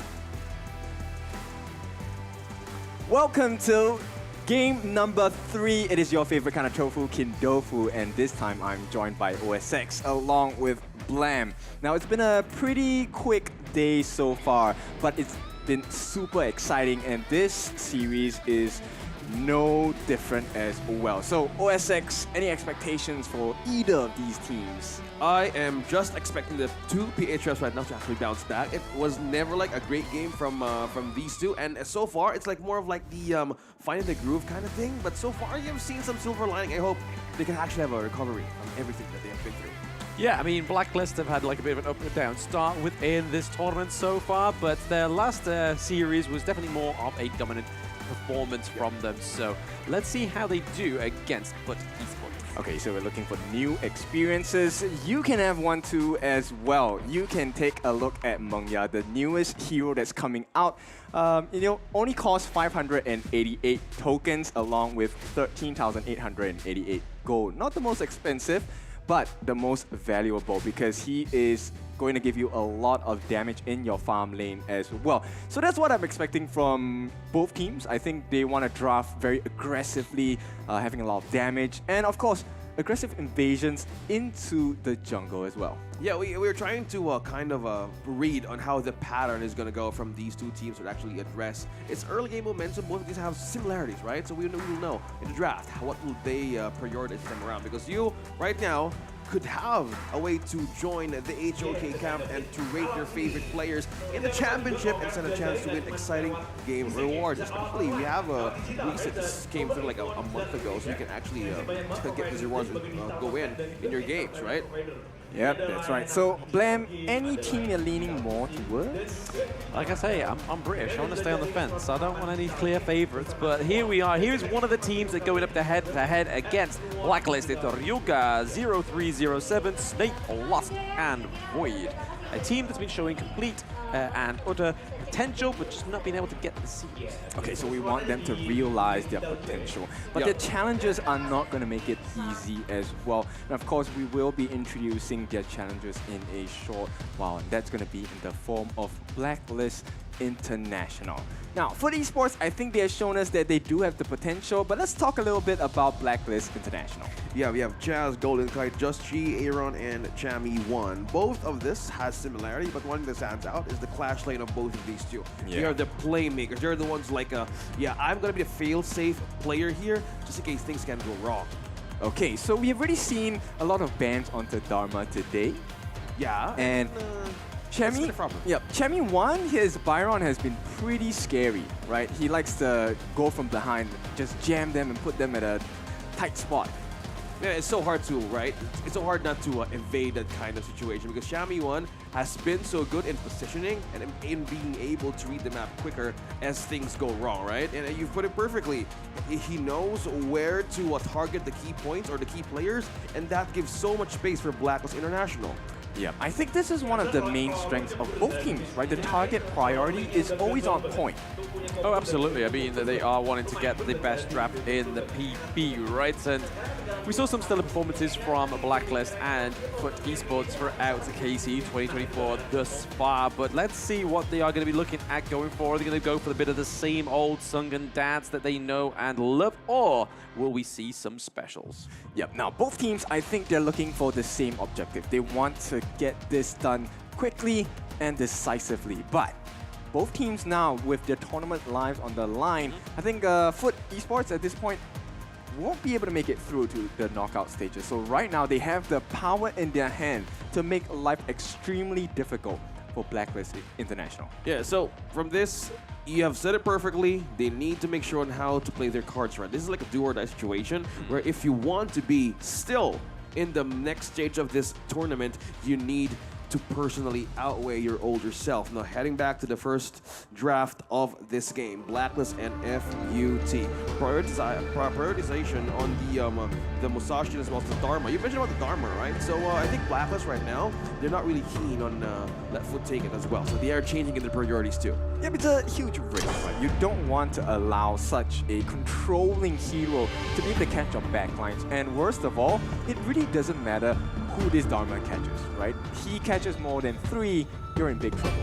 Yeah, and they have been doing it. Chavi was a great player on this Dharma, and we've seen growth as well. So probably right now, they have been a fan of prioritizing the Dolia, but Foot Esports as well takes it out, as well as the U1. But with this kind of situation, Ogren is open for Blacklist to be taken, and it's doing wonders. How do you want to control the map macro-wise? Okay, I like the benefits of having an Ogren, but the Ogren performance for Blacklist hasn't been the most clean so far.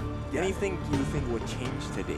Yeah, I think one of the things that you actually just put right into the table is how do you want to approach the early game tempo? If you're an Ogren, you would really like to play the map as early as possible, complementing it with your own roamer. So with this kind of first two picks that FUT has, I think this is more likely a window for him to shine, because if he loses the chance of how he's being slowed down by this Maishiro in the mid lane, good thing they pick up the Zhangfei for this kind of draft that they want to go to. Okay, so they have very good sustain, very good shield, and decent burst. But that is also the same in terms of damage for the side of Foot, right? Foot, if you take a look at the Mai, take a look at the RLE, if they get the advantage in the early game, it is going to be taking a pretty long time for Blacklist International to kind of recover and be on par with the Foot Esports. Yeah, two of the best meta picks there is right now is the Luong and as the Ogren. I hope they would have a cleaner approach on how to address the early game, but you have the Zhangfei. But answering back, Liu Bang has been a great option, right? Dictating how the map is being rotated, if you could utilize it too. Again, this is about execution, but on the first pick, the third pick of FUT, this really sums up that this Arlie is going to be guarded once it hits level 4. Oh yeah, for sure. The Dominator Shield as well as the Battlefield Command and Stabbing Chant, the three main skills of Liu Bang, going to be really useful. We've seen some variations on how they're used. It's not just all for defense on saving teammates. It can be used as a surprise attack as to jump on the backlines as well. Now with that being said, Foot Esports, they ban out the Lady Zhen.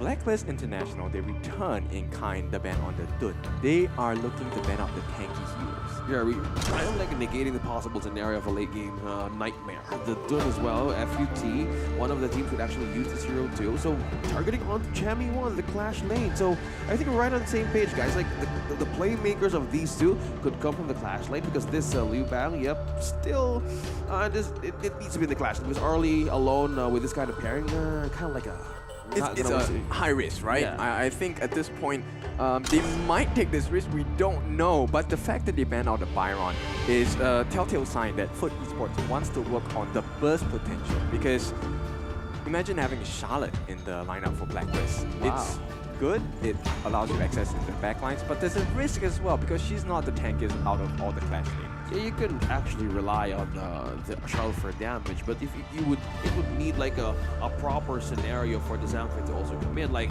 it would need to be like a busier situation in terms of rotation for Black, because this will actually rely on how they want to go with this Ogre. Again, there's so much base that Black could create, so it's all about like keeping the lane secure and not being ganked as early as possible. Oh, for sure. And I really like this Mayin pick. It is quite detrimental to the lineup of Blacklist.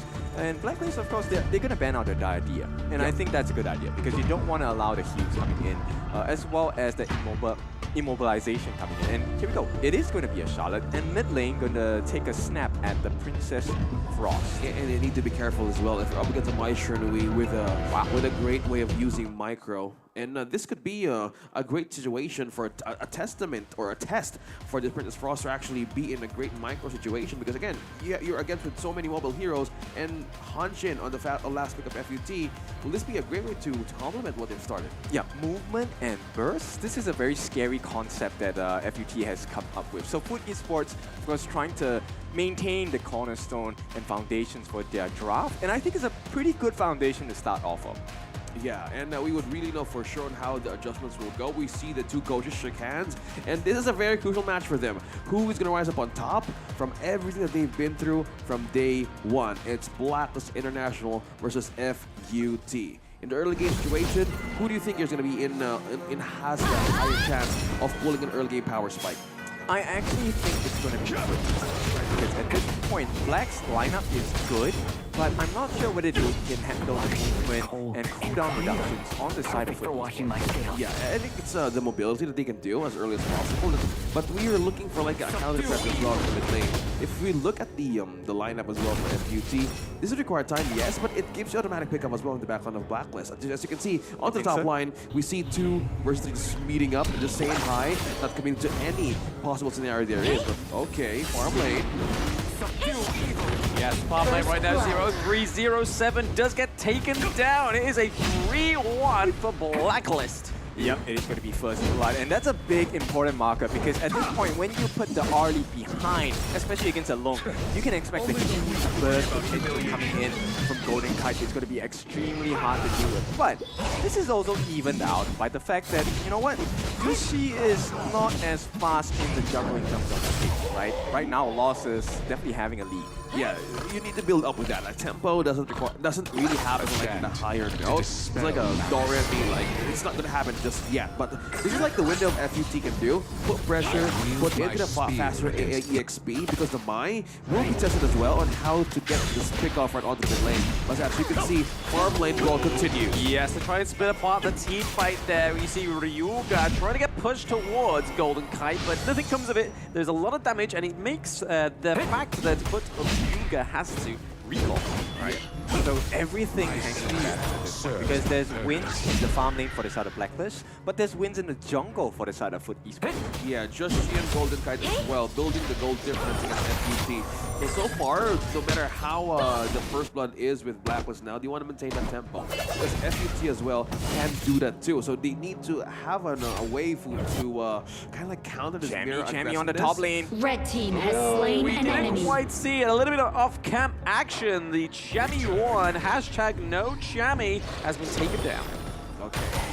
So much things happening right now all across the map, and this is like the gift of this composition is utilize more what's ever happening from there. But from the moment that something has been taken up top, this is like force a reaction from Aaron as well. I think this kind of movement in the mid lane run from Blacklist is really beneficial. Okay, so one of the things that you'll start seeing is the fact that FUT Esports, I think they might be too messy for the side of Blacklist to handle because they can really have any action around the map anytime. Yeah, and oh, there it is, the knock-up onto Chammy. Is it going to be another Chammy takedown? Not quite. Slowly but surely, but yeah, going back on the item check once more, we see two mid laners slowly building up or just bought out the Stone of Sorcery. You have the passive, the magic, the mage wave, so it's like a starter pack for the Mask of Agony, but actually... Vital air raid, there comes the passive, the Conductor's Souls as well. That is going to be a 2 kills over to Blacklist, and maybe even a T1. Yeah, physical finish for the side of Blacklist, and this is the start that they were looking for, right? Right now, they have just put a lid onto FUT Esports, but they do have some pressure coming in onto that Clash lane. If they can't get the kill onto Chammy 1, it's going to be a wasted effort. Yeah, I was looking for a way to FUT to actually bounce back, or that or just Blue get an team objective has for themselves as destroyed a well. tower. But the zoning of Chammy 1 has been doing, he has been taken used to near his vicinity, so shields not have even been attempt to shattered. take down the Catapults turret or moving even out. this Overlord. So a lot of objectives slowly can be taken by Blacklist. No attempt from FUT just yet. So, and Tyrant so has been beautifully defeated. from the side of Blacklist. And so they will reap the rewards. It's going to be the first time going into the hand of Blacklist International. Now, FUT Esports, they are pretty quick on pace as well. They match up and they take the Overlord for themselves. As it stands now, I think FUT Esports sticks close, but they're starting to trail behind a little bit. Yeah, and the damage buff of Blacklist right now, they would really want to have this chance to push for more damage buff. So comparing the gold difference as well, both from Lost and Just Cheat still leading by a difference, but if you're an Ogre, if you want to maintain the distance against your opponent, this is the good way to go. You have a push, yes, but damage is well present for Blacklist that they can utilize against FUT. Okay, so two big markers, right? Number one is that Aaron's level 7. Second marker is that Aaron has the Mask of Agony. So he's going to be able to deal quite a big deal of damage against Ryuga. Yeah, and they're very systematic on how they want to Blue approach team has FUT. destroyed They a know tower. they don't commit to team fights, but how they manage to take out turrets from top to bottom, yet they will want to leave this alone because another T2 turret team slowly taken has out by destroyed Blacklist. a Still a win for tower. them. Yeah, they're just that Blue one step team faster has destroyed than the side a of Foot tower. Esports. I like the draft from Foot, but right now they're being held at gunpoint here. Yeah, and that's scary. If you want to see how the position of Lost and Ryuga is right now, they're trying to push it. Wait, they're just really giving this away. And okay, has Black destroyed is a taken out tower. as early as possible, below 6 minutes. Okay, so stop the base race. The Battlefield Commanders come in. We see Ryuga at the back of the line there. The Infinite Bastards comes through. 4 Golden Kite. Getting the kill is Juicy on the side of Blacklist. Currently up 4 kills to 1. Someone's going to stop Hanshin, or they're going to lose the high ground trophy for themselves. But there is still more fights going on. They're trying to stop the recall. They're trying to stop and prevent this backdoor play. You have a Vanguard as well, so they can just push forward. Good thing that Just G's here as well, and there wasn't enough time. And imagine that Lost has completely taken down at T3, man. It's a bit of a quick way to end this game. Like, yeah, it's a risky play, but it paid off, right? Because they did manage to defend this T3 on the bottom. And mind you, it is 6.5 minutes. We have the first half of the base on the side of Foot Esports already cracking open. And the cracks, they need to kind of prevent that. Like we have seen some openings here that made by Blacklist. This is deadly, right? They would really need to proceed on how to address the map correctly against how Blacklist wants to maintain its push. You have the Liubang, yes, but it's mostly into the reinforcement rather, and they need to be sure on how to approach this, because either that or we can go back to the replay what just happened. Yeah, so with the Leaping Savior, that was a huge value to kind of protect the team from the destroyed and I think at this point, Foot Esports, they didn't have the best communication, so probably did have a call out to say, hey, I am taking a Oh, and Shin with the knock-up onto the Ogren. I don't think that was probably the best call. We did see a second attempt from Void getting a knock-up there with the whatever's off my Yin, but right now they're able to defend the T1 in the mid lane, but T2 in the farm lane make more. Golden Kite gets it. Yeah, we see them try on how to take the back line of Blacklist right now, but it's so hard. It's so hard to penetrate, man. If you want to see some sort of damage here, yes, some Void is spot on or spot someone. And Shin once more, has the CC immunity, but it is going to be the Bridge of Prison that gets him locked down. He's able to dash out. He has very little health, but it may be Ryuga that is the casualty. No, it's Blacklist isn't able to meet the demand of the kill. But look, speaking of kills, we have Void very low, and it is going to be a trade there. 2-2 trade. But Blacklist, no, make that a 3-2 trade. Killing spree. And 0-3-7 is still chasing him down, and that is a continuous punish that FUT did. This is not a fight you want to take, right? 0-3-0-7 against Orgren. I mean, he has a lot of damage, and Orgren's looking pretty low. So they're matching each other in terms of pace. Lost, what are you doing? I mean, I think also for Juicy, like, hey, don't want to take that 2v1, but no! Chami, hashtag yes Chami, coming through in the mid lane. They wanted to surpass their limits, but they have been limited. At this point, Blacklist just extending and edging it out a little more than Foot Esports. Yeah, going back onto the street lane, we have the FPS from Void, but being in the middle, he had more ways to actually slow down Blacklist. In this game, so much pace for 0-3-0-7, just continue to pursue, and Blacklist really needs to have a great stronghold this time around. Big stronghold, the T1 does fall into the mid lane as well. It's a risk, and at this point, Foot Esports is playing into the strengths of Blacklist, right? With the about half health or they're pretty low on health, they're still entering the fight. I know in this situation they get to catch the blitz coming in from Snape as well, and maybe the staggering charge coming from Ryuga. But it's a huge risk because the 4%, that's easily achievable with the lineup that Blacklist has.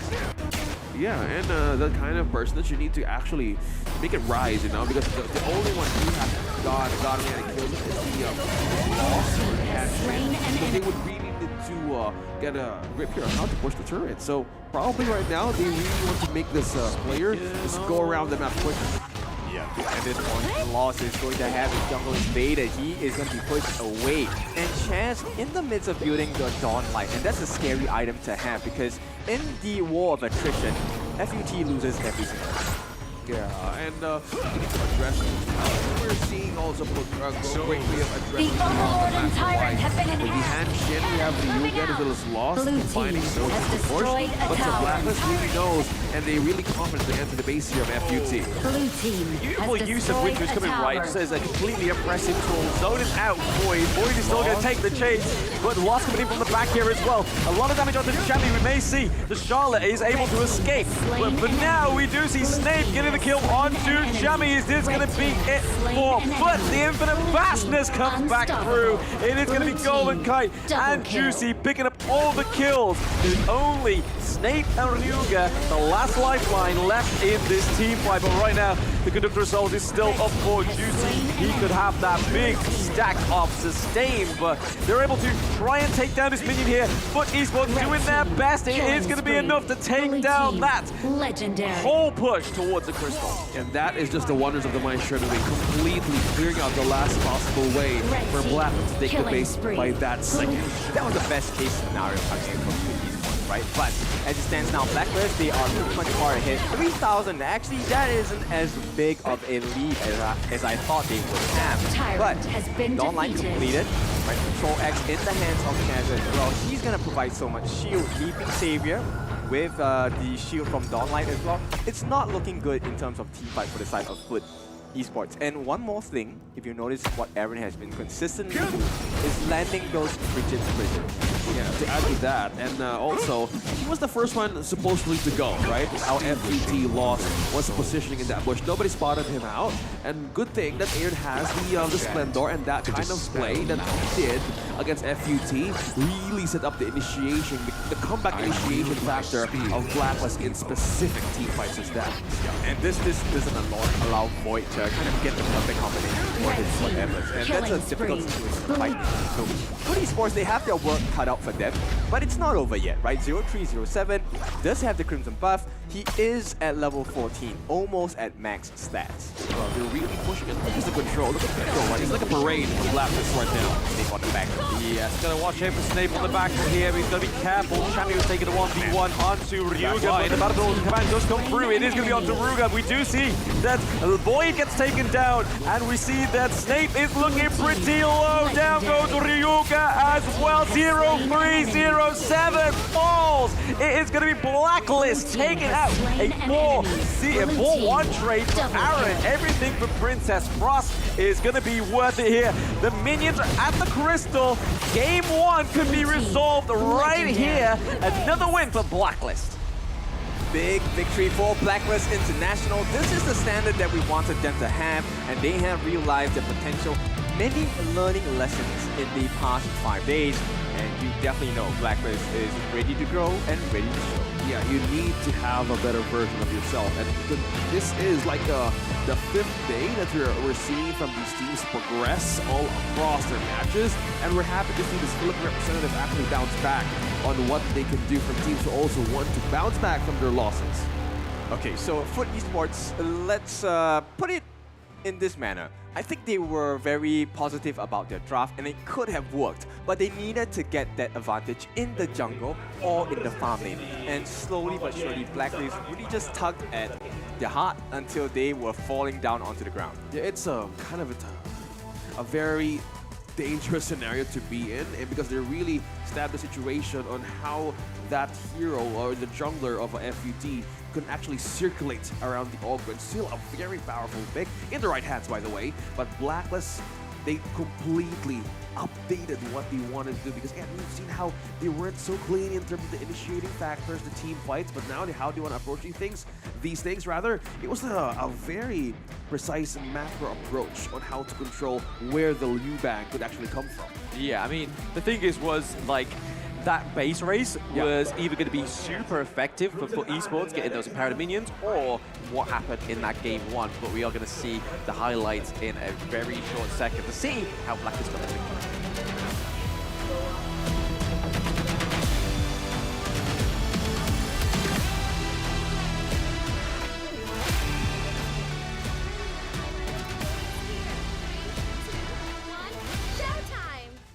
A very systematic breakdown onto the defenses an attempt at the win for the side of Foot Esports coming in from Blacklist here. This first movement was so big because it got rid of 0307. It helped amplify their farm, but at the same time also put a lid onto 0307. It was a tough one to kind of sneak out of. This was the early portion of Blacklist that they created a major hole in the base of FUT. How do you manage to bounce back from that early on? You have taken your T3 turret right away as less than 6 minutes. This sums up how do you want to get busy across the map. And this is like the main problem for FUT to address. Yeah, they have teamfight capability, but the base, man, they need to continue that equalization of units as well. Well, they tried, right? Lost actually wanted to equalize the play, wanted to get the T3 turret on the board as well, but because of the gap between itemization, the farm did not have the itemization to be able to do enough damage. They did get a Vanguard there, but it was too little too late, right? And at this point, every single goal matters. That difference of one goal could be an item or no item. Yes, no items or no show. As we see here, the Flaming Palm is connected onto Void there. That was really like the ending call, and then the takedown of Wasp. And then it was just a matter of time for Ryuga to meet his maker, but Snake right now was the only thing standing between Blacklist and their victory, and they were able to take it. Yep, it's so cool, right? Because the way, if you take a look at it, how Esports, their draft would have come back, would say, yeah, let's take a stab at this RD. But they actually did so much more than that. They controlled Snake from far, right? He was on the backline. They were expecting the Snake wraparound. And once they canceled his burst potential, the shields came in, the Dawnlight came in, the Radiance came to get the slows as well. So every single thing was just to make life as difficult as possible. And like I said, in the war of attrition, when your health is low, it's an instant win for the Ogren as well. Yeah, we've seen the team of Blacks as well celebrate from that win, and our MVP is none other than Joshi. 10-0-6 on this Ogren, and to go back how the team fighting went, man, I would still need to commend how the space was created by Chaz as well. But with this hero alone, Joshi stepping up for this game, and it was so hard for FUT to handle. Vision was lacking as well. Exactly. So once Juicy had that advantage, he was always in the front lines making life difficult, but that achieved two things. One, obviously, you know, he's having a very nice KDA, he's getting kills left and right, but it allowed Golden Kite the freedom to have the rolling rate into any place on the map that he wanted. And with the help and the synergy of the Zhang Fei as well, Chaz coming in with the Leaping Saviors, even the timings of his Unbridled Outburst did not matter that much. And this is a very scary KDA, right? Coming from the Luong, right? It won 110. But one thing that's very devastating is the KDA of the Artiman, 1-5-2. If you really want to snowball quickly, you have the items correctly, but it still didn't translate to a win. Like the zone out by the Zhang Fei alone by Chaz, it was a difficult place to where to have your umbrella, and it put so much pressure on where the follow-up comes from. My Shinui, my Yin, yeah, we've seen some plays as well, but it was too tough to handle because there's the front line right now.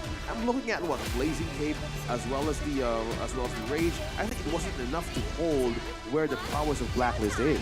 Yep. At the same time, with the Parasol, it allows Blacklist to understand, hey, this is the exact location we need to be aiming at, and Aaron just took advantage of it every single time. Take a look at the damage, right? Not that much for Aaron, 31,000, but he provided the CC, the lockdown with the Frigid Prison, and they were just forced to fight. They were forcing for the esports to fight all the way. They tried to farm their way out of it. Lost, you can see, only battling 33% of the time, but he could not do much because he was so underfarmed.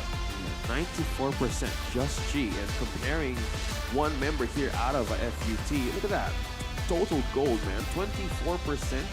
The comparison of this, man, Just G's just so happy, gaining every possible economy there is. 3,000 gold ahead. He was one entire item ahead of his counterpart. And this is the Blacklist gold graph. What a beautiful growth, right? Every single play just allowed them to reach another stage in terms of itemization, in terms of EXP. And the way they telegraphed the fight was so beautiful because it never looked like Foot had any chance to come back. No, it didn't look like it, right? There was a lot of brawls, a lot of trades in the mid to late game, but it's just ultimately how they finish off the Blacklist.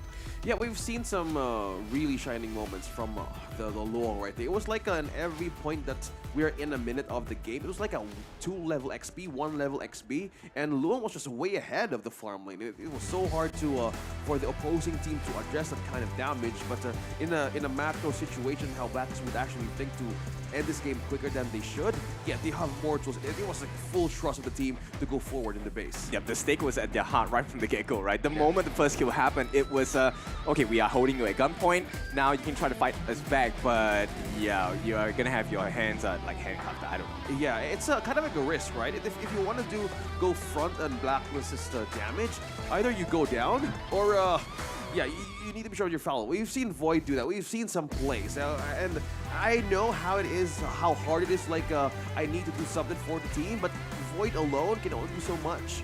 The crowd controls it, but it was too far, and Blacklist was pulling the Mayin in the most problematic way possible to get that reinforcement right away.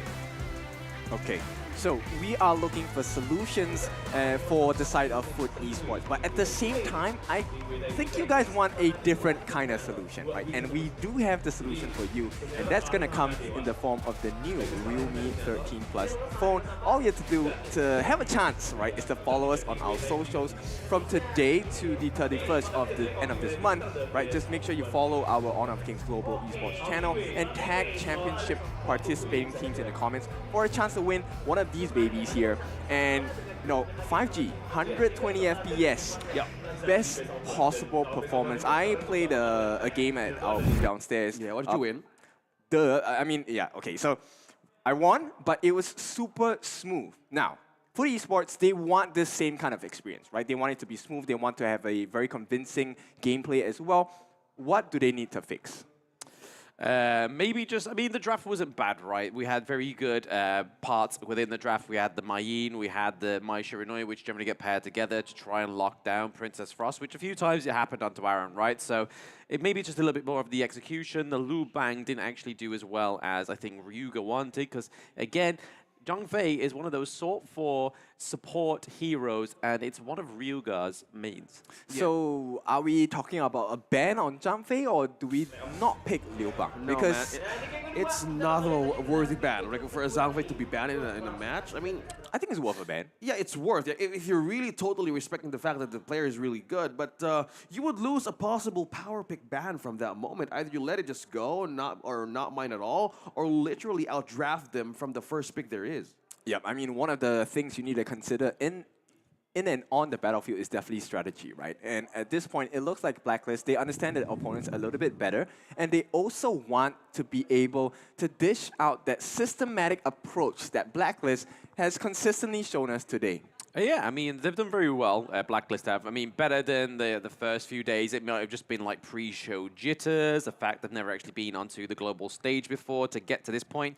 So again, they seem to be just mellowing into that standoff as they are able to take that. Game one, I have to say, very cleanly, right? I mean, it was a bit of a mistake for Foot to try and contest that base race. I mean, it was the only option they really had other than maybe going back, taking another death onto their team as well. So it was like, hey, we may as well try and go for gold if we can, but sometimes you have to settle for silver. Okay, so now they snap pick that organ again. Blacklist, they get the blue side, so they get prio pick.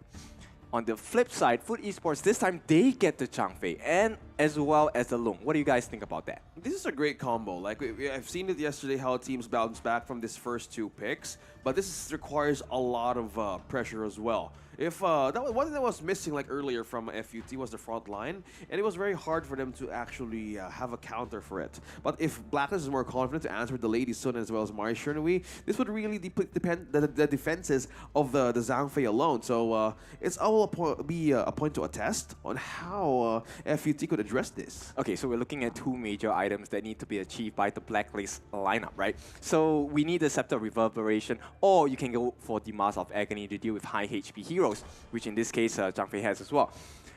Gardenmore going to do exactly the same thing, and this is a pretty scary pick, I'll be honest. Okay, not the fact that I won with my Gardenmore just now, but Gardenmore here offers quite a lot of value because it's able to touch Juicy before this organ comes into, the actual fight itself. Man, I believe you, man. Like, yesterday, we've seen Gun and Mo do a lot of piercing damage through the front line, even against Lianpo, even the most toughest armor there is, mainly because of having the Dolia present. But with Dolia being absent here, it's relying purely mostly on the items that he needs to get as early as possible to tear through the front line of Blacklist. So it's a bit of a challenge as well. Depends on how the mid lane is going to answer this. What will they go for this time around if you're Blacklist? I'm not too sure at this point because Foot Esports, they have taken quite a lot of supports away, right? Liu Bang banned, Ming banned as well. And at this point, Lady Sun, you want someone that is able to babysit her. The fact that you have a Zhang Fei on the opponent's side, on the side of Foot Esports, means that they will probably dive you on the backlines during the fights. And Lady Sun, I think, needs a proper service of protection coming from Blacklist. How about a Motsu here? Okay, it's not bad. They focus forward on the Liu Bang and the Ming as well. Motsu could be the option in first space for the Lady Sun. Still could be the Lianpo, but if you want to go like full on support and damage for like a long range situation, you could actually slow down the Luong in the hands of Chaz. They could pull off this Motsu too. Okay, I will lay down the pros and cons for you. I think there is good disruptions, good stuns, good controls coming in from Mozi. But Mozi as well does struggle playing against this kind of mode, especially when it's in the hands of Snake, because it is a sitting duck out there. Okay, Lianpo. Better option, but this would really force out the defense of this guy alone. I mean, in some games that we've seen from day 4 and day 3, Lianpo against Gun and Mo, yeah, this would really force them to build defenses, anti-mage defenses quickly, because you need, if you're a Lianpo and everybody's relying on you for the perfect setup, you would need to have to sustain that, right? Good thing there's a Mayin. This is like a requirement on how to layer everything to get the perfect setup for the backline of FUT. Okay, I'm going to try and dive into the mind of TG here. So my expectation of what he wants to achieve with this draft is that the fact that Chami going to be using this Mayin along with the combination of Aaron to try and catch out as many of the Foot Esports players as possible, right? It's not going to be Juicy going in with the Organ. I think that's too risky because you have a lineup that loves to fight you face to face. And even before you start the fight, with the help of Snake, Foot Esports can change the plane of that fight because you'll be coming in with maybe what, 3/4 health, half health. Not a good fight to take. Yeah, this is the peel. This is the prowess of with what we can see of FUT's lineup. It's all about how they want to go around busy as early as possible. Let's see how Blacklist would really address this. This is the match point of Blacklist against FUT. Let's see if this will going to be a sweep or will the lineup of FUT pave through the defenses of Blacklist? That's a powerful question to answer there. And at this point, you must not be mistaken. This is not an out draft. Both teams have specific win conditions that once hit will smash and obliterate the opponents. Speaking of smash, there is the Tremor Smash there. Not the Tremor Smash, but the dash. Yeah, it's one of the important moments that will change the fight later, right? And right now, Aaron does achieve one of the big markers. I think actually, no, blocked off by Snake. The boards will be secured, and looks like it's going to be a slightly going to Blacklist for now. Yeah, I want to bring up what you said earlier. There's no out draft as of the moment, just yet early game, but face guard value-wise, between Aaron and MyShirt and Snake, Gun and Mo, they have field potential, okay? They can require a certain amount of time to build up tempo for damage for poke as well. So it depends on how Blacklist want to see that deal, because if we look at the two sides of this composition right now, it could be a tight situation to evolve in team fights. Yeah, but I like Foot Esports pacing this time. A little bit faster, because this time Void on the swing set with set seal should be able to get some kills.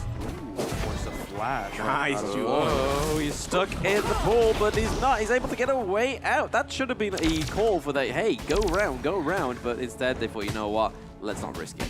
Yeah, good thing it was a flash being used as well. And look at that, because they have managed to clear up that rotation early. Foot Esports now, they can afford to try and go for the first rotation, and that's going to be lost on the top lane. And this is the question though, like, will they commit to early game power spikes this time around? I can only see either Chaz or Justin utilizing more of their toolkits, but it's good to know that they're just being cautious on every step that they can have against FUT. Because the strong point that they have right now is I'm just looking at Snake. and Void hitting level 4. So map-wise, we kind of like expect the Sunset to be more aggressively busy to where to put those set sails in.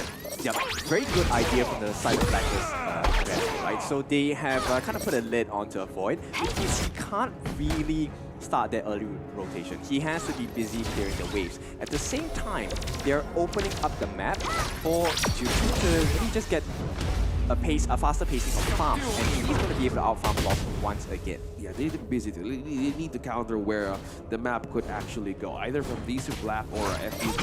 We would really know, but so far this is like a very like a game of chess, as we call it, and this is like a way of seeing how do they want to approach this first blood. Look at that peel. We were talking about it. The couple blades just missing out. Aaron from a very minute distance. So the map important, but nobody has a proper full control just yet. Advantage to the side of Blacklist is very, very slight. So at this point, for esports, I think they want to make sure that they don't make any mistakes, because we know Blacklist, and if we give them some room, they will make it. Yeah, level 5 as well for the Sun, so we haven't seen a rotation change against the FUT. They would really want to capitalize right now on the vision, because how Blacklist rotates is like they really want to protect this flash lane, because they're not letting go of potential. Look at that peel. Chaz on almost 33. Good thing the passive is still here to hold him off. But this is like game situation that they want to be in. Actually, I'm pretty curious, because Chaz is actually one level lower than Yuga, so something must be well done for the setup for them to have this. Oh, the path of pass hit. Lost is going to have to dash out of there, so no community yet. They're trying to get some advantage before trying to take the objective. You see that Joff Fate and the long looking pressure. This objective for Blacklist. It's a tall order, but I don't think Yuga is going to be able to use this Tyrant. Wishes have to come true, but no, it's not going to quite happen and come into fruition for FUT Esports. But we saw a very promising set sail from Sunset, but it didn't quite get there where he needed to be. Love it. Chami won this literally prevented the boat from docking in that test in the Tyrant. We haven't seen the game just yet, but it was like I was looking at the map, and they could have completely prevented. Like Chami said, no more penetrating. This is my front line now. Okay, now, there is a huge power spike coming in for the side of FUT Esports though. Snape just got that Scepter of Reverberation, so he's gonna have quite the burst along the boots of the Arcane. Additional kills. He was capitalized first by the Maestro Nui, and it's a good way to see like we need to be in more mobile situations where Blacklist could actually reach that one. So it's kind of like a pacing situation, but so far you're not losing more of the advantage. Magic ones. So pretty even so far. I don't think there's a very huge advantage. Watch out, Chaz getting a few of those skills actually replenished now onto the side of FUT Esports, but the thing is not coming out of it. A lot of these teams playing very casual. Okay, but they are making a commitment on the top lane. Does this work out? Because at this point, Void is being pushed out, but bot lane... Oh, there we go. Not lost there, but they are going to take that T1 up into the Clash lane, so they don't get the kill that they wanted. They didn't get the prize pick, which was the Lian poke, but hey, Blacklist made something out of nothing. Well, they're really pacifying Void right now. Okay, again, they're trying to make something out of nothing here. The Unbridled Outrage does come through. Only hitting Chaz, but no follow-up from that. Brucey may be in trouble here with Lost and Snape, but here comes Chami and Aaron into the mid lane. Maybe try and force this T1 in the mid lane open up a little bit sooner than game 1. But right now, a lot of hesitation on the Gorge. Yeah, I believe how Blacklist is seeing this game is more likely like a pacified situation to not let Void out of the Flash lane. They have been doing it. They have similarities on how they want to approach the map from game number 1, but this really slows down on when to put Void to get that set sails in. Just right on point. How to use that proper combo for Sun Tzu. So this Blacklist kind of rotation, I feel like now in the farm lane, there's some amount of time for the ladies to pop off, and they're using it as eco and as bait for FUT. Yeah, for Blacklist International, they're only looking for two things, right? So if either Snape is going to get caught or 0307 gets caught, that's when Blacklist will commit. Meanwhile, for this side of Foot, they won't go in unless they know that Snape is going to be able to land those spears. Here we go. Oh yes, Lost and maybe try and claim first blood here. Oh, he just forced the flash for Liempo to get out of there. Now Juicy comes in with the Path of Passing Death Precipice as well to slow down Ryuga, but still no time to get into that backline. It's a push and pull, right? If you take a look at what Foot Esports has done, they have positioned the members to be able to cut off that backline access from Champion 1. Even though it's Snape who's doing it, it is still a risk because Garemo, even in close range, she is quite dangerous to fight against. It's a good way to see that. Oh, set sail. It all goes onto the Aura. They want Juicy to go down, and do you not blame them? After that Game 1 performance, 10-0 deaths. Now we're seeing a battle on two fronts whilst we see Chami 1 trying to get that T2 into the clash lane. A lot of blows being traded, but nothing as of yet. Blue team like has they will destroyed get a the tower. Blue team They'll get the T2 and they'll get the kill onto Snape as well, but will they claim the Golden Kite? Yes, they do. Lost securing another kill to Foot Esports. It is now 2-2 for the boys. Yeah, a bit of a late call as well for Blacklist. I think they left the Golden Kite in a very tight situation, but FUT really knew that there was no way to even force that. You were seeing Blacklist all over the place. Destroyed a tower. Point on the top lane, and it kind of didn't translate to anything. Actually did. This is a big win for Black, right? So Blacklist at this point, they have taken the T2, they have a little bit more map control. At the same time, they have Tyrant control has been away defeated. for this Tyrant attempt. Yes, stolen from the side of from the side of Blacklist by Ryuga, but as the situation resets, you will start to realize that Blacklist, they're in a much better position because the map control seems to be slightly better for them. Okay, but they just need to avoid like giving Golden Kite an open position that could be taken by FUT. Like if they want to keep ruin the damage for this farm lane, you see also the capability of like the team fighting prowess. But okay, still a win though, still a win. But FUT needs to address it slowly. The lead is building up with Blacklist. Be careful how to defend this. But we're not seeing any more set sails yet, more like proactively, right? We're kind of like seeing a more passively approach on who's going to cross that line. Yeah, they're just trying to pull them across the map, right? So at this point, Foot Esports will do well for themselves to get that split push, which is exactly what Lost is doing. But once again, same situation as game 1. Deja vu. They're going for the base race, but they don't have the unbridled outrage. But who does? It's Foot Esports taking 3 kills from Blacklist. As we see Han Shin going for the base race right now. They're on the retreat. There's nobody stopping him, and he has the minions. They've got to be careful. Yeah, this is a split push by FUT. Looks like they're in trouble and now being forced to retreat back once more. And finally, in game number 2, they successfully take this T3 turret out of Blacklist. Destroyed a tower. Okay, so for this first time in the same exact situation, Foot Esports now take the lead. 32k, slowly building up. FUT has advantage on the Tyrant alone, so they have damage, and they're leaving the Overlord to be taken by Blacklist. So they need to be more careful, and if you are Blacklist right now, you would really want to secure this objective. You would really need this enhanced Overlord for their team. You need to be extremely careful, right? That's the reason why Foot Esports took the Tyrant in the first place, because they want to be able to defend any attempt on this Overlord. Bear in mind, this is a Shadow Overlord. So Foot Esports, they completely flipped the script this time. For the first time in the game, they are in the lead. 3,000 gold ahead. And our boy Lost here is pretty much close to being 6 slotted already. 6 slotted would be a fascinating point, right? Going into the 11-minute mark. We do have a 1v1 Chami against Lost, but it's going to be a lost cause. Yeah, he's just trying to pull them across the map, right? So we're expecting a lot of small skirmishes breaking out.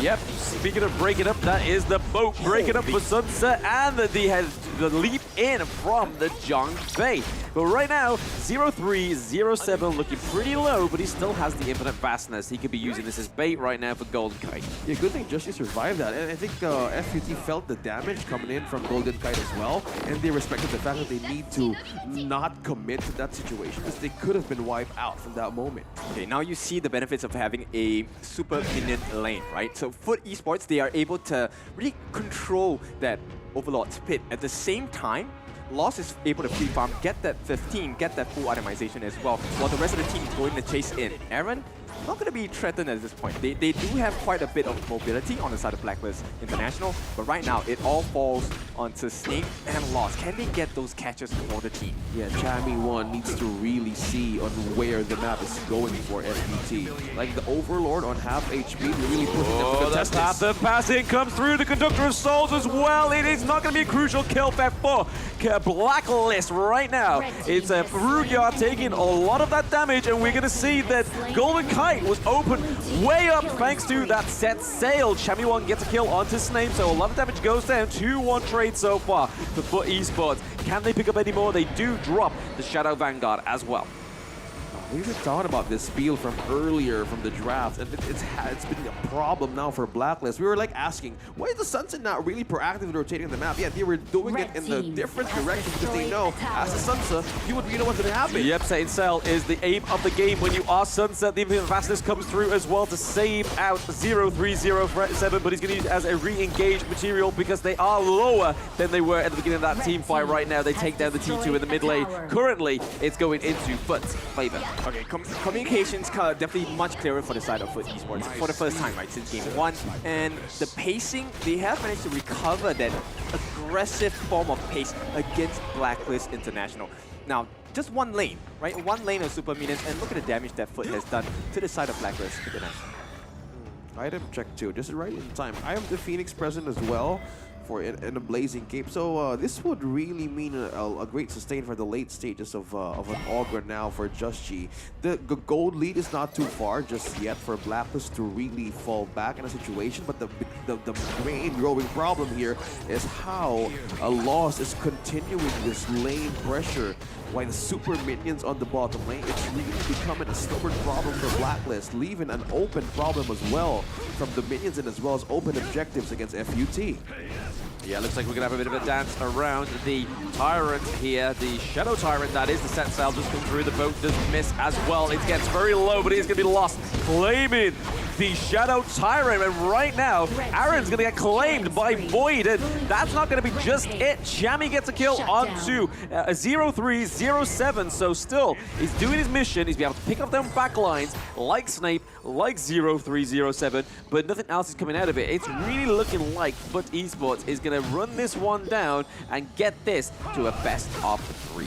Yeah, this is like the half HP peel from Jazz. It was so hard to pull off that frontline hold, and Blacklist was like had initiating a retreat back to base because it's so hard to be at front with the damage that the FUT has. The peel is just so high, and they haven't contested like a theft from now on from the objectives being open for FUT. Okay, so look at this. We have a full level 15, max level 15 loss. He's 6 slotted already before the fight, and at this point, Snape is also one step closer towards hitting that max stat. Now, 0307, he did die, but FUT knows how to plan their fights around this. Look, he has his 5 items already, looking for the last one, probably looking at a Sage's Sanctuary to really make life difficult for Blacklist International. Master Sword as well available for the Luong for the active tournament. More recipes for success here. Meanwhile, set sail is open.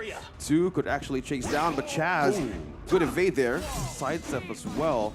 Meanwhile, Blacks will be in trouble here. Looks like Just spotted, but so far, yeah, they need to really hold this problem. A solution is really needed as FUT continues to paint the map red.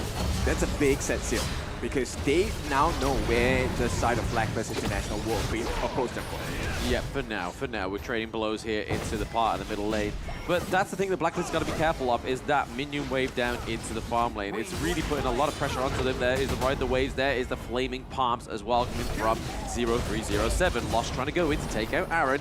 I don't think the Mai Shiranui pick's been this good on Blacklist. Yeah, Mai is really positioning himself right in the very most possible way in FUT, but so far this is a very risky move. We're getting another fight around another new neutral objective, but he's going to go over to Blacklist again. No, it goes over to FUT Esports. We see Chami in the back lines here as well. Aaron also. They don't want to get cornered. They don't want to get caught out, but right now, it's a 2-0 trade for FUT Esports. They're on the run, and that minion wave needs to get cut off. Do you see how beautiful that movement from FUT Esports was? They actually knew every single angle they were coming in from and Lost now sets the stage for them to potentially end this game.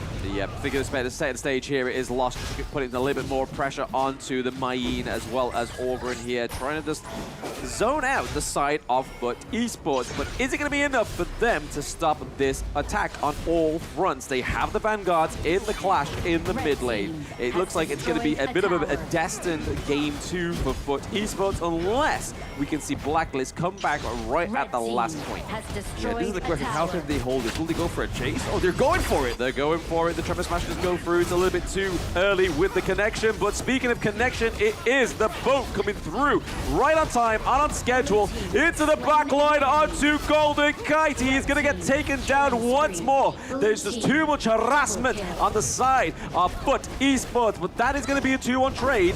We saw that Chami was able to go to the back line, take out Ryuga, take out 0307. But Void comes back into it as well. Snape from a very safe distance doing so much damage. Lost and Void are taking all the hits. Sage's Sanctuary gets taken off Foot. Lost, but it is going to be a loss for Blacklist here as they take game 2 is Foot Esports. What a game from Foot Esports, a good recovery. Blacklist International, they tried time and time again to come back into the series, into this game specifically, but every single time Snape was there, Ryuga was there, and Lost was everywhere. This is a complete read for Blacklist International. They have completely covered all entries possible. And that kind of scenario, Lian Po, Chaz was really struggling to get that right opening for a Tremor Smash. But this is a problem. You would have the flash crowd control combo, yes, for Lian Po, but one thing they were missing, though that was missing rather, is the peel potential. And when they had a way to contest that Overlord away, I've seen a Splendor pickup item for the Gun and Mo, and it was so hard to target members of FUT to burst even down 1, and with that, Void really, Chami 1 was really struggling to put the right puzzle pieces together on take that ambush play to FUT. Okay, so into the world of the beautiful mind on Foot Esports coach, right? So I hope I don't butcher his name, Octay. He was doing a very good job because the way that this draft was going to work for the side of Foot Esports was massive confusion, right? They had to overcommit from the side of Blacklist International. In fact, they had to burn skills to be able to touch the members of Foot Esports. And that's when the value of the Sun Ce, the late counter-attack set sail, along with Lost just jumping in and out, ruthless assault. It made so much sense about what the coach was trying to get the players to do. Yeah, an amazing comeback as well, but like, from the moment that we've seen that the Zhang Fei as well, landing the right outburst, it was like you're trying to cross a castle without any ways to jump over it, right? It's just too much of a problem, and damage was not just really showing for Blacklist. I want to go back on how FUT managed to take this away from Blacklist International. Hi everyone, I'm Yuhan, and I'm the official 2024 HOK Championship Observer. The tournament highlight of the day is here. 3, 2, 1, showtime! Going back on the highlights here, this was like the early game momentum that Blacklist really want to set up against FUT. Lost, on the other hand, really spot Chaz in the most crucial positions on the map, and they have read them too soon, and it was so hard for them, and they have been dictating the pace here. When they got the best possible option to create a continuous hole in the map of Blacklist, yeah, they slowly want to take out everybody sooner, as early as 10 minutes. That was really interesting, because if you take a look at Champion GC, right, the two of them actually had the level and gold advantage against the likes of Foot Esports in their counterparts. But I think the problem started when they couldn't shut down Snape. And when Snape gets his items, there's no way you can fight one-on-one against a Gun and Mo, especially when she has a Reforged Blade as well. Very good understanding of when to use his Ruthless Assault from coming out from Lost as well.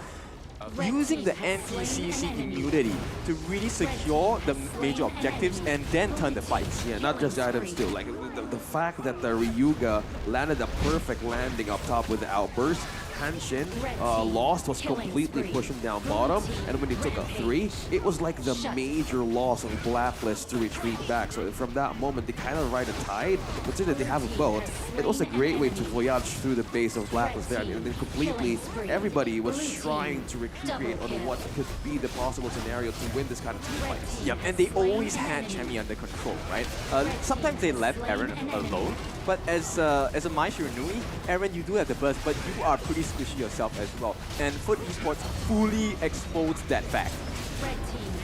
This is like the scenario on what they wanted to do. Like, if you want to keep your pace going in HOKC, take it to game number 3. And FUT completely read through Blacklist's mind. And the MVP for this one is none other than Lost. Yep, from game number 1, he lost to counter push down bottom, but now I completely won the push. Okay, so Lost is pretty tall as well, and he's standing tall both in-game and in real life as well. 307, you could never catch him. You were chasing smoke, catching shadows as well. No deaths, 27% of the total hero damage dealt from the team, and he did tank quite a lot, close to 30% here. Yes, quite a lot as well. I mean, we've seen this handshake come through quite a lot within HOKC 2024, right? So it's working. So some of the teams, they don't pick it because they don't like the... It's very like, what's the word I'm looking for? Like, fickle. It's a fickle kind of pick. If you don't get the items that you need going into that late game, like the Sage of Sanctuary, all those tanky items, it's really hard to pull off. Yeah, so let's take a look at his itemization, right? Destiny is the final item, got the Blood Rage as well as the Dragon's Blood as well, with the Giant's Grip and Overlord's Plate Mail, Blazing Cape, full tank. What do you think about this? It's like a mirror now from game number 1. I want to repeat this once again. This was the KDA of the farm lane of FUT. It's like a 0-5-1 as well. Golden Kite was the one who's trying to escape most of the tight situations. It's just that Foot knew who to pressure, and when they saw that at like minute 5 to 8, it was like continuous hold down, put a chain on Lady Sun, and it was so hard for Lianbo to address movements around the map. Okay, I have to give a shout out to Snape as well. The moment a Ganemo gets a Void Staff, your game is over, right? Yeah. And take a look at the damage that they did. Lost 115,000, Snape 120,000. The two of them just killing off any chance in this game for Blacklist International. And looking at the team fighting rate comparing to Chami 1 and Chaz, it was so like a kind of like a playmaking situation that Chami 1 needs to make the right play, needs to catch the perfect person, because Chaz, on the other hand, with the items that the Gon and Mo had and Snape got, it was so hard for him to be in the front line. That explains the 50%. And the only one who could make an outplay is Chami 1 from the back, which was his playstyle all across the games here. But it was really a struggle for the Lianbo here. Yeah, it was a big, good start for the side of Blacklist International, but for esports, they hit the strides, they found the pacing, and they understood that, hey, late game is totally our game, and they put Blacklist back into their domain here. Yeah, and this was like a reverse kind of a thing, and it all happened at 9 minutes. That kind of tactic that FUT did is so similar from BSC that last night, but at Hanshin. But comparing from how they split Blacklist half, it was like they were overstaying their time up top. And Hanshin was like, yeah, keep them, hold them in. And when they knew that Blacklist is not doing anything, that's where the outburst like exploded. And that 3 crucial pickups from that moment was the turnaround of everything. Yep, that was so cool to be able to be put in the exact same scenario in game 1, but having a totally different outcome. Like, this shows you the difference in certain decisions that you make, right? In fact, I wanna be... It's gonna be weird because I think for esports, they made the exact same decision, but this outcome was totally different. Yeah, like they had maybe what do you call this? Like they kind of talk like, I am not satisfied from how to game number 1. How about we rewind that moment at the best same exact scenario? Yep. And from then, I think this is like a great reset and a much needed win as well. But this shook up Blacklist International hard. Oh yeah, for sure, because this was an execution difference, right? Both drafts were really strong. You can see the merits of both drafts, but the execution this time, Foot Esports, it's kind of unfortunate that they are at this stage right now, because they have the potential to be such a good team, but they need to be more consistent. Yeah, I mean, but this is, I don't want to glaze for esports anymore as it's going on right now, but this is the point they always get to, right? They take a round, they lose a round, and then this is the penultimate part where it's kind of like, do they follow the same suit? Do they lose 1-2? Or are they actually going to finally take a series, which unfortunately at this point doesn't matter for them? This is like a great reset from these two teams because we're now taking the point of no return, as I call it. Is now we're into the best of one. They would really need to have an adjustment. But what is up with the Zhangfei games, man? I have been counting. To push it to a game number 3, either you take it with you, and that's where you land the perfect outburst to take a longer team fight. It works so much good wonders, specifically now for FUT. Yeah, so are we expecting a Zhangfei ban? Because I think it does make sense, right? Zhangfei, with the Leaping Savior, and depending on the itemization, it does change the way you're able to take fights. You're really asking me this again, yeah? Yeah. Man. Same scenario. If they really did ban the Zhangfei, I'm gonna answer this one more time. That's a great respect, man, of the hero to not exist to any more fights here in HOKC. Like, really? Zhangfei ban right onto the board on the series of the tournaments right on, man? No. Don't ban it. Just don't. It's too much of a risk to let everything loose on the other side of the team. Yeah, I don't think it'll get banned unless we see Blacklist go over to the side of red team, right? Because if they go to the red side, they can then pick what they're like a prio pick, and they also go for the Zhangfei, which could be detrimental right now. Because I mean, that is the difference between game 1 and game 2, right? Both of these teams, with their victories, had the Zhangfei. Yes, they did try and go for the base raise the second time around, but I think what's needing to happen is not a base race, it needs to be a solid game of Honor of Kings. Yeah, they need to take a break, man. Did they just smell matarbak? Man, I'm really going hungry right now. We have tasted it out the first day here in Jakarta, and it really tasted good. The savory one, the egg one. I'm smelling it. I don't know if it's the right food in our talent room, but yeah, I would really want that snack. Okay, talking about it, it's going to be the story of the prey and the predator, right? So who's going to be the actual food in this particular match? This is the last game of the series, and right now we start off with the battle of the minds, right? TG going against Octave. Any inkling as to who you're leaning towards? Yeah, you're putting who's the smarter mind here? You're putting me on a tight spot, lah, huh? Yeah, there we go. Okay. The way to do it, I'm gonna lean towards like a don't ban the Zhangfei, but on the side of like picking on the priority, I think Blam has a point as well. Yup! Oh my goodness, we came to a point that somebody banned out the Zhangfei. Woo! Okay, day 5. Wonders of day 5. Okay, I stand corrected. They are really respecting this here right now. I mean, it's a potential for counter pick, right? This is the point that Blam was bringing up. So yes, when you go onto the red side, the second prio, you do have the option to get that counter pick. So I think a smart ban was done by Foot Esports here, the fact that they take out the Zhangfei and the Musashi. Now, there is a very high chance that we might be considering an Algren coming out here as a prio pick, because most of the times when a Musashi is taken out, you definitely want to lean into an Algren. I think that I can answer to a no-ban situation. Like, Algren is just open for everybody. Like, everybody can just take it, everybody can just use it, depending on how the prioritization goes. But the Dolia is open, by the way. That was my next point. Dolia is open. Did I decide to go for the Algren first, or give it over to Blacklist once more, or to go for the Dolia? Diadea is open as well. The Dolia didn't do so much in the games with Blacklist and GL. It wasn't like a very good wraparound in the late game. Instead, they go for the long. They're putting the Algren open in the Dolia for Blacklist. Okay, interesting. Are they pushing it? I think this could be a checkmate move, right? They're looking like, we've seen teams end their draft with the mage, the mid laner instead. And then it's a huge difference maker, because now they have the full counter towards that lineup that their opponents have chosen. I think Lung is a good pick to start with, but who do you pair him up now that you don't have this Zhangfei, right? Who do you have to kind of either protect or set the fight for a Lung? Because Lung's hands aren't really that long per se. Well, we really had to point that out. And yeah, it's a great way to start, right? Because this two combinations that Dharma and Yuan, to answer your question back there on who's the smartest one to prioritize the first pick, in the highlights of the day, Yuan and Dharma has been a great initiation starter. You have the stun, you have the follow-up, and Blacklist, that was the main problem here. FUT was really confident.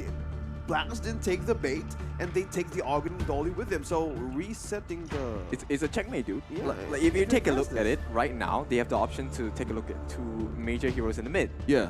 With the Dolia refresh Celestial Melody, you could go for the double Reforged Blades on Ganemo, or you could go for the double finishing stroke with Shangguang as well. And it's huge burst onto members like the Dharma, members like the Lady Sun. They don't survive these initiations at all. Bro, you're putting so much problems in my head, which is really good for Blacklist right now to answer. They have Gun and Mo, yeah, of course. The question is, do they ban it? I'm gonna go in your head right now. Do they ban it? Because the lane is much more important for the Lady Sun to survive as this guy hits level 4, and this will be a great question. Short answer, no. I don't think it's worth the ban, right? Because you do have Dharma. I think they place a lot of emphasis and trust into Chammy that he will be able to catch the backlines as well. So taking Gun and Mode, sure, you have a huge burst potential, but it's a risk because she is really squishy. A nice combination coming out from Lady Sun is a 2-hit combo. She dies instantly. Oh my god, this is just a problem right now. Like draft-wise, we're looking at the best case and worst case scenario because onto the bans, respecting the handshake. That is something I did not expect. For 2 games, they saw like FUT try like, no, they're not giving up. And this has become a threat to Blacklist right now. Yeah, it's funny because end of the day, they understand that for Foot Esports, the Organ can still be a flex pick and it does wonders against the Dharma as well. So at this point, they could mess their brains up. You know, maybe they could go for a Levi. I would love to see a Levi right now. Yeah, we've been waiting for like new picks right here on HOKC. So far, we're sticking in the most closest scenario of a hero pool from the teams similar in matches that we've seen from day one. I believe this is the time to open up some new page of the book or probably stick with comfort. That's 2 things, but this is just really a challenge. But if you want to take this into the next level, go ahead. But so far, Blacks, their mid lane hero, they're not overthinking it. Yeah, okay, so they want to play the game according to their style, right? They want Foot Esports to play their game. Let's see if Foot Esports is going to match this pace, or will they say, no, we are going to play our own version of the game. You try and pick up the pace with us. We're really chasing this draft mind games right now from between FUT and Black. This is a very crucial moment, right? Because they need to win this series in order to make it to the cut. Because if they lose this moment, yeah, they really need to have this kind of comfort, this strong meta pick as well to make it over FUT. And they're really taking their time on their last 2 picks here. Pairing up with the Dolia. Oh, okay. The Shangguan and the Dolia as well. So no Gun and Mo for this one. Yeah, I think it's a good idea either way, right? Shangguang will be able to kind of win out the lane. The moment you hit 4, it's an instant counter towards the Lady Zhen. And any rotations, when you have a better wave clear in the side of Foot, you will be able to make that first rotation that is a threat to Golden Kite on this Lady Sun. And it also removes the chance of this Lianpo coming in as a problem because anti-CC doesn't matter, I'm just dealing damage to you. Yeah, I want to go back to my experience comparing to this lineup. Like, I don't know how Blacklist would really pull off this Lianpo, and how do you guarantee a catch from a Dolia or a Shangguan? Everybody, yeah, I love how they just smile and just clench the fist on who's going to be the best team here. I'm really looking forward on how this Lianpo is going to be effective. Again, how do you catch the Shangguan? How do you catch someone slippery? And with this kind of lineup that FUT has, I hope Blacklist, with this comfort and the same choices for game number 2, I hope this is a pull-off game for Philippines to make it through the challenges of the game. I like the way the Black is doing this, but it looks like they might be in a little bit of trouble, right? So, you know what? In a battle of on the battlefield, let's not think too much. Let's just go back to bare, raw instincts and just fight it out barehanded, right? So right now, Blacklist is trying to push and be aggressive, trying to make life difficult. Stop the rotations from coming in, send someone home, which is already being done now because Snake has to go back. He's going to be slow on the rotations, slow on the wave clear as well. Okay. I think they're relying mostly on the crowd control kits that they have. I don't want to count out the Dharma just yet because it was like a one-game situation where it was a 50-50 hit or miss with the Tremor Smash in game number 2. But summing up with the Dharma being present with the U1, I think this would complement. I hope this kind of answer that they have in game number 3 could really mean a catch here because they're really forcing Foot to rotate as early as possible and not get disrupted from this moment. Meanwhile, up top here. Up top, Chami and Void go 1v1, but I don't think there's enough damage on either of these parties to take a kill. Wow. Yeah, until it's 4, I don't think it's going to be anything serious at this point. Probably a pillow fight, right? A pretty painful pillow fight at this point. Both of them are less than half their health. But the main farm I'm looking at actually is in Ryuga. Okay. Right? So, hang on. Oh yes, they may get catch out here onto Chaz. He's taking a little bit too much damage, but was able to get into distance with the Golden Knights. Okay, Void getting a 3v1 trade up into the Clash lane. It's going to be Blacklist getting the first blood on the board. I think that was a great call for Blacklist to do. Like, they know that they don't need to commit to that team fight that FUT was initiating from the farm lane, but mainly on the top lane scenario. One member was missing, and it was a great call to use 2 members from Blacklist down bottom to be the distraction of everything. Yep, so cross-map play is really important. And, you know, Blacklist has just shown you a sliver of what is possible with the combination, right? The Dharma, Lady Chen along with 3-1. If you get the crowd control right, you can wipe out the entire team on the side of Foot Esports. Probably not going to be able to kill 0307 because he will have access into his Dragon form, right? So Infinite Bastard is going to be an escape tool, but what can one Dragon do against 5 different members of Blacklist? That's the real question. Here.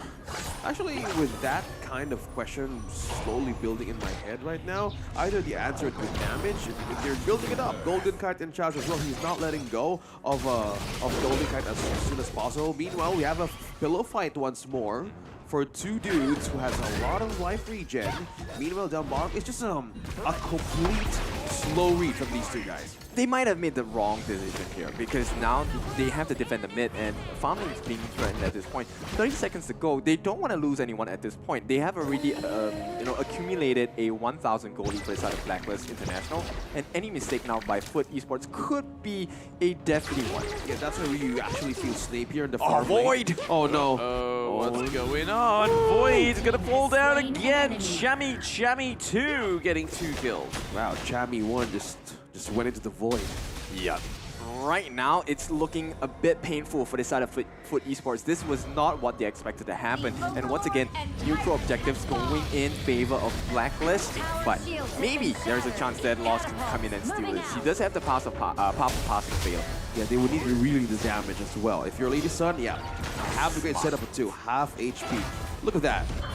Who's gonna get this? Okay, Snape goes in, and we're gonna get the finishing stroke go off, and it is not gonna land onto anyone yet, but the crucial kill fam comes through for Blacklist. Chami going in onto Snape. Crucial crowd control ×3. If ×1's not good enough, ×2, it's ×3. That really set up the pace of that team fight. Yeah, Tremor Smash right on point, and that shook FUT to retreat back. And the long can't do so much. 03307 did nothing but actually bounce back because you don't have the damage to answer yet. Yep, I like this timing by Chance. It shows the amount of composure he has, as well as game sense, right? He waited for that full ultimate to be dropped down by the Shangguan, so Snape was doing a bit of work.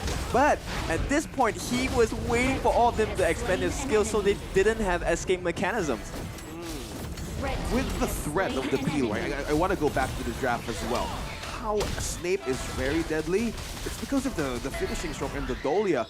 Good thing like Black was so patient enough to wait for the right moment. As we go back on that replay, it was the moment of the Tremor Smash to shine, because if you did go first, it's like an open playground for FUT to go up against you. Yep, so mechanical skills, I think Blacklist is showing off how good they are, right? But there's one marker I'm very interested to see, Chaz, maybe fighting it a little bit more Yeah, off the taking a bit of damage. He's not going to get fallen down there. He's able to get escape just thanks to Aaron rotating around as well. I mean, we do see see the T1 up into the clash lane fall. Chaz is now back into the mid lane. Maybe we're trying to see some formulation either around the Overlord or that T1 in the mid lane. Yeah, at this point, you know, Loss, I'm waiting for him to get his Eye of Phoenix. And at the same time, I'm expecting Aaron to rush that Venomous Staff as fast as he can, right? And once he has that Venomous Staff, I think Foot might lose this game. Golden Kite takes down Snape. Snape not looking as flavorful on this Shangguan pick.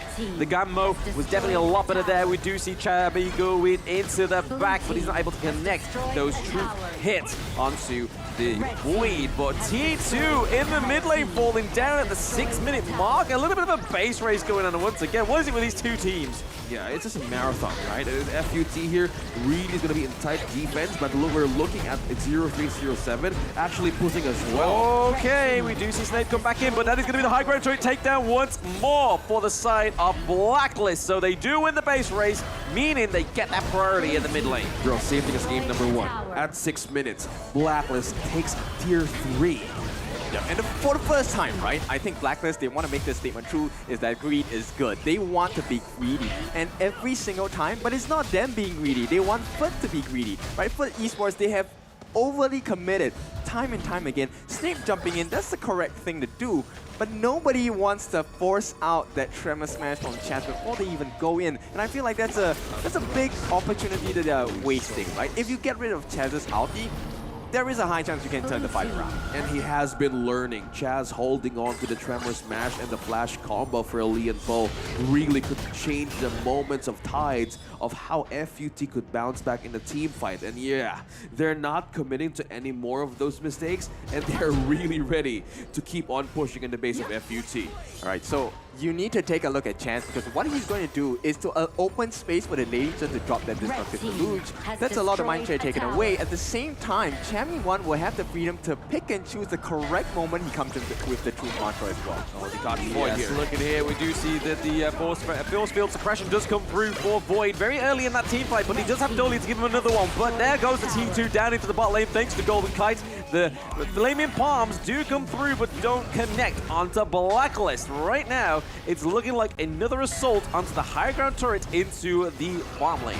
Another T3 turret down bottom can be taken by Blacklist with the Champion 1 protecting the back lines too. Oh, gotta be careful. Chaz is on the run. The Magma Slam is gonna be there to force them away, but oh, Ryuka gets taken down once more. That is 2-0 trade off to the side of Blacklist. They're opening up now. We see that Juicy Lost goes down also, and Aaron is only 0-3-0-7 that is alive. They've just handed them the Game 3 victory. Blacklist, welcome to the knockouts! Congratulations to Blacklist International. That was a spicy game, my goodness. And this is where the combinations, the mechanical skills, and the layering has been so important. And Blacklist, what a showcase of the skills they have, both mechanical and synergistic-wise. One more time, Chammy 1 from the back with the Dharma Truth Mantra. All Man, right. come on, he has been doing it so clean. Exactly, and I think for esports, respects to them, they really made Blacklist International sweat, right? It wasn't the easiest of games, and now they have taken another lesson, a painful one, a pretty painful one, because it's a 2-1 scoreline, right? But nonetheless, right, we will go to the host and learn even more from maybe one of the Blacklist International players. Let's go. Okay, thank you so much, casters. And that's all for our third match for today. Exactly. So once again, congratulations to Blacklist International! So we're gonna have Chaz to join us here to have some interview. Chaz, Okay. please give him a round of applause, guys. Woo! Yay. Hi. Hello, guys. Hello. Okay, hi. Oh, okay, hi. How are you? I'm feeling good. You Feeling good? Ah, of course, because you win this match, right? Okay. Okay, Chaz, so we know that you've been struggled a bit in game number 2. So can you tell us what happened in game number 2 and how you guys able to gain your confidence in game number 3? I think in game number 2, my hero in their composition is so hard because I can't CC chain them because their hero is so mobility. And I think we gain our confidence in game 3 because I think we just no worries, take your time, take your time, take your time. I think we're just confident in game 3. Oke. Jadi itu ya teman-teman ya. Mungkin kalau misalnya di game yang kedua memang ada kesalahan sedikit di hero-heronya gitu kan. Dan kelihatan banget perbedaannya kalau misalnya kita ngeliat di game yang ketiga. Bener kata Chas tadi gitu kan. Di game yang ketiga mereka lebih confidence lagi, lebih percaya diri lagi untuk di game yang ketiga. Oke. Which one that bother you the most at the game 2? What hero? Hanshin. Hanshin, okay, the MVP from FUT Esports. Yeah, Hanshin. Okay, so maybe this is gonna be our last question as well. So, do you have anything you want to say to your fans who watching back at your country? Thank you sa mga fans na nanonood sa Philippines at pati na rin dito sa Indonesia. At maraming salamat sa suporta. Okay, thank you so That's much, it. Chas. And Chas, once thank again, you so much. congratulations, Blacklist International. Yay, Chas, you may join your team again. There you go. Itu dia. Tadi kita udah menyaksikan luar biasa sekali match ketiga kita di mana cukup sengit banget 2-1 ya. Akhirnya hari ini kita melihat 2-1. Akhirnya. Tenang, Drew. Kita masih ada last match. Setelah ini pertandingan yang tidak kalah seru, aku yakin banget karena akan ada Boom Esports melawan Influence Rich. Betul sekali. Jadi pastikan kalian pantengin terus karena kita akan join ke match yang keempat sebentar lagi. Namun kita akan balikin lagi to the caster. Caster, please take the stage. Third time's the charm, and we're looking at the third game of the day as well. The coincidences don't stop there, and this is the pride and joy of Philippines region. Blacklist International doing so well for themselves. It took them a bit of work to get here, but I think they have secured their slot into the knockouts, so congratulations to them. Now, boys, I think this has been a game that has showcased not just the strength of the players, but also the mind of TG. Yeah, it was in the interview, it was a bit of a shake-up from game number 2, and they really admitted that the Hanshin, and what's up with the Lesion and the Hanshin these days in the games? Like they have been controlling the game as well, and it was a bit of a test on how Blacklist could address the map generally, and it was like a problem, a growing problem for them to address as well.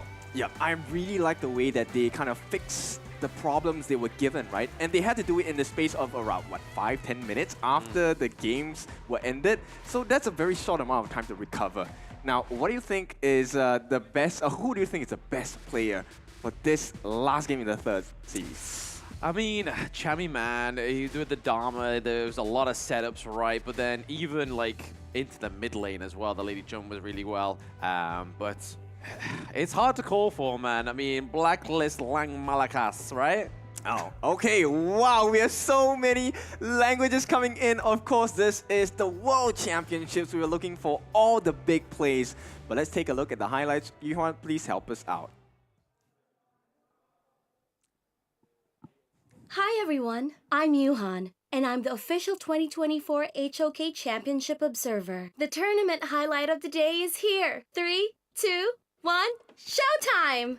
I just heard Blank speak Filipino. This translates to Blacklist is the strongest team, translated into Tagalog. Blacklist lang malakas. Now going back on the highlights here, it's Blacklist International. Season opportunity. Leon Po doing all the best work in team fights, being more counter-aggressive in setups as well against Snape.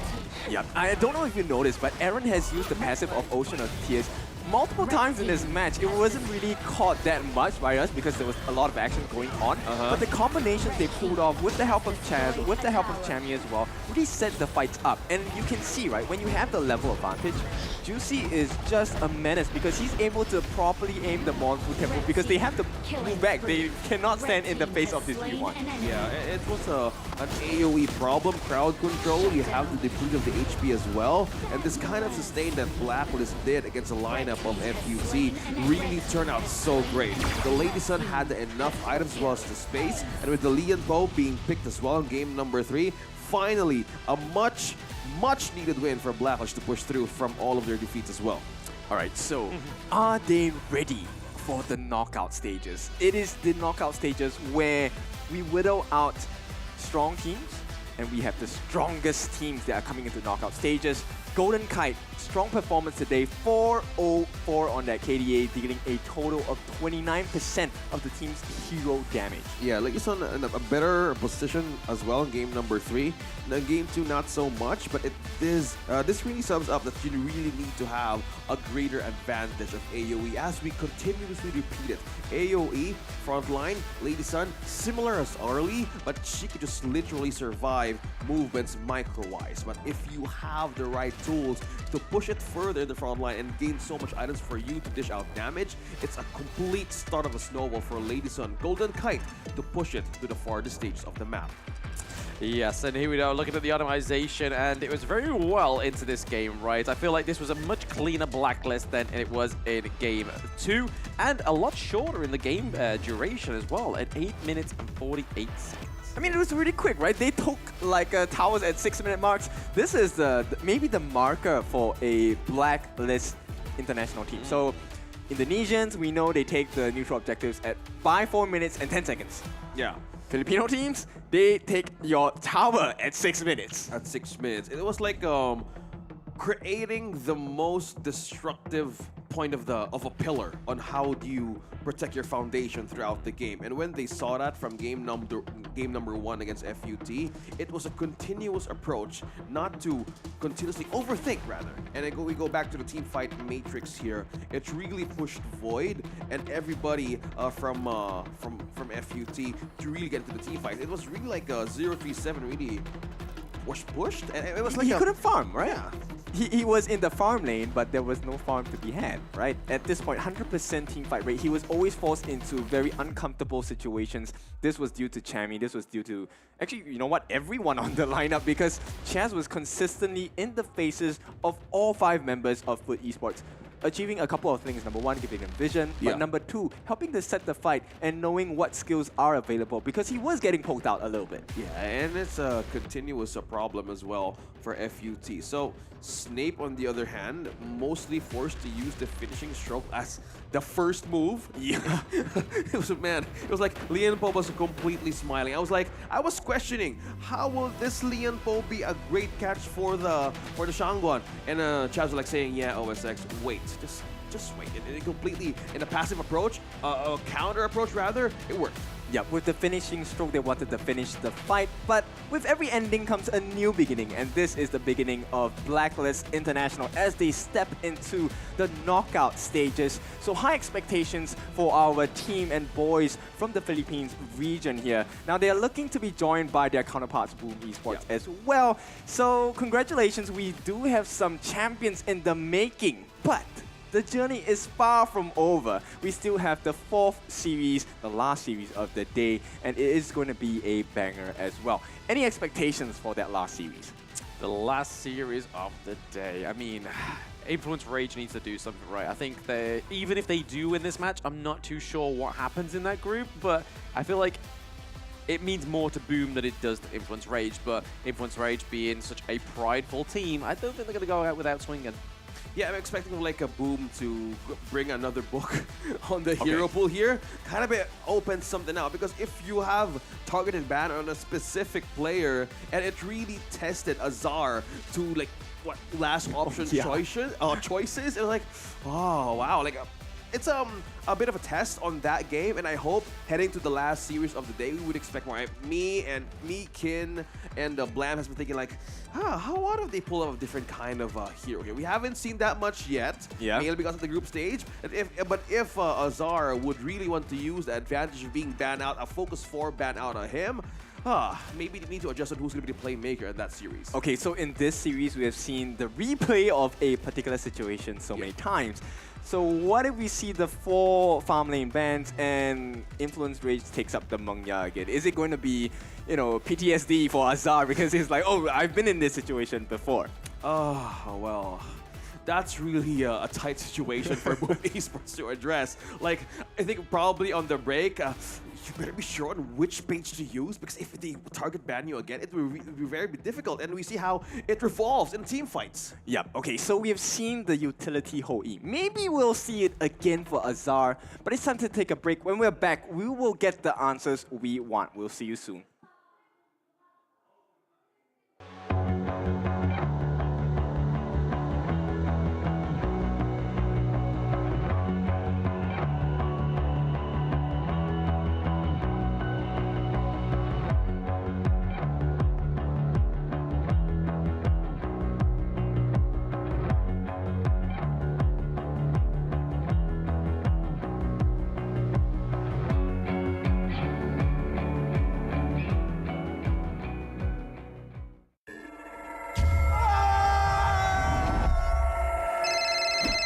Yang, aku pulang lebih cepet nih. Ini lagi OTW rumah ya. Pulang, udah cepetan. Teknologi Fast Cooling dan iFeel membuat ruangan dingin di setiap sudut. Dinginnya nyebar, langsung chill, auto nyaman.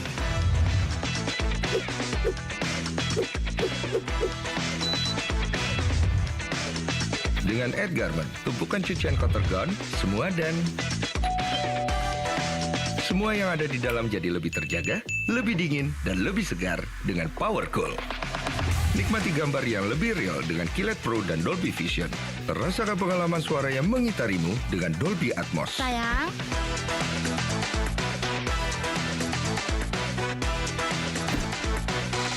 TCL, semua jadi mudah.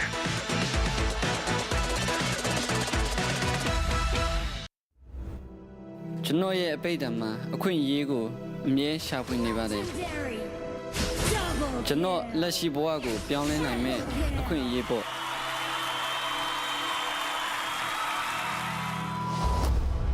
Esport ye adebega, ludan to mtunai mabu. Daga apan piesia to kupinai delu. Boa to shaolan ya me ki to kule pinai made. Professional gamer people ga, chino boago, biangle bo akun ye ji to kubabe.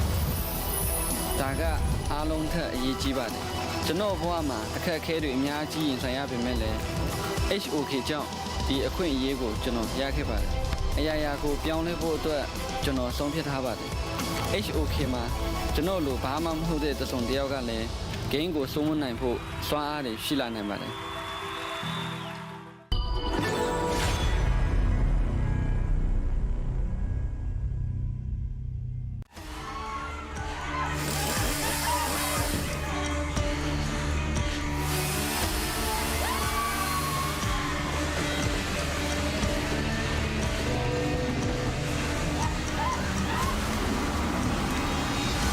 It's Friday! It's your day!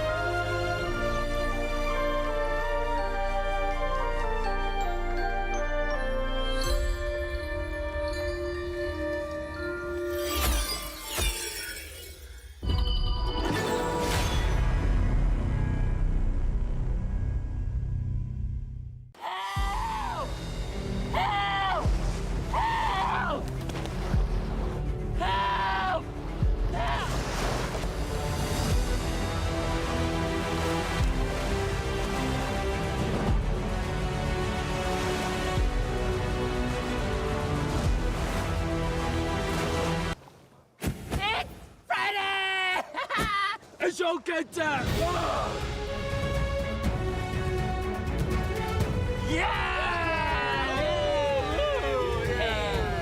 Jungling, huh?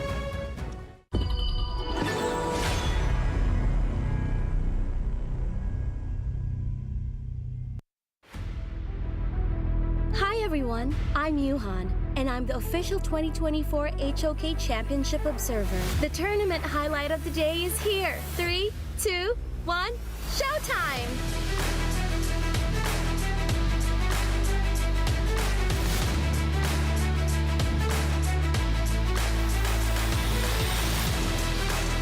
Choose how they win, which is definitely a strong point to come. Almighty going in. Bilal taking a lot. He gets blown up to kind of start things off. Raiku's still up there as well. Freaks just trying to just go for it. He goes for the meteor kill. The Death at Sunset right on top of this one does some serious damage. But Hakan is actually going to be killed. Mono Fries are still up and Benign.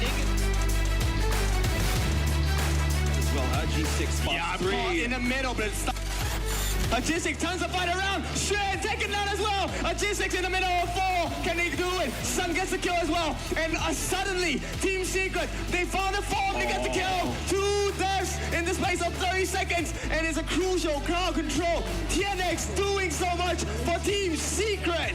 Only one casualty. Anything with the Tremor Smash, he's going to take a lot of damage. And Impunity all on the run, but Xiang did find Lin Feng. Dodges over the wall with the extreme speed. He's continuing to fight. He's been knocked up again. He does have the shield one last time. Do they have the damage that they do? They slice it down.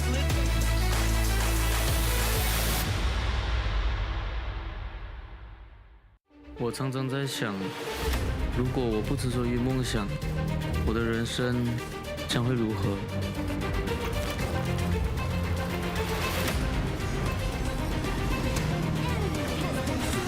这是我的热爱所在，可是这份热爱似乎不被认可。也许这只是梦。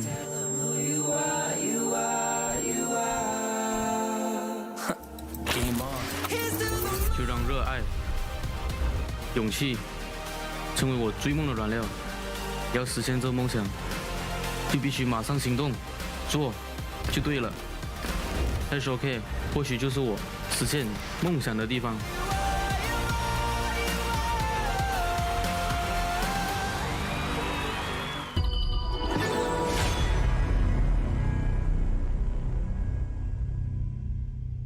Hi, I'm Winter from Vitality.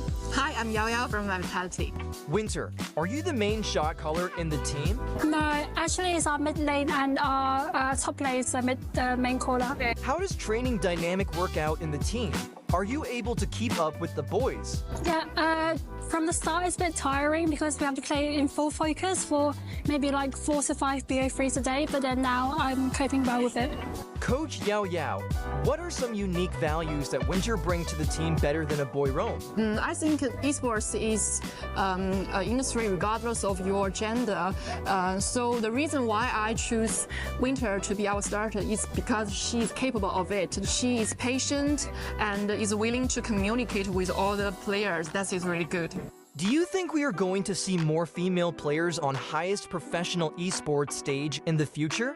Yeah, I feel like it's an honor to be the first, and I feel like obviously there will be more in the future. I think it's very exciting for us to see many more and more ladies would be interested in this game, and as long as they can see both of us get on stage and have the courage to have a try, I think it's worthwhile.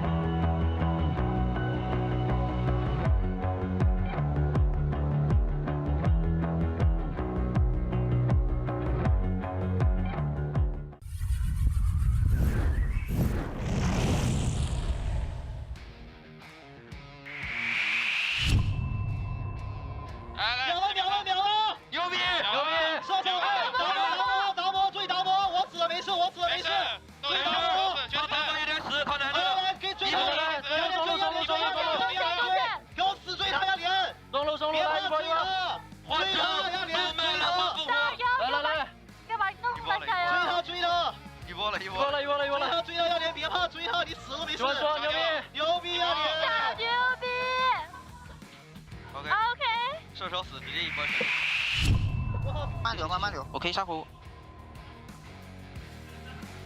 我一滴血啊。Saya mid dah. 继续。Mid。我先开大走了。我后续打不了了，蛮小心，不要上头。Look. 我后续打不了。Oh fuck. It's fine. 142. 哎，接下慢走。 Look. Nice. Look. 慢点。Nice. That's Simic. Look. Yeah. 一波。Nexus. Crystal。颠倒。操！我操，这节奏太稳了呀！我操！Corta em dois. Vai. Flash. Sem flash o Byron. Sem flash o Byron. Morto. Achei que ele ia morrer, mano. Vem pra mim, Almine. Não consegue passar. Limpou. Não grita, tá, guys? Classe.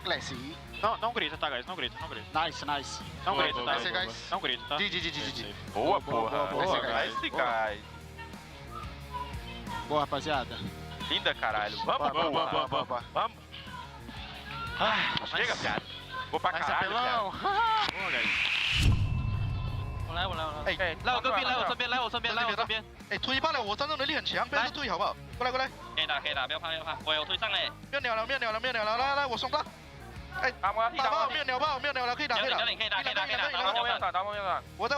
我被打了。我帮你奶谁？109，大魔飞人。奶谁？不要急，真的。大魔出飞人。等10分钟。帮我拆他们中野。我送大流可以打，来。哎，打魔。来，我来，你们这边是我就送他。大魔有闪。没有。我护你，来。没有闪。我护你，跟我一样。OK。对中队。这个可以追，可以留。没有闪。我的问题。连波。不着急，秒了再说。OK。他不换。挤一下。没换吗？没换。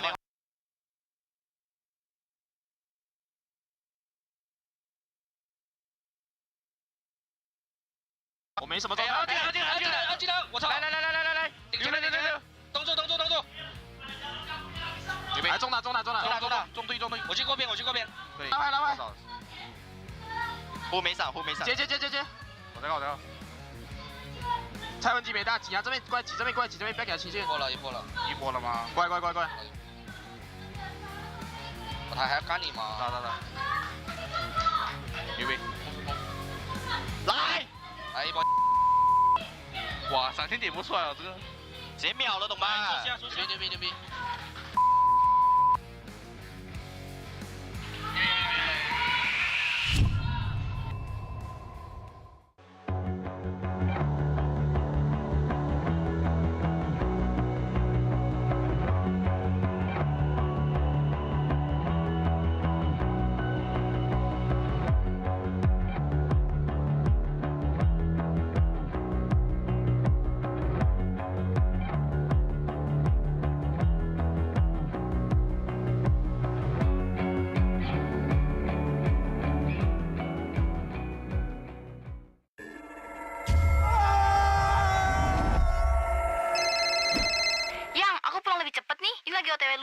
！Pulang, udah cepetan.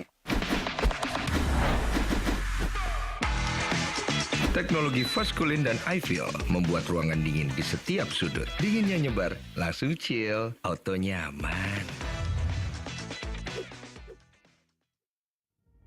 I feel it deep flowing through my blood. Rising up to become someone. And taking it all on my own.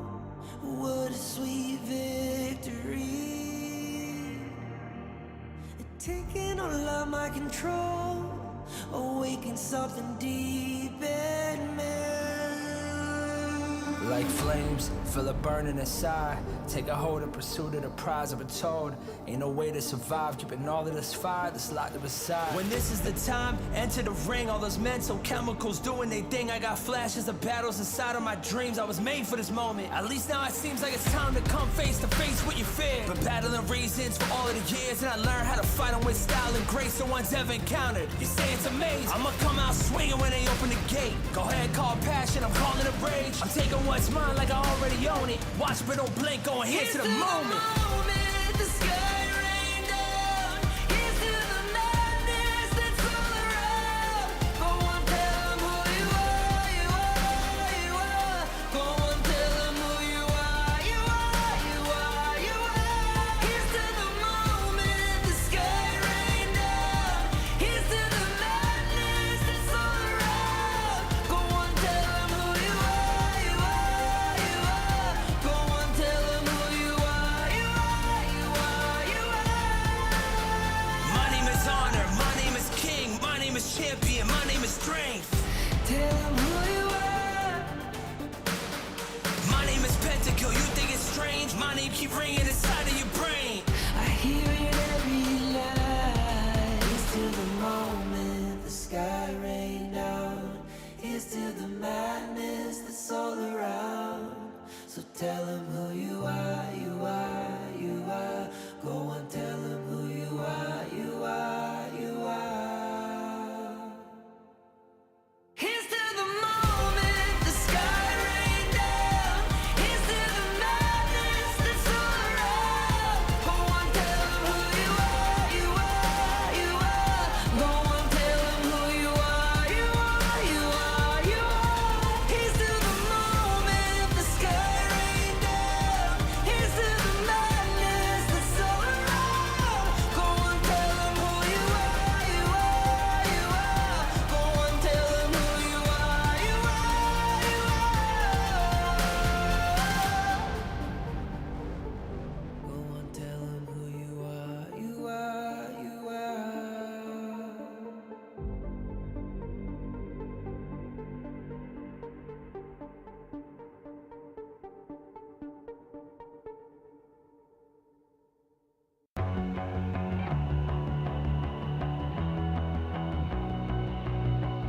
You've walked through the darkest night. You've heard the crowd, felt the blinding light. You were standing there where your heart comes alive. It's a dream I've had, and it never dies.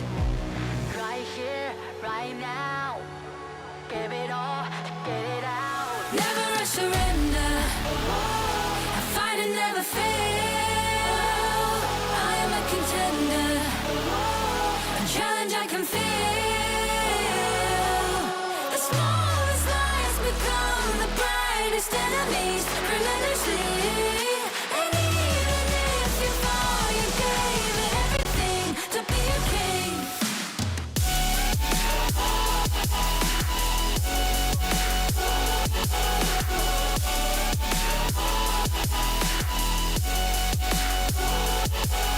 You carved your way with a sharp attack. You watched it all burn, and you never looked back. There will come a day when your fears will rise. You protect your crown, so it never dies. Never a surrender. I fight and never fail. I am a contender. A challenge I can feel. The smallest lies become.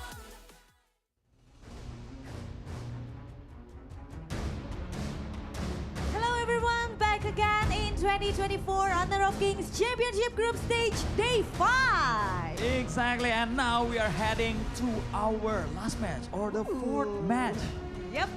Kita benar-benar happy banget ya. Di match terakhir kita ini kita akan melihat adanya kedua tim yang memang kita bahkan tadi pada saat break aja kita udah ngelihat mereka tuh udah benar-benar siap banget untuk bermain di match terakhir kita sekaligus menjadi match penutup kita pada hari ini, Drew. Bener banget, karena kedua tim pastinya sudah melakukan persiapan terbaik mereka. Apalagi ini menjadi pertandingan penutup pada hari ini. Iya, kan? aku setuju banget. Karena kalau misalnya kita ngelihat mungkin ya dari Boom sendiri, dari Boom Esports sendiri, kemarin tuh sebenarnya baru main. Oke. Sekarang main lagi. Nah, karena kemarin mungkin menurut Boom Esports pastinya belum maksimal ya. Hari ini mereka akan lebih maksimal lagi sih kayaknya. Semoga ya kita akan sama-sama melihat, tapi gue yakin juga Influence Rage nggak akan mau kalah. Oh, Jadi pastinya akan seru banget, apakah 2-0 atau 2-1 kita akan segera mengetahuinya sebentar lagi. Iya, tapi kalau misalnya menurut aku pribadi kayaknya di match terakhir harusnya sama gak sih sama match tadi 2-1? 2-1 lagi ya. Iya. 2-1 lagi ya. Yap. Iyalah biar seru. Oke, kalau gitu Sabila silakan kita akan segera memanggilkan inilah dia tim yang akan segera bertanding. Yes, kalau begitu sepertinya langsung saja kita mulai. Inilah match terakhir kita sekaligus menjadi match penutup pada hari ini. Please give applause for Boom Esports.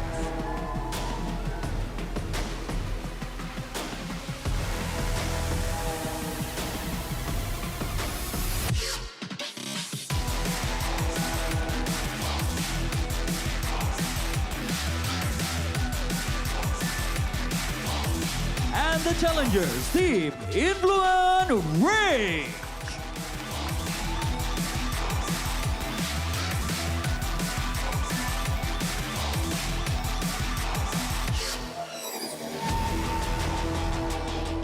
Okay team, please do a handshake first before you go to your seat and prepare for this match. Inilah dia kedua tim yang sudah akan siap banget untuk menghadapi pertandingan keempat pada sore hari ini. Tim Boom Esports versus Influence Rage. Yap, dimana kita sudah gak sabar banget untuk melihat bagaimana keseruan dari match terakhir kita antara kedua tim yang sudah bersiap-siap di tempatnya masing-masing. Apakah kita akan melihat adanya 2-0 dari salah satu tim atau bahkan kita akan melihat adanya 2-1 untuk malam hari ini. Benar banget Sabila, karena setiap poin yang didapatkan sangat berarti untuk kedua tim. Nah, jadi sebentar lagi kita akan langsung menyaksikan ini dia, our fourth match. Dan tentunya akan ditemani oleh para caster-caster kita. So casters, take it away.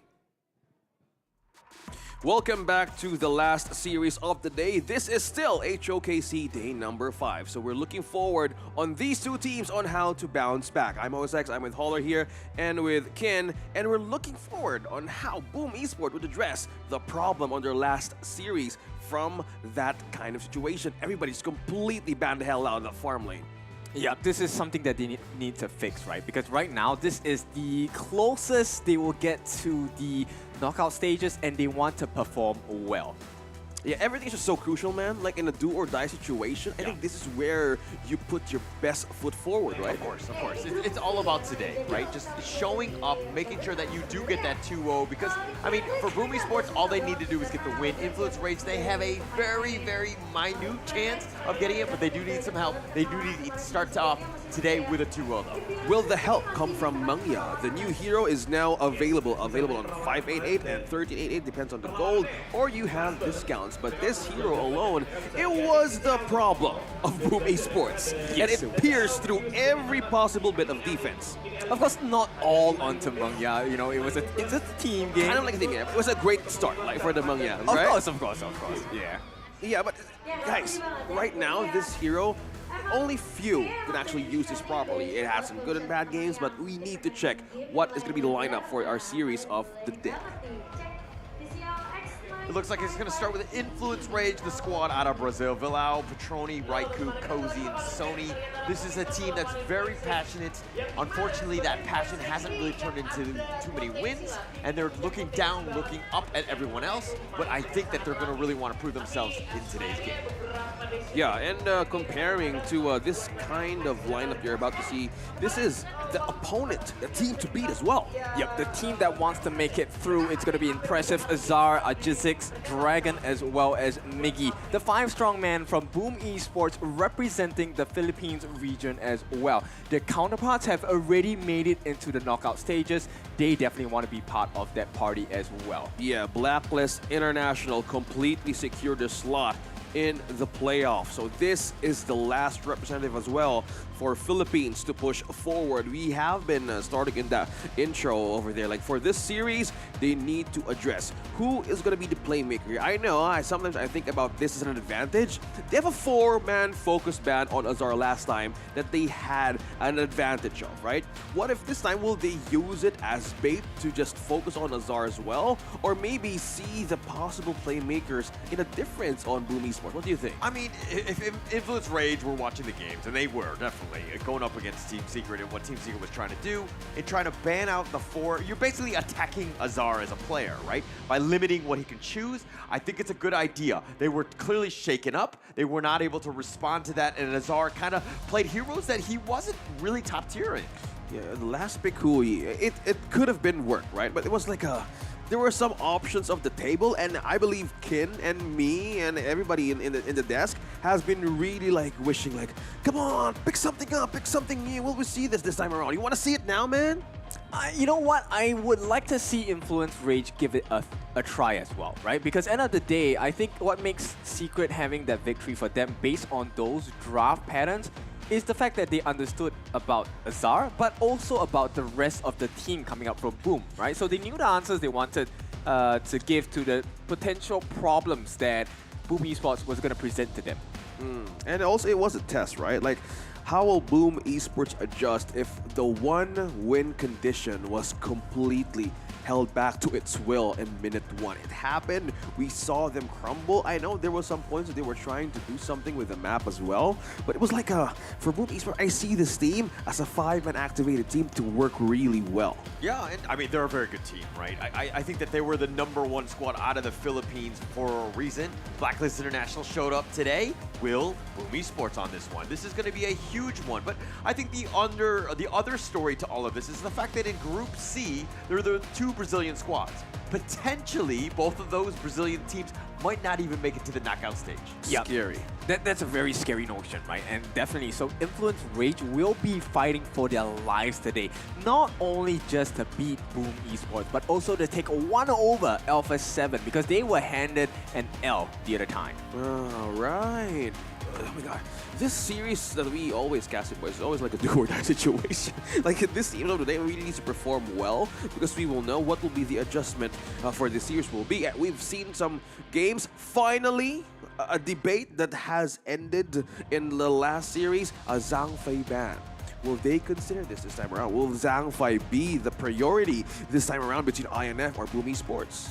Yep, I think we take it one step at a time, right? So I'm curious about the farm lane first. Let's take a look at Azar. Is it going to be taking a page out of Team Secret's book on, hey, let's restrict Azar's movements, choices, and see what Boom Esports does? So I'm wondering, because, even if Influence Rage were to ban it out, right, in the first 2, you're only allowed 2 bans in that first phase. Yeah.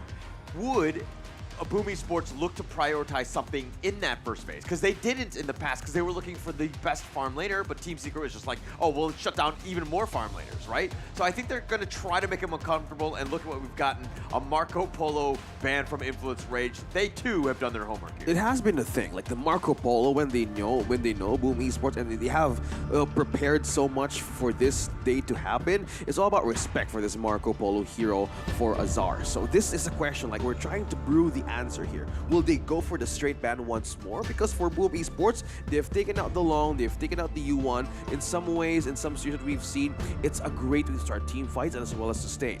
I'm actually kind of curious about what this does for Azar, because once he's forced to learn so many different farm lanes, what do you think is going to happen? He's going to come out much stronger, and suddenly it's not a Marco Polo problem, it's a Azar problem. I think the experience is the best teacher, man. In all losses that we encounter in our games, in our life, losses just makes us stronger. It gives us more learnings, and I believe Azar right now, looking at our screens, has understood the situation, and yeah, he wants to go in hard.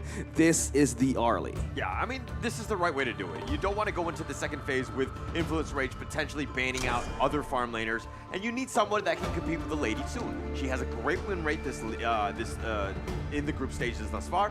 It's been very powerful. Influence Rage didn't pick up the combination with Ming. They decided to go a little bit different. They went back to the Dolia, which is again very meta. Yeah. But they picked up the Kaiser that kind of rounds it out with the Celestial Melody Invincible Warrior. That's going to be kind of interesting. This setup though, like INF, they didn't ban the Ogren, right? Ogren hasn't been picked just yet, and with this Dune pick, it's still a flex. With this kind of setup, like okay, let's just pick the Kaiser. Now they're kind of baiting Boom to just answer with the Ogren pick. They might have some other, some idea, some other strategy, something in mind to kind of deal with it. They think they're kind of comfortable.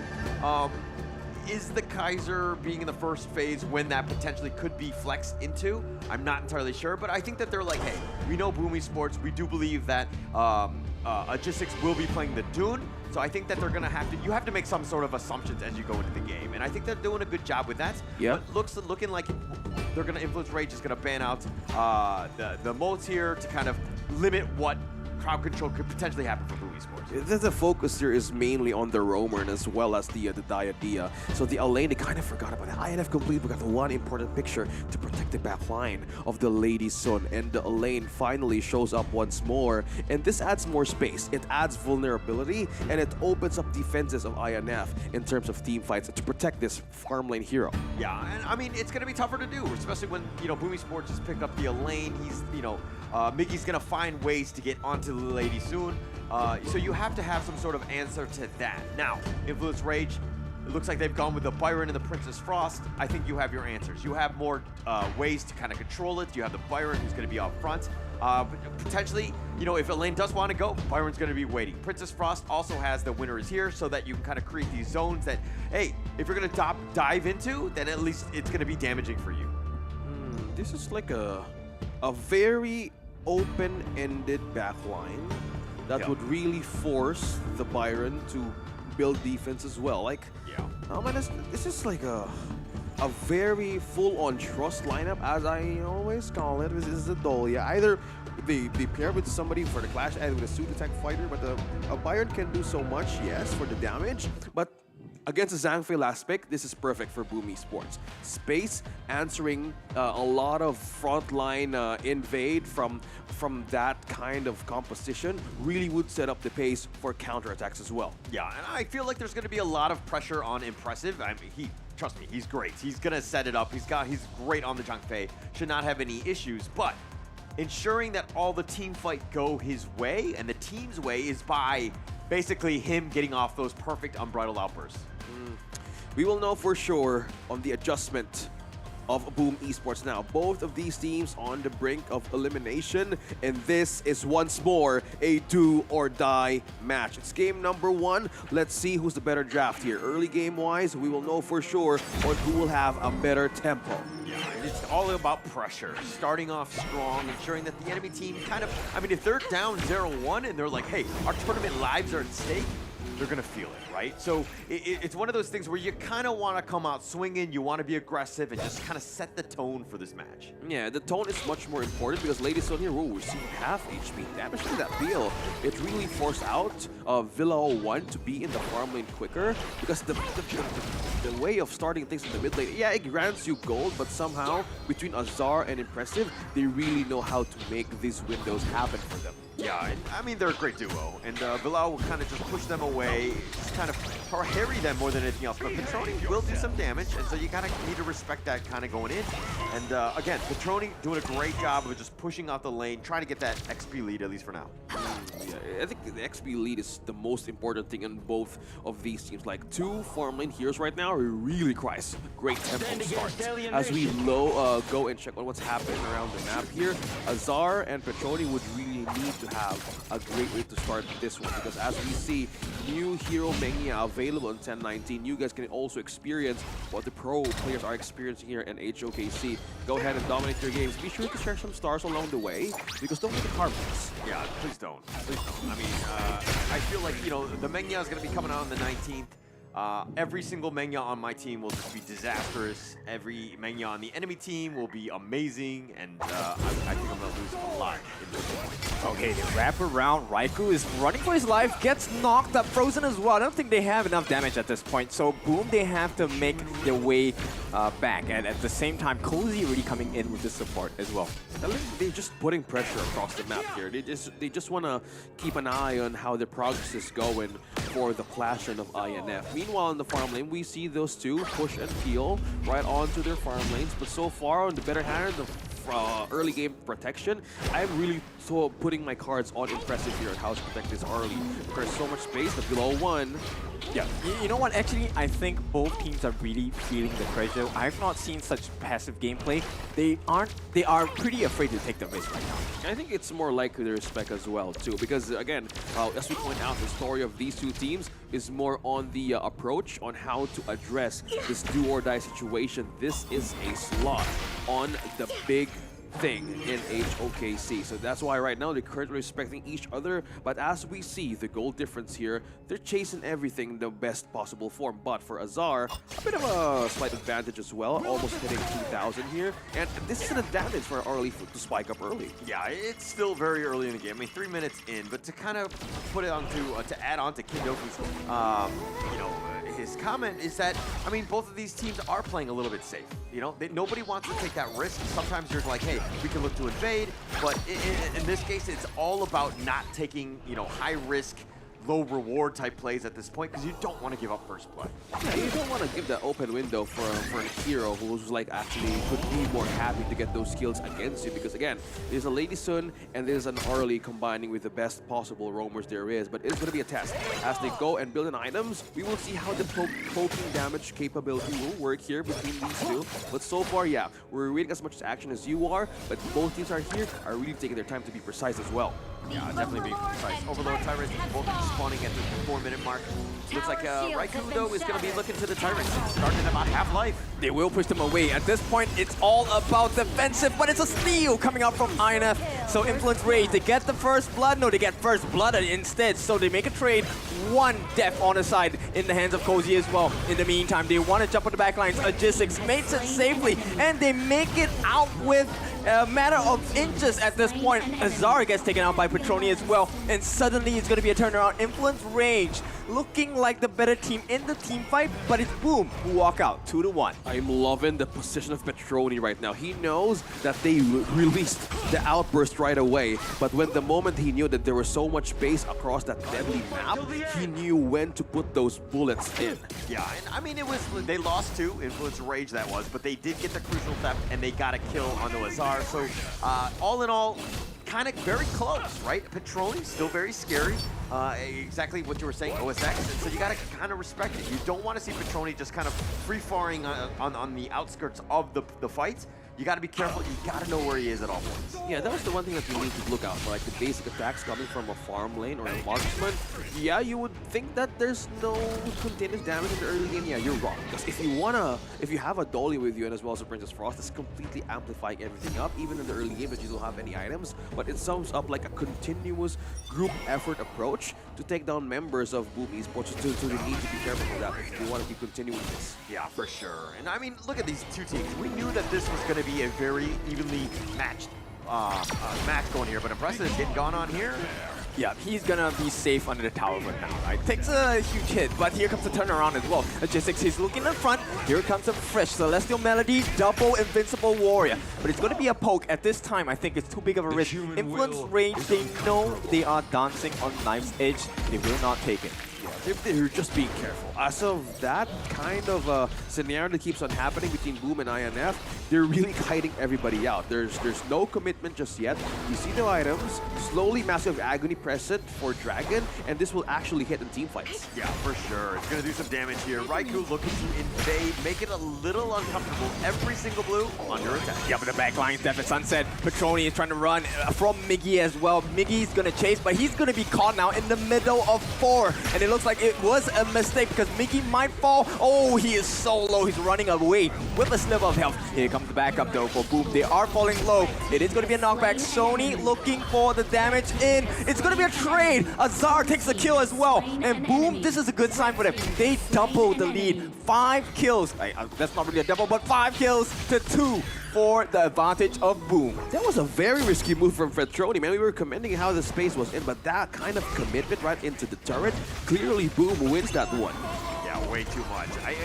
A little too aggressive for my taste. I mean, Miggy getting a little low here, kind of worried me. But a really good fight by Boom Esports, just because Influence Rage, just getting a little too involved, trying to make things happen, trying to go for that kill, and sometimes you're going to get punished. You were definitely over, you probably should not have been committing that much. Yeah, almost a 600 gold lead advantage by Azar as well. Going back to the replay, you look at the position of Petroni here. Yeah, he has half HP, you have the AoE, but one thing that he was missing, he got frozen though. But the way they wanted to sandwich Petroni and just use that Zhangfei as bait, they really won the minigame there down bottom. Yeah, but Petroni, okay, he was in a bad spot. He probably knew he wasn't gonna live, and that's why he went for impressive.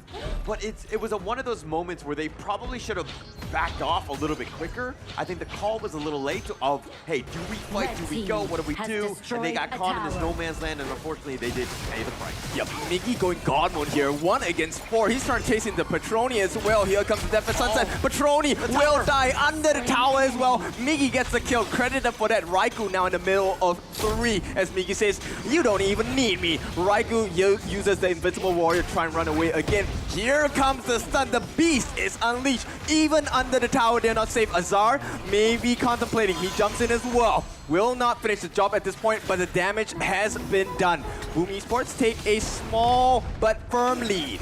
Miggy, right on the right moment, saying that twice.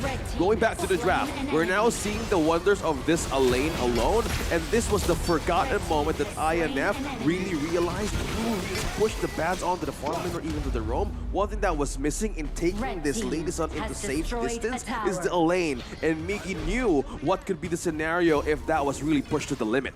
Oh, look at the rotations coming in from Boom here. Sony once again caught alone under the T2. It looks like a free reign for the side of Boom Esports as the T2 will be taken successfully. Yeah, completely zoned away. I mean, Boom Esports right now just like doing a good job of pushing them away, forcing them out. Miggy, I mean, sometimes he gets a little over-aggressive, but almost every single Death at Sunset has been really good this game. It's a perfect way to prompt everybody out of INF.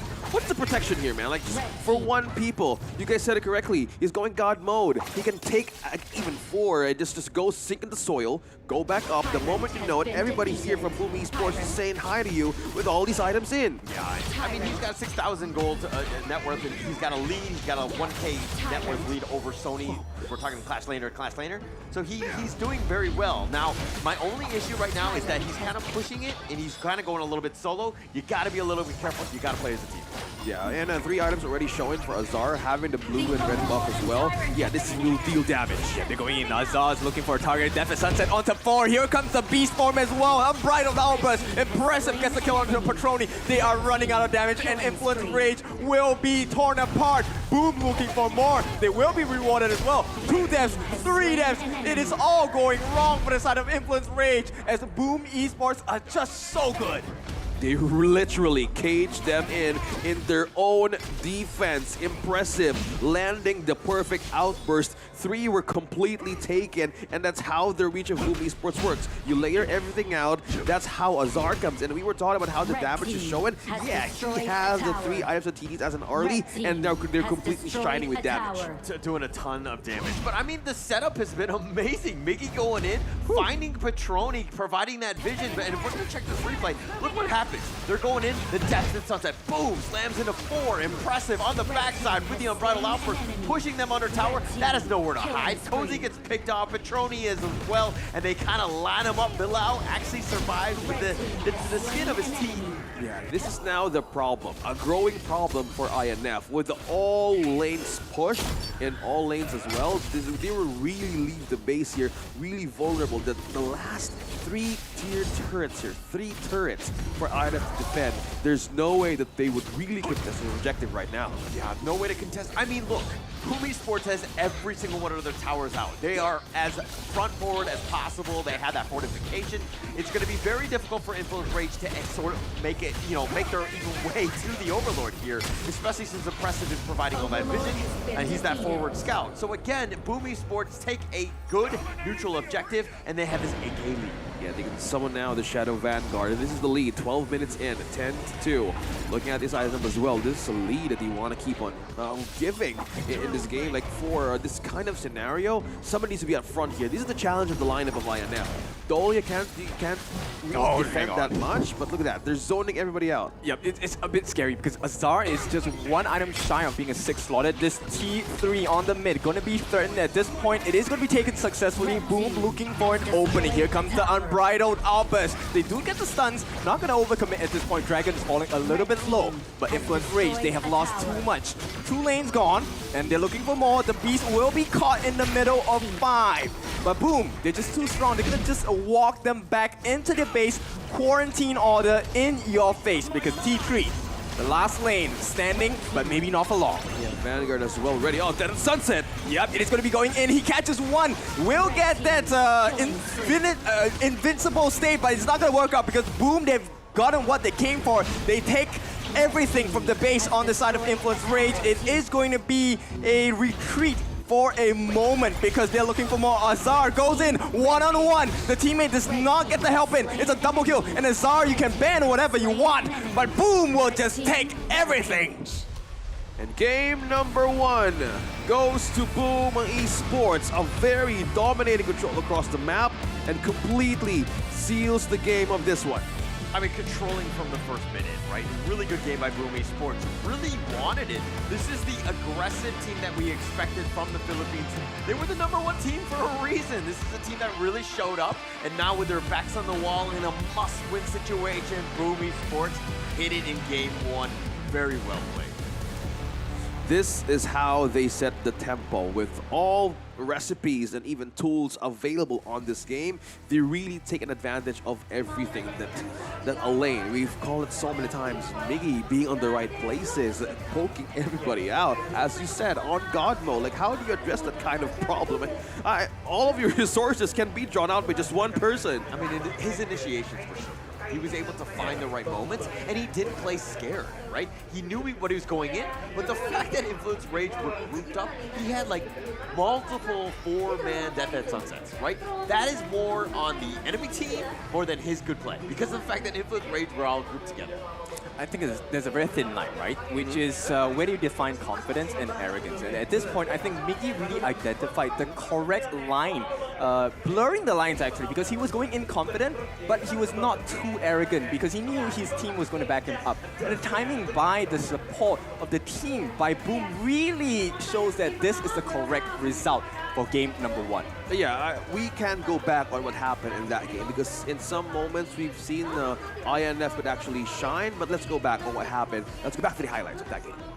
Kita mau bahas game kedua, kita bakal lihat dulu highlight dari Yuhan tentunya tentang game 1. Yep, Yuhan, help us out. Hi everyone, I'm Yuhan, and I'm the official 2024 HOK Championship Observer. The tournament highlight of the day is here. 3, 2, 1, showtime! All right, if we're looking at Boom Esports, this is the nice setup. This is the one crucial theft by Raikou, but Cozy and Sony, I believe, die in this one. Oh no, yeah, Sony on this one, I think he dies. Nonetheless, there were 2 kills that they did get on this one, and this kind of snowballed from here on in.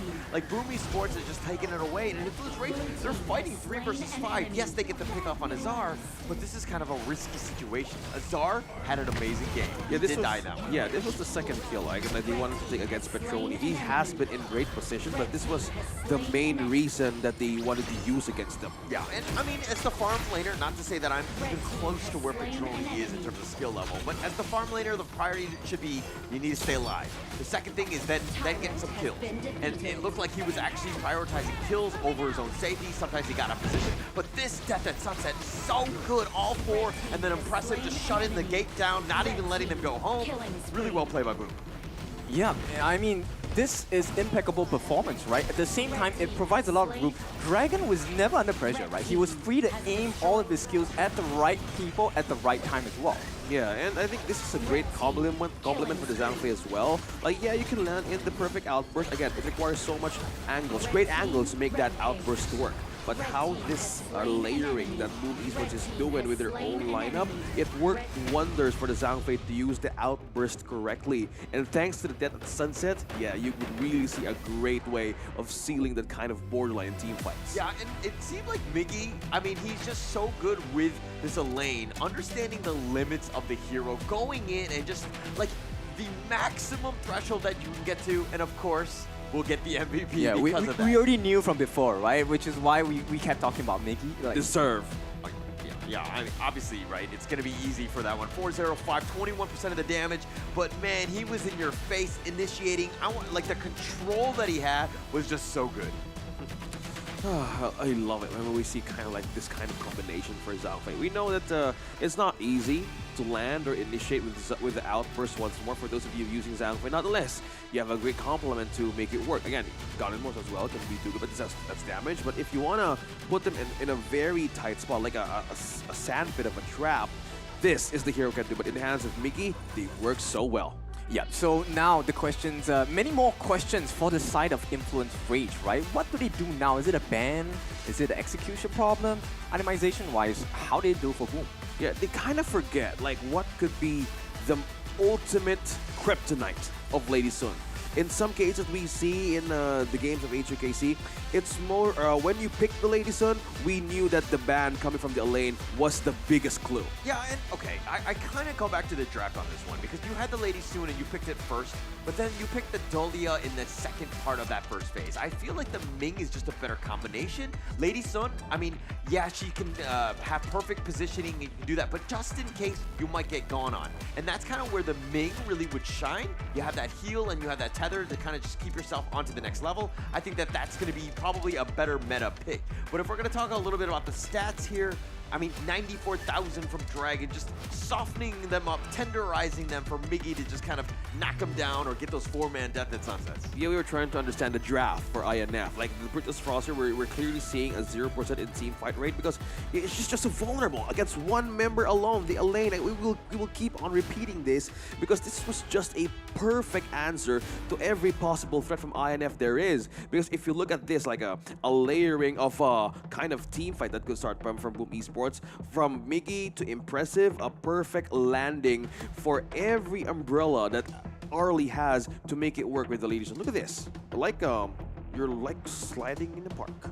Yeah, it's a straight up gold diff in favor of Boom Esports, right? And I think Kindofu, you mentioned it earlier that any sort of graph that goes like this, it's called the Nova Esports graph. I forgot what I said. It was a while ago, but I mean, it's straight up in favor of Boom Esports. Completely controlled it, took out even the Shadow Tyrant Overlord and the Shadow Overlord. So I mean, it's only 13 minutes in, but that KDA is the biggest teller. I mean, 15-2 and 37. I mean, you're just lining it up, padding that KDA. Yep, do not be mistaken because this dip only happened after the 4.5 minute mark. They were holding on for the side of Influence Rage. I think it was just a better synergy coming out from Boom Esports. They were more communicative with what they wanted to do, right? I'm pretty sure Miggy was, shouting at the team like, hey, I got 4 people in my Death at Sunset. I need backup.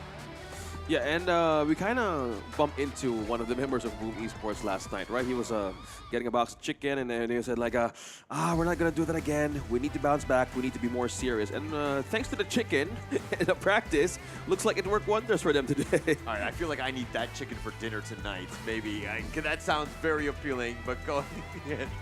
Nonetheless, I think that, Boom Esports really came up to show up. Yeah. Like, that was a huge win for them. I think that that's going to be a lot of confidence. But, I'm wondering if we just kind of have everybody follow our channels for a chance to win the Real Me 13 Plus. From today to Halloween, you're going to have the honor. All you need to do is follow the Honor of Kings Global Esports channel and, of course, tag championship participating teams in the comments for a chance to win a Real Me 13 Plus. A very nice phone. They've been letting us play around with it and going in that. But first, let's go to an interview. They are a strong team, and I think their best play is their ADC, so we must pay attention on him. Their gameplay is so messy, like they want to fight again and again. I think we're playing more disciplined than them. That's how we beat them. I think their ADC is good, but their ADC is better than they. I think we will destroy you guys, and that's it. Good luck, Influence Rage. Either way, you're gonna go home and can't make it to the knockout stage.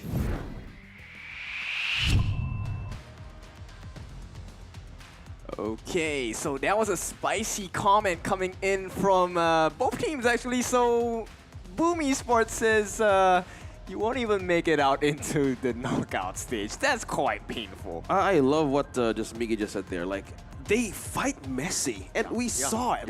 They completely exposed the weakness of INF, and they took advantage of it quickly because they know at some points later in the game number 1, we've seen the lady sun, bro, the farm lane, the most protected hero that should be was a bit of a challenge as well. J6 just gave us an insight into how they're gonna play in game number 2. Right, so he disappeared off stage and suddenly appeared, took a seat down. So he's probably gonna do that as well. So let's take a look at how a G6, what kind of pick he wants to have. I think a Jing will fit this kind of behavior. Yeah, we will know for sure. Like, the confidence, the momentum is now on their hands, and they just need to get a hold of it and just continue what they have done. And with this, influence rates, there's so much that needs to be fixed coming from the draft as well. You mentioned it, right, Hollow? Like, you guys have so many priorities, but kind of forget the most important part. Like, how do you keep this lineup safe? How do you keep the Dolia from making you guys worthy for team fighting attacks? But so far, it was like a passive kind of thing. The Winter is here, didn't do anything much. Being obvious on the team fighting rate, it was a bit of a challenge. They need to fix this really soon. I think that there's a lot of heroes that Influence Rage picks that are great in isolation, but as a team together, the composition was kind of questionable, right? I didn't think they had a really good theme or like understanding of what we need to do. Like, the strategy was kind of up in the air, at least for me. Going into this one, though, I mean, like, Miggy said it best, right? Influence Rage are kind of messy. The actual times that they want to fight are questionable. They need to figure this out. They need to be clear, and they need to have a clear conversion rate when they do end up going for those games. Yeah, and we're looking at the glimpse of the two coaches as well, who actually guide these teams to make everything smooth in their draft as well. So with that adjustment, we might see it. But yeah, we will have counter draft, yes, coming from INF, but one thing also is questionable going back was the execution. Okay, so I want to throw a wrench into the plans here about the top process. So if you're from Influence Rage, right, do we still focus on Azar? Do we cancel out Miggy? Like, what are we thinking here? Well, that is a great question. Like, they have focused their bans in game number 1 mainly on the roamer and the farm lane. Yeah, again, they kind of forget the lane, but so far, Boom Esports had a greater chance to get it back and again on the field. Yuan and Lady Jean. Despite the Lady Sun present again in Dolly, I'm not sure where this will be, man. It's the same thing. Yeah, but I mean, Influence Rate changed it up. They decided to ban the Arlie instead of the Marco Polo, maybe baiting out Boom Esports to pick that up for Azar. That would be interesting. I don't think Marco Polo is first phase pick worthy right now. You definitely have other heroes that you want to prioritize, and it looks like they've got most of what they want with the Elaine, the Yuan, and of course the Lady Jean, all meta picks. Boom Esports right now, those top 3 looking good. Influence Rage on the other hand, I'm not sold on this trio. The Lady Soon, Kaiser, Dolia, I feel like there's not enough good Celestial Melody heroes to kind of take advantage of that. They need to complement with a great front line as well, even if you're a Clash lane. And we're going to another series that Zhang Fei is slowly being banned out, man. We've talked about this, and it's becoming a problem for everybody. Well, I hate to put this into the conversation again, but you know what? A Gunimo looks good for the side of Influence Rage. You just had to be the Gunimo guy. Yeah, well, it works, okay? Influence Rage right now, poke. No. Actually, it makes a lot of sense, especially for Influence Rage here, because what you're doing is you're zoning them away, and you're literally kiting people. You're creating this area where it's difficult for Boom Esports to kind of approach you. I think that last time, yes, you had the Kaiser, Lady Soon, Dolia, but you didn't really have a buffer to kind of keep the Lady Soon Petroni alive. So it does make sense. This has been the nicest you've been to me since day number 1. It's weird, right? Yeah, I was trying, and I was like, wait, this is Kindofu. I need to be against him no matter what. What's going on? Yeah, should we be harsh or something? Yeah, I should be. Yeah. Again, guys, the answer to the most hardest crowd control tanky heroes right now, yeah, you need Peel. But how about this Heino? Will it work fair? Because if you're gonna go in the mid lane, yeah, it would really work wonders as well. Yeah, okay. So the Heino is the same playstyle where you're keeping them afar. I think that's, it's been a previously very meta pick, but I think that it's kind of dropped off. I believe the Gan and Mo has kind of surpassed him in terms of like win rate and all that, but the Hano's still very strong here. Yeah, it's one condition which I probably think this is not the reason they're picking Hano for, but with the Fate Rewind, you can kind of reverse the damage of your fallen towers as well. So that's one benefit of having a Hano. Well, look, if no towers are ever damaged, and that's kind of what Boomy Sports did, you don't need that. But they just did it. All right. So I like this. Okay, now I very much prefer Influence Rage's Giraffe. Okay. So Gan and Mo in the mid, Hano jungle. Gan and Mo in the rope. Nah, I'm just looking. Yes. Okay, fine. Last pick. They got the Marco Polo though. Yeah, Boomy Sports got it. They're willing to give it a try, and I'm so curious about this. And the Motsu as well. So for me, I haven't seen much of a synergy perfectly in INF right now. This will be a test once more in game number 2. We said it correctly. Even Miggy said in an interview, they play messy. There's a lot of hesitations, and they need to fix that. With this kind of lineup, relying on each and everybody, with the reset of Dolia, they need to make it work one by one. Yeah, and they need to get Hano as much farm as possible, right? I think it's going to be a lot of pressure for Sony to ensure that he's able to kind of do some damage. Because once those, once you have those items, those sectors do so much, and they keep everybody away. Plus, with Gan and Mo's couple blades on top of the scepters, you could literally just blow people up with a single shot. Yeah, that is the peel. That is the peel capability of INF right now. And we are looking at 2 smites, by the way, for Sunny and Raikou here, and this would really secure some objectives too. So because, look at that, 3/4 HP peel right away onto Impressive. So far, they're trying to build a great advantage of zoning out and basic attacks as well, and Petroni wants to do it against Azar as early as possible. Yeah, starting it off a little bit stronger. Raikou, it's going to take a little bit of damage. Needs to be a little bit careful. Doesn't want to fight 1 versus 2, so he's going to back off here. But again, Sony in the top lane, I think it's more of like a matchup thing. It's like, a lane is melee. If you can kind of keep him away and just harass him with these scepters, make it very uncomfortable so that you kind of limit what Miggy can do. Take away his farm so that he's not as strong as he was in game 1. Yeah, this is the problem if you're a lane, right? If the Hino continues to get the items that they need, he can completely deny the regen of Miggy as well and how to duel with team fights, and that could be a great deal as well. Okay, I'm getting the story here. Look at that. This is the 1v1s up top. Yeah, 1v1 on top, but I think Sony's not really in too much danger. He's got Fate Rewind if he wants to go, Yeah, but the backup. It's not enough burst, but they do get him the second time. Everything for him, but here comes the backup. Raikou as well coming in. Will force the unending sorrow. Meanwhile, the bot lane also had the attempt from the side of Influence Rage. That too did not work out. Okay, we're looking at the exchange here. We're seeing an kiting process, and this is what you get now. It's for teams just being cautious, but we're seeing the reaction here. There was action up top, and this is just forcing Cozy to be and babysitting this farm lane as well. Look at the poke. Oh my goodness, half HP. Range them away. Look at the zone. So far out, Azar can't even get in within, but Impressive, thinking about it, is Dragon is going to make his way there, but Cozy did spot him out, and he's going to be like, hey guys, bring it back. Yeah, Gan and Mo. He might be going to be busy from moments on, but if we could pair the gold difference, loving this graph by the way, and IG6, and with the Yuan and Azar here, look at that. Oh, it's not going to be a nice one. The heals do come through, but Bilal falls victim to Azar, and this is why Azar is so scary on that Marco Polo. Petroni, he wants to play with fire, gets stunned up as well. But here comes the backup. Cozy, can he do it? It is going to be God the Grave, but he's falling below. One more shot would do it. Impressive sidesteps those couple blades. They will make it out. So boom, they take a lead, but it's a small one. Yeah, I love how Impressive really landed that passive correctly just to push back. Cozy being close to Azar. And again, going back to your thought there, we've seen Azar has been good in this Marco Polo, and we want to see him shine as well. But with that kind of call coming in from mid lane, aiding the farm lane as well, this would really set up a counterplay from everybody. But we will know, as the items go by, we'll know who's going to hurt. All right, Azar and Marco Polo are 1-1, right? Like, they are so, like, he's so good on this hero. I mean, just being able to get that pick off and then turning it into, more farm. He's got a huge advantage already against Petroni. He's really showed up, right? And Influence Rage are like, this comes back to the respect man. They went after Zarly. He's just like, I'm going to go to my tried and true with this Marco Polo and just blow people up. So, again, very well played by Azar.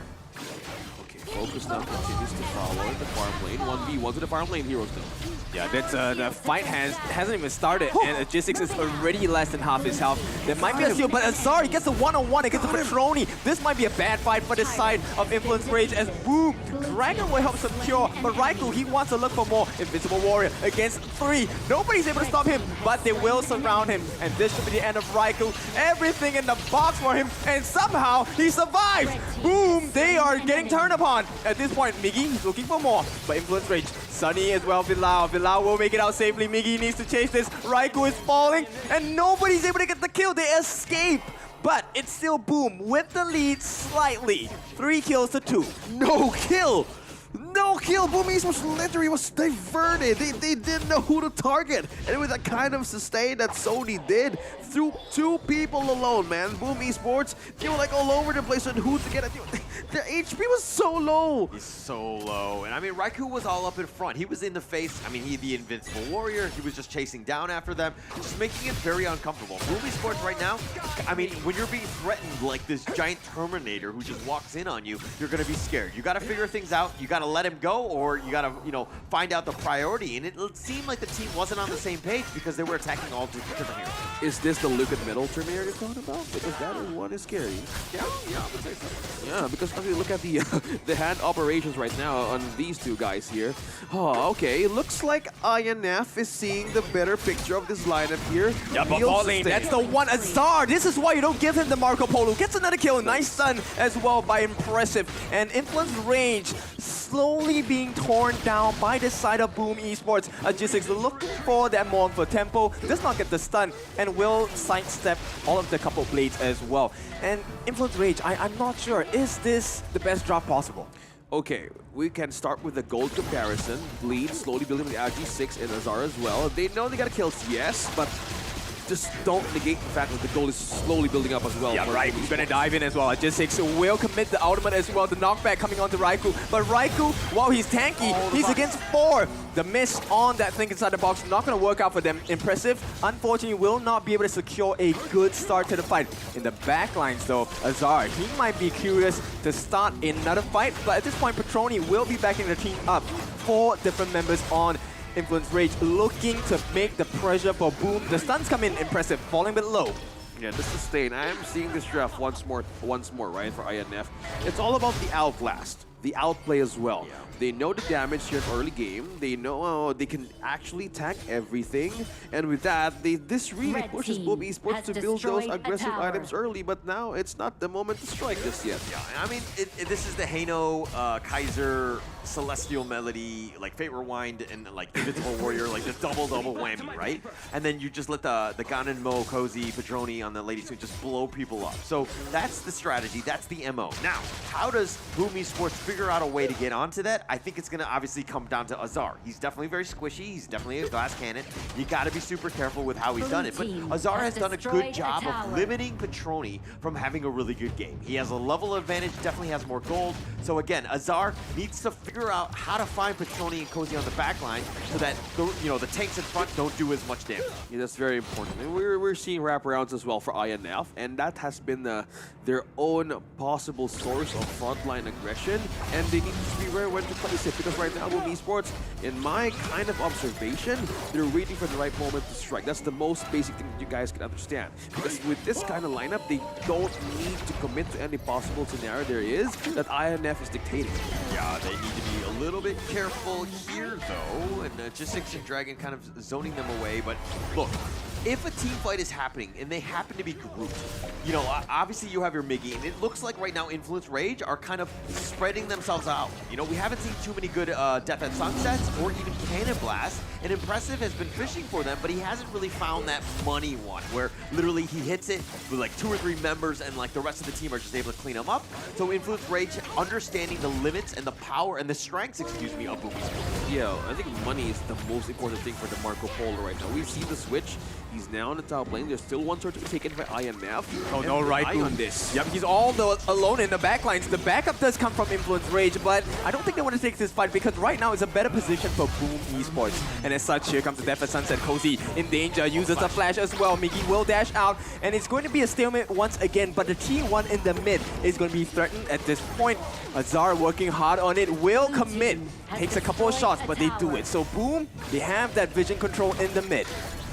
Speaking of control as well, Sony is really want to take this buff away from Boom Esports, but the good thing there's 3 members here. That's the passive proccing in.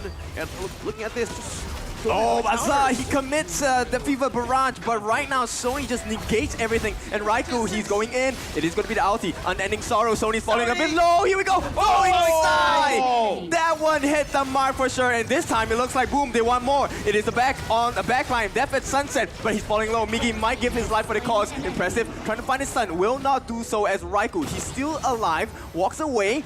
But I think it's a big win for the side of Influence Rage. That's what we're talking about, man. The timing for Boom Esports. You just see that. They just come online quickly. Yeah, I mean, that was great here. Okay, but I just kind of want to, go back to that interview because Mickey was talking about how Influence Rage are a little messy, and then he kind of does that where he goes out of position, tries to 1v4 it, tries to do it, and that one was a little messy on at least in my opinion. Mickey needed to play a little bit safer on that. They already got the advantage. Why go in for that? And they kind of forgot the ocean of tears coming from the Lady Jeanne. Why stick together, bro? It's not the perfect time to stick together with the damage they have. Yeah, right. Look at this. Going in. It is going to be eyes on Sunny here because he's the one that's going to change the fight on the backline. Miggy jumps in. Death at Sunset, looking for Patroni. He's got no man's land. Going to be stunned up. Going to be knocked behind. He gets taken out. Sony comes in, trying to protect the backlines as well, but nothing is working for the side of Influence Rage. Boom! They are so strong at this point. Azure Golem free for the taking. Nobody has died on the side of Boom Esports. They are just that much better than the Brazilian Kings. Yeah, that initiation once more by Miggy. Death at Sunset. If you think like Boom Esports can control the front line, yeah, forget about that. We're in a deeper level of understanding on how to attack the team fights. Yeah, I mean, it seems like Miggy is the Terminator, Patroni is Sarah Connor at this point. Because there's so much action, there's so many other dead or other bodies in the way, but he goes right for Patroni and he tries to get it,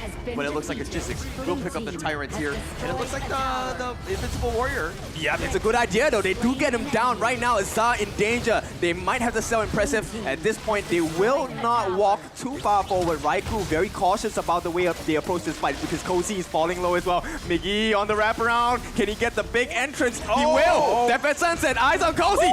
Blocked by the wall, and Miggy is the one that's going to change this whole fight. The hero for Boom Esports as Azar jumps in. Does he even have his ultimate? He does have it. Fever Barrage is available for the taking. Goes in, but gets stunned up. It is a blow for blow as Influence Rage. This time it's Azar in danger, but the freeze! They actually make it out. Sony will not hit the mark. Impressive, willing to give his life, but at this point the position is a bit spicy, so Influence Rage will not overcommit. Yeah, the sustain still lives, and Boom Esports needs to respect that. Oh my goodness! He falls! Miggy, my friend, what are you doing? Okay, that was a bad engagement, but I want to talk about that bottom part where Boom Esports, Azar, he cleansed it off, got to safety. He was so close to dying. He is playing this hero to the absolute limit, ensuring that he's doing the damage, he's able to get that. Yes, he's been stunned up, but he's been controlled, and that's kind of, this high-risk, high-reward play that you have from Marco, but, Influence Rage picking up the Overlord there and maybe turning this game around. Okay, I know Boom Esports, for you guys who's watching out, they're turning things around with their setup as well. But one thing that we're still seeing here is the gold lead is not too far from INF. He took the thorns out of the Overlord for 3 shots to make Cozy, and they need to respect that. All right, guys, do not be mistaken. It is now Influence Rage in the lead. Okay, while they are even on gold, I think now with the Shadow Overlord, it is definitely map control in favor of Influence Rage, and the damage is coming in. Yeah, Void Staff is already in the hands of Cozy. Perfect picture, man. Perfect as well for INF. And as you can see, Hana on the later stage of the game, this is their window, as you said. This is their domain, slowly being open. Petroni doing well with the push as well. And Boom needs to adjust this properly. Who's going to be the front line? Who's going to be the catch here? Because this is very challenging. They haven't damaged just yet. But with that, they need to split INF in half as well.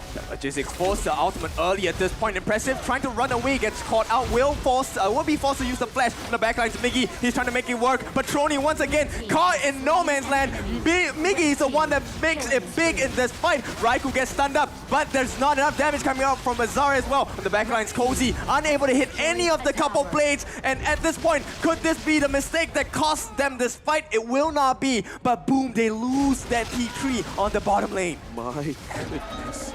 Petroni only one to fall, but in the bigger picture of things, INF really closing the map right now of Boom Esports. Yeah, I mean, Logistics did go down, but he lost the mid T2 and the bottom T3. A little unfortunate for them. I mean, that was really well played by Influence Rage. Yes, it seemed a little like chaotic, but Cozy, again, if he hits his couple blades, Sony hits a couple more scepters, they could have taken out a lot more. Boom Esports definitely on the defensive.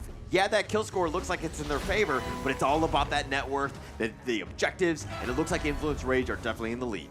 Yeah, and they really hold on to dear life as 30 minutes pass by because they know what could be their winning condition. Lady Sun, yeah, late game. You have the Heino, yeah, late game as well. And to stay now is really looking good for Raikou. So no matter what punch comes in from Boom Esports, they really can't take it. That's why they want to take this tired as well for an extra damage buff. Yeah, take the buff, take it what you got. The top lane is pushing though. Raikou will take this one, take credit for it. But again, look, I know that Boom Esports are on the losing side, but you still have Azar. The guy has not died yet. He's getting his picks. He's 4-0-2. He is your lifeline. He is your carry. You got to work around him. Mickey, you can't be doing things that are just solo 1 versus 4, but it looks like there's a little bit of action here. Here's the real problem. It is actually Impressive getting chased down by Raikou as well. Once Impressive is dead, it's going to be a bad team fight for the side of Influence Rage. At this point, Raikou manages to use Invincible Warrior again. The refresh comes in. Azar, he's not too low at this point, but Raikou, he is setting the stage. Cozy, can he hit those couple blades? He does land one on the G6 as well. They're falling low. Can they get more damage? Petroni this time safe. And with the reforged blades, they will get the damage. But here comes Sony. He is pushing them all the way. Tier 3 on the top, taken. Boom have been pushed back. That triangle of death really pushed him to a tight corner, adding the turret taken out of Boom Esports. INF, count me in. It's getting scarier by the minute. Who's going to deflect all of these damage, relying on 2 people who has win game condition and damage? Yeah, I mean... Oh, G6! He gets caught out, forced to use the ultimate as well. Cozy unable to hit the mark at this point, but he finally does. And when he does, it slaps. It's going to be the first step. G6 taken away. Raikou tanking everything. In the backline, Sony trying to get that leap of faith into the backlines as well. And it's not looking too good. Suddenly, there's a lot of damage coming in. Azar, he's hurting the fight, but Miggy's falling low. Cozy is still alive. Gets stunned up. Impressive cannot die. He is that one line of defense. He needs to give them the stuns, but right now, Impressive left with half his health. There is a lot of damage coming in from Influence Rage. They don't care. Sony does have the ultimate. He does not. He's able to tank and lifesteal it up anyway. And at this point, Miggy does sidestep all of the blades. And Bilal, he's trying to provide the heals as well. But Petroni comes from the backlines, and they have found the opening. They've jumped through the window and take this game away from Boom. A better adjustment for INF. We were questioning how this would be an advantage against the front line and the win condition of a farm lane from Boom Esports. Forget about it. Forget about the front line defense. We're here to outlast everything. They took the punches, a whole lot of punches, and they waited for the right moment to fight back. I mean, Influence Rage, it comes back to the draft. The Heino, the Ganonmo, the zoning capability with the scepters and the couple blades, they had no answers for that. And it was just a really, really well played by Influence Rage. They had this strategy in mind. They knew that they needed to use it, especially in this game too. Yeah, and this is where it comes exactly where all of a sudden the mid lane pick as the last pick always messes the opponent up. Yeah, and one thing I observe as well during team fights, right? Like, Boom Esports, give it everything they got, damage, and Sutton as well. From everything that they've done, it's only taken just one. Only one. In every team fight that I count in that scenario, nothing like 2 or 3 deaths, no. they were completely at the right space, placing the right timing lanes as well for the timer to just debate. Man, I've seen some ways that Miggy was trying to do a wraparound from behind, but it was too late, and they used it as a Bermuda triangle right into the base of Boom Esports to take every defense as there is. Yeah, I mean, their spacing was so good, right? Influence Rage did a really good job, but let's check out the highlights and see exactly what sort of positioning Influence Rage had in this game too.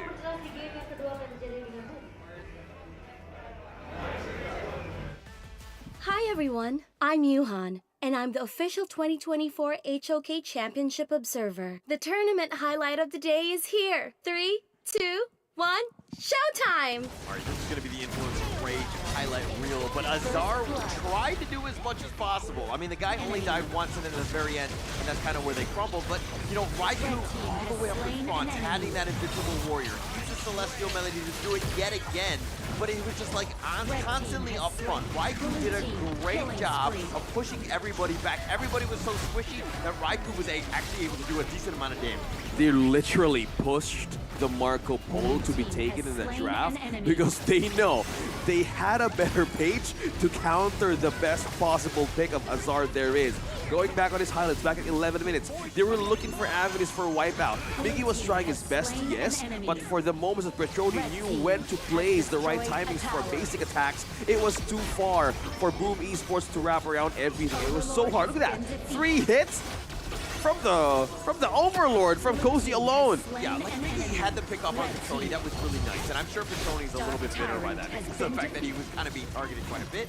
But it's for the greater good. Raikou was right on his tail with that Invincible Warrior. The guy was an absolute monster up front, ensuring that, hey, you respect the man. Look at this guy. He just constantly just running at you. Yeah, you might death and sunset me, and Miggy had some decent ones, but unfortunately, they weren't able to follow that up with enough damage, and it looks like Influence Rage just it's so hard, man. I felt the struggle as well.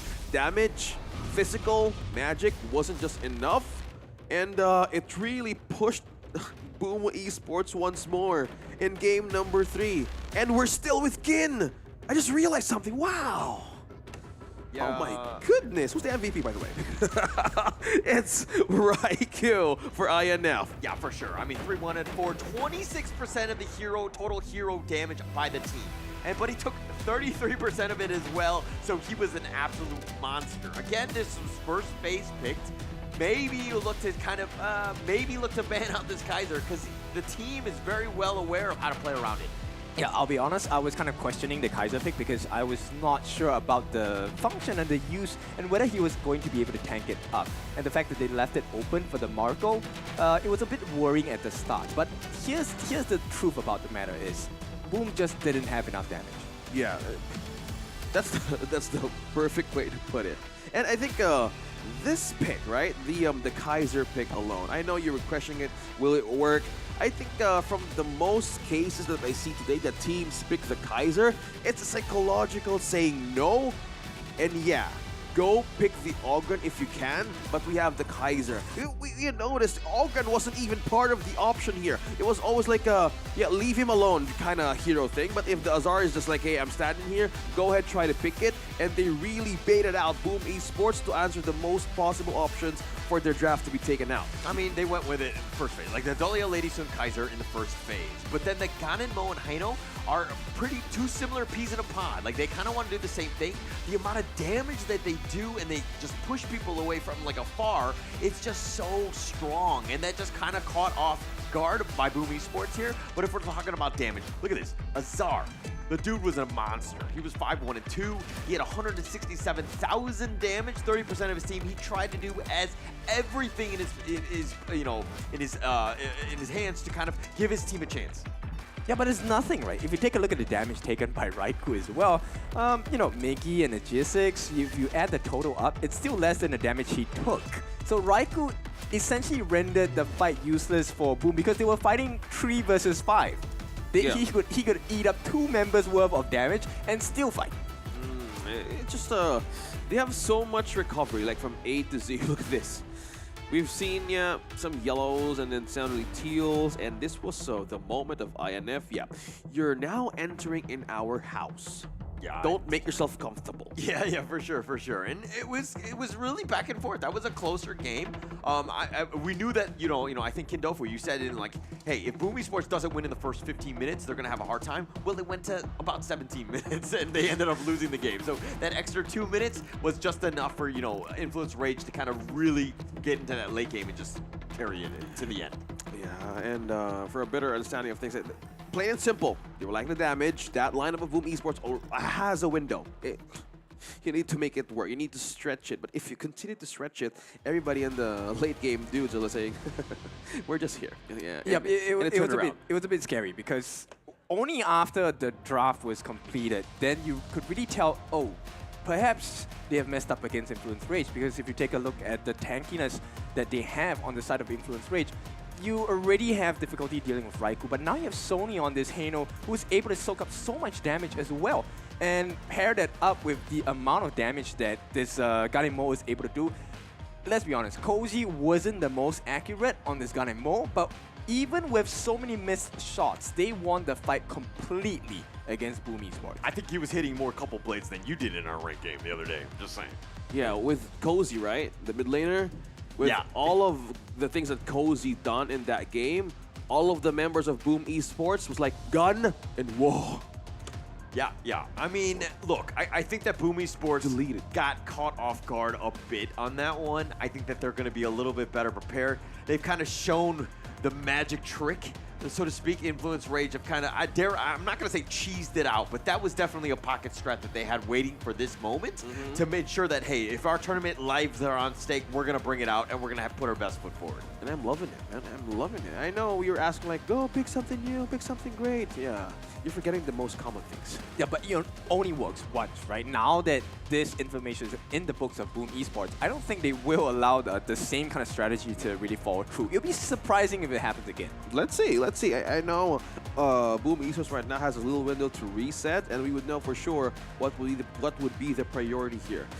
At some cases, yeah, they would really bait out. We were questioning at the beginning of the series, like we were focused on the 5-man ban onto the 4-man ban onto Azar. Well, counting out 5, where did it come from?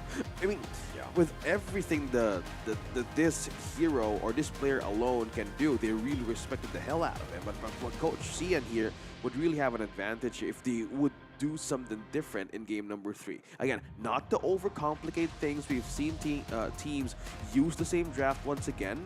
Execution-wise, I think it's not the problem for Boom Esports. It's just a draft. It's just so hard. Like, you need to have a double-edged damage there to answer late-game scenarios as well. Yeah, you can't go into a situation where you have a timer on your own team. If you have it on the enemy team, it makes sense, and obviously you're gonna have a good time. But putting it on yourselves is way too much pressure. So many things can go wrong, like it did in Game 2 with Boom Esports not really able to deal with the Hino and the Ganenmo. Okay. And from the interview that we've seen earlier, okay, good. They didn't mention any numbers, right, on how the series will go, right? It's all just how they want to go up against each other. But it was just you know what? Hey, Influence Rage plays very messy, and that's it. Yeah, they feel like they won't make it into the knockout stages. But here's the response that Influence Rage really gave to them, right?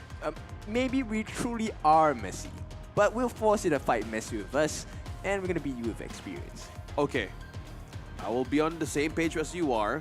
If it's messy and it works for you, go ahead and do it. Because if a methodical team with an approach as clean as a white linen, and you guys are just so messy all across the map, yeah, they will mess things up in your head. Exactly. So you don't know. There is no fixed answer, right? And that's the beauty for Influence Rage, which also shows off a very huge and high level of creativity.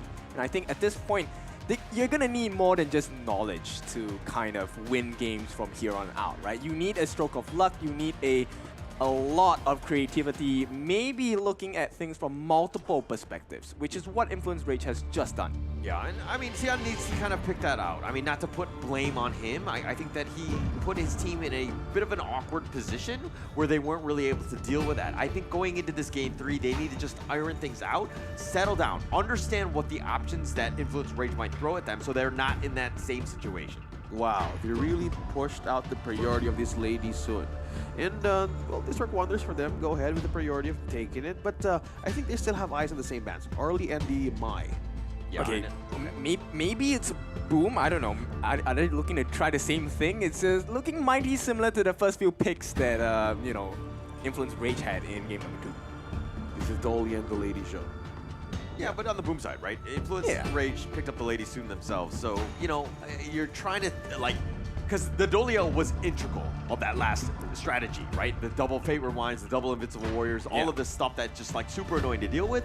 But Influence Rage go a different route, and they go with the Zhang Fei and the Princess Frost. Oh, okay.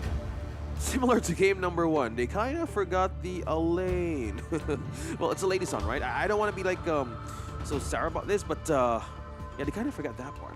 It has been a great combo, like a counter for an Elaine just go bounce in the back line, and this targets too. And Miggy on the Elaine in game number 1 answered 4 heroes right away. And Princess Frost and Lady Sun being in the back line, this Zhang would really be diverted who to put that outburst in. Okay, so you saw what happened in game 2 with Miggy on the Elaine. He was kind of a little over-aggressive, out of position at times, put his team in somewhat awkward positions where he died, so you really couldn't take any fights 4 versus 5. Now, OSX, if you are Coach Xian, what are you telling Miggy in the break?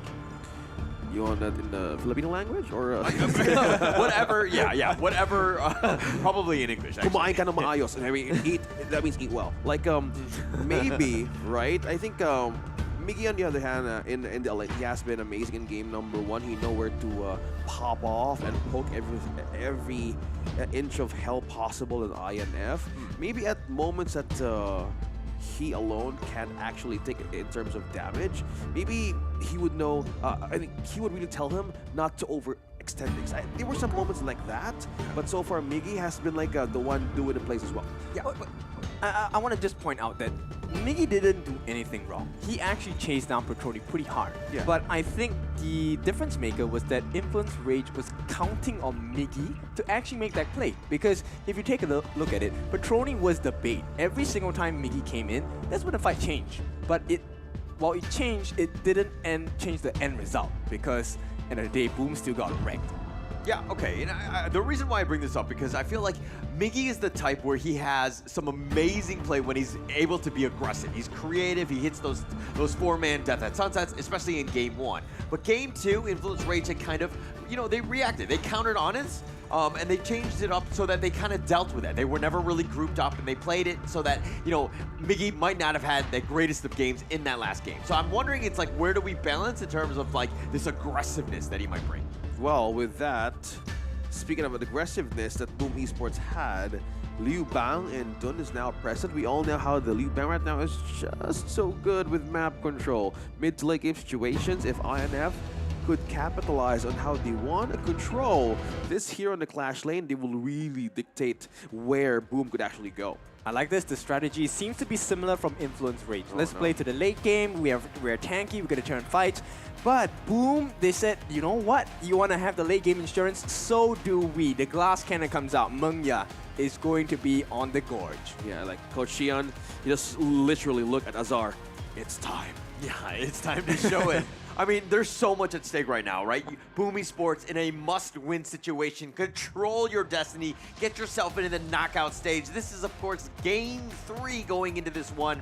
And Boom Esports need this to move on. You really would need this. 2 teams right now really chasing for the win. Man, a lot of pressure, but they need to be in a calm and collected state to make this lineup work. Again, the Mengya, a new hero for Azar as well. They really stretch out the guy to use another set of his books. But so far, early invade for INF as well. It didn't seem like, Boom Esports wanted to throw out the Mengya in the previous games or anything. Again, just kind of showing up when they need to here. I think that this is a great opportunity to kind of showcase this hero as well as Azar on highlighting on it, because this could be serious damage. Yeah, it could be a big mistake though. Just 6 in the middle of 3. He's trying his best to lifesteal, but there's no more sheer state, and Raikou takes the first blood. A perfect start for Influence Rage. Yeah, they kind of overstayed his position there as Boom Esports. I know you were trying to invade, yes, but somehow that window goes to the win of INF.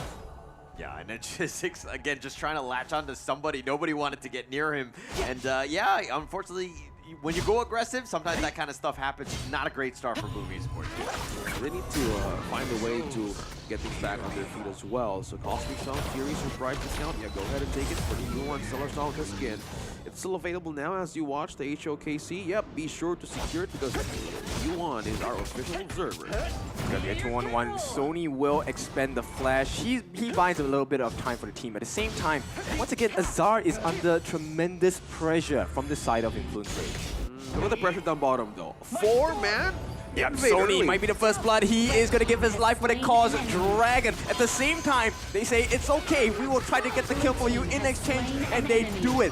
Raikou takes the kill. But Azar is the one that survives. And this is not what they wanted. Boom Esports recover in style. Yeah, they need to keep that pace as well. That kind of 4-man pressure, INF is really seeing something here against Boom Esports. Find the possible ways to pressure them as early as possible. Yeah, Azar just being able to survive, doing all that damage from afar, getting the pick off of Petroni, that is great for him, ensuring that he just kind of built up that lead, right? You want to just kind of have that slight edge. Now it's going to further compound into more damage. And, you know, Azar, you got to be careful where this guy is, because he's going to just melt through you. Speaking of melt, right? We will know for sure. The gold is how growing with Azar as well.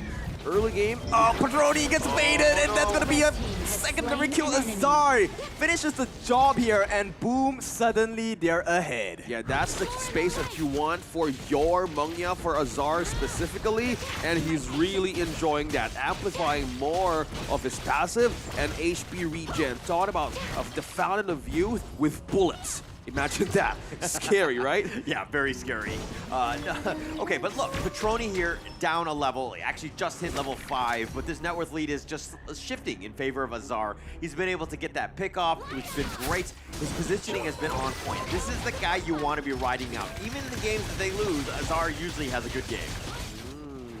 Okay, forcing out the rotation as well from INF, from 3 to mid, and so far this would be a very delicate position. Okay, good thing that's an unruly bait to hold everybody in and just go back to safety. But as we see this, right, and there's the objective is about to show in a few seconds from now, and this is a big question: to go for the defense, for the push, or the damage. Oh no, something else gonna be caught up. I don't think they will be able to get the kill here, even with the Battlefield Command committed. Interesting here. It is going to be Mr. Azar left alone to his own devices on the farm lane. In the meantime, Azure Golem is going to be threatened as well. Logistics, he has eyes on it, waiting for the jump in on the back lines. It is going to be Migi. He jumps in onto Petroni. Same situation as game number 2, but this time he will back off. But it's Azar. He is going to be escorted to the front lines, and the Villau is going to be taken out. Boom, looking for more. They have the stronghold, but Boom says, yeah, we have the damage and a full army of them. Right now, they're eyeing for this push, not minding 2 objectives as 4 minutes. They want to take on everybody in INF who's missing on the map. Okay, so they turn around, a nice freeze there. Frigid Prison locks him in place. Impressive, taken out. But Logistics, he's happy to extend. Oblige, I give you the one-on-one. What are you doing? You get shut down. Yeah, this is like a complete invade and getting a kill at the same time. Meanwhile, they're really pushing INF to respond to this. The turret on tier 1, down bottom is still active, by the way. And guys, kind of take that turret down bottom first. Yeah, you know, I mean, they need to go and take that one down, and they back off now. But Azar has been doing so much damage on the backside. Bilal just not tanky enough to kind of deal with this, and he's actually falling a little bit behind as well. His bottom lane has suffered from Influence Rage. Boom Esports have done a great job with their lineup, right? Logistics and Dragon Azar, all of these guys doing tons of damage. Miggy up in front, just creating this like chaos, and then, you know, it's making it very difficult for them. But now the Tyrant fight. Yeah, they know the fake out, and they will not fall for it. So at this point, Raikou will secure it for the team. But do they really want to fight this on the side of Influence Rage? I think, yes, that is the correct call. They will pull out. Okay, the steal that, but yeah, Dragon gets caught. Flash out to safety. It's actually a bait. Logistics looking at this. This is the best opportunity for them to jump in. They say no, and at this point he wants to steal a couple of camps as well. Not going to work out. So Influence Rage, they maintain the status quo. Let's point out what Cozy's done amazing with this, Princess Frost, right? His Frigid Prisons have been on point, locking people down for the rest of the team, just kind of, do all that damage. Plus the winner is here. His zones have been on point. It's been very scary, and it's been difficult for Boom Esports to get any sort of team fight going because they don't want to fight in that zone. Yeah, the zone that we're talking about here, yeah, this is the death thing, the deadliest thing that Boom Esports can do. You have the Death at Sunset once more that could really mean a lot of a frontline. Disassemble last week, Colin, but it's like it's a check for INF on who they want to go for here for Boom Esports. First Overlord taken by Boom. Now they have more ways to push it. Now looks like Petrol is looking for a way to trade something out. Yeah, this is a good trade for this side of Boom. They lose the T1 on block, but they get the Overlord as well. Look at Boom Esports right now contesting everything, even this Crimson Golem. It looks like Raikou did take that with the Smite though. But Boom Esports doing a great job, understanding that, hey, we have the lead. Let's make it uncomfortable for Influence Rage as they invade their jungle. From bullets to rockets. Can you see this Mingya shine right now? Azar, really confident using this, is really showing everybody, yeah, my hero pool is not yet done. I know how to do this, guys. Let's just give me time to make this work. And slowly, they're closing in the map on INF, taken by T2 up top. Yeah, Vanguards are now going to be pushing, so they have a little bit more push in that sense. Influence Rage just trying to scavenge what they can in terms of their own jungle, try to keep it away from Boom Esports, who have been very aggressive, even putting pressure on this top T3. Logistics still up in front with Raikou. They're dueling, but if anything, they're just kind of, feeling each other out, I would say. Oh, I think that's a very crucial moment to wait. For that sets up for hesitations as well for INF to commit. Look at that, another one frozen by Raikou. Oh, look at the zone alone by Boom Esports that we were talking about is just so deadly, and nobody's really ready to commit. Not even the Liu Bang right now. I know we've seen Liu Bang plays we've seen across the map that really gives out a lot of focus for pushing, but so far it's really hard to go out. Yeah, it's been hard to go out because you just got to time it so perfectly. That Battlefield Command, that shield, he hasn't been able to hit too many that have really altered the team fight. Yeah. It doesn't seem like he really wants to just kind of go into that one. I don't know if it's like they're not on the same page or he's a little late or whatever it is. But Boom Esports have kind of made him pay. They've pushed it along, and on the back of Azar, who's 3-0-0, has 6.7k net worth. He is the highest in the game, and he does not want his team to lose. No. At this point in time, we're looking at almost 4k gold lead. We need to be careful. Raikou right in the front line though. Yep, Logistics, they feel that this is the Boom moment, but they might have made a mistake at this point. Influence Rage, they get the stun, the damage is coming in. Azar is falling low as well, but Sony falls first. Dragon starts the fight off great for Boom. It's gonna be a double kill. 3 members dead on the side of Influence Rage. This could be the end, and this could be the start of the journey for Boom into the knockout stages. Miggy tanks a bit too much, will fall to the towers, but T3s, top and bottom, top and mid as well, all threatened. They will be opening up the base. Crystal exposed. That's one wave marching down already. No defense. Raikou all alone against 4. Can he do it? Not gonna happen for now. But Petroni on the backup will start to roll in. Might get caught as well. Boom. This is the best chance yet. The next wave of creeps are coming in. Will they commit for this or will they back off? Looks like they're respecting this as well. INF can still clear these waves as well. Raikou just did just enough to give their team a slight chance. That was very close. Yes, the base was there, but the respawn timers are, it hasn't even been 10 minutes yet. But let's check out the replay in terms of how this went out. Cozy gets blasted on this one. There was 4 members down. Raikou was down to the last one, but it was just enough. Petroni pushed back, was able to heal, and his brothers respawned, so they were able to hold. Yeah, we're seeing a 7k slowly gold lead for Boom Esports. And now they think of the cap Sunny here alone. Pincer him. Sunny will use his Battlefield Command to get out now. That is going to be on a long cooldown. So this is a big opportunity for the side of Boom Esports. Sony getting out there like it's No, I've been saving that one. No. Nonetheless, here we go. The Overlord is going to be picked off. Azar does so much damage. Look at this thing. It's just going down. It's getting burned so quickly that really, Influence Rage have nothing. This is, of course, the Shadow Overlord. This is going to make things a little bit more difficult as now the Shadow Vanguard is going to be pushing over. I think Boom, they think that they have this. They can see the window, and here we go. It's going to be jumping in. Miggy on the backlines as well. The Fresh comes in, and he does get the kill. Petroni gets caught out. Miggy, this is a good start to the fight. Where's the backup from the side of Boom Esports? Not not gonna happen just yet for Lau. He already has the beast form, but it's not strong enough. The rampage comes out from Azar. Miggy still going on the backlines as well. God mode once again. Miggy pulls the trigger, and boom, they capitalize once more. One more turret left to be taken by Boom Esports. Miggy, impressive. Azar. So you guys think I can't do more? This is it. Hold my noodles. Boom Esports now pushing in the base of INF. Silky's move, it is going to be Raikou. He's going to put this defense up, but it might not be enough. Too strong. Battlefield Command on the back lines. Patroni is caught in no man's land. Miggy jumps in again. They're trying, but nobody's able to stop them. Raikou gives his life, but it's not enough. There are still dragons in the pit. The crystal open, exposed. The damage is coming in. Boom, they make it out. Denying a reverse sweep against INF. Proving everybody that we're not done yet. 2 Philippine representatives made it out alive in the group stage. That was very impressive right there. That was a great game. Everybody playing exactly the way they should in terms of the heroes there. Like, they're really popping off, but like, let's give credit where credit is due. This is a team win. Everybody was so on point. It was a very impressive win. Yeah, speaks for the player as well. Impressive, wearing that Pilipinas jersey right there, Coach Sian, and probably celebrating their win. Now let's throw it over the stage together with Boom Esports.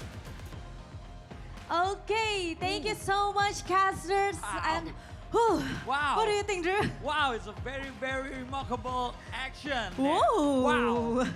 And once again, congratulations to Boom Esports! Wow. Okay, and now, as usual, we're gonna have a little chit chat with Miggy. Miggy, come here. Ooh. Let's give one round of applause for Miggy. Okay. Hi. Miggy. How do you feel? Feeling good. Feeling good. Okay. Feeling good. Miggy. Okay, Miggy. From 1 to 10. Okay. How difficult was this match? I think 6. 6? Ooh, 6 what?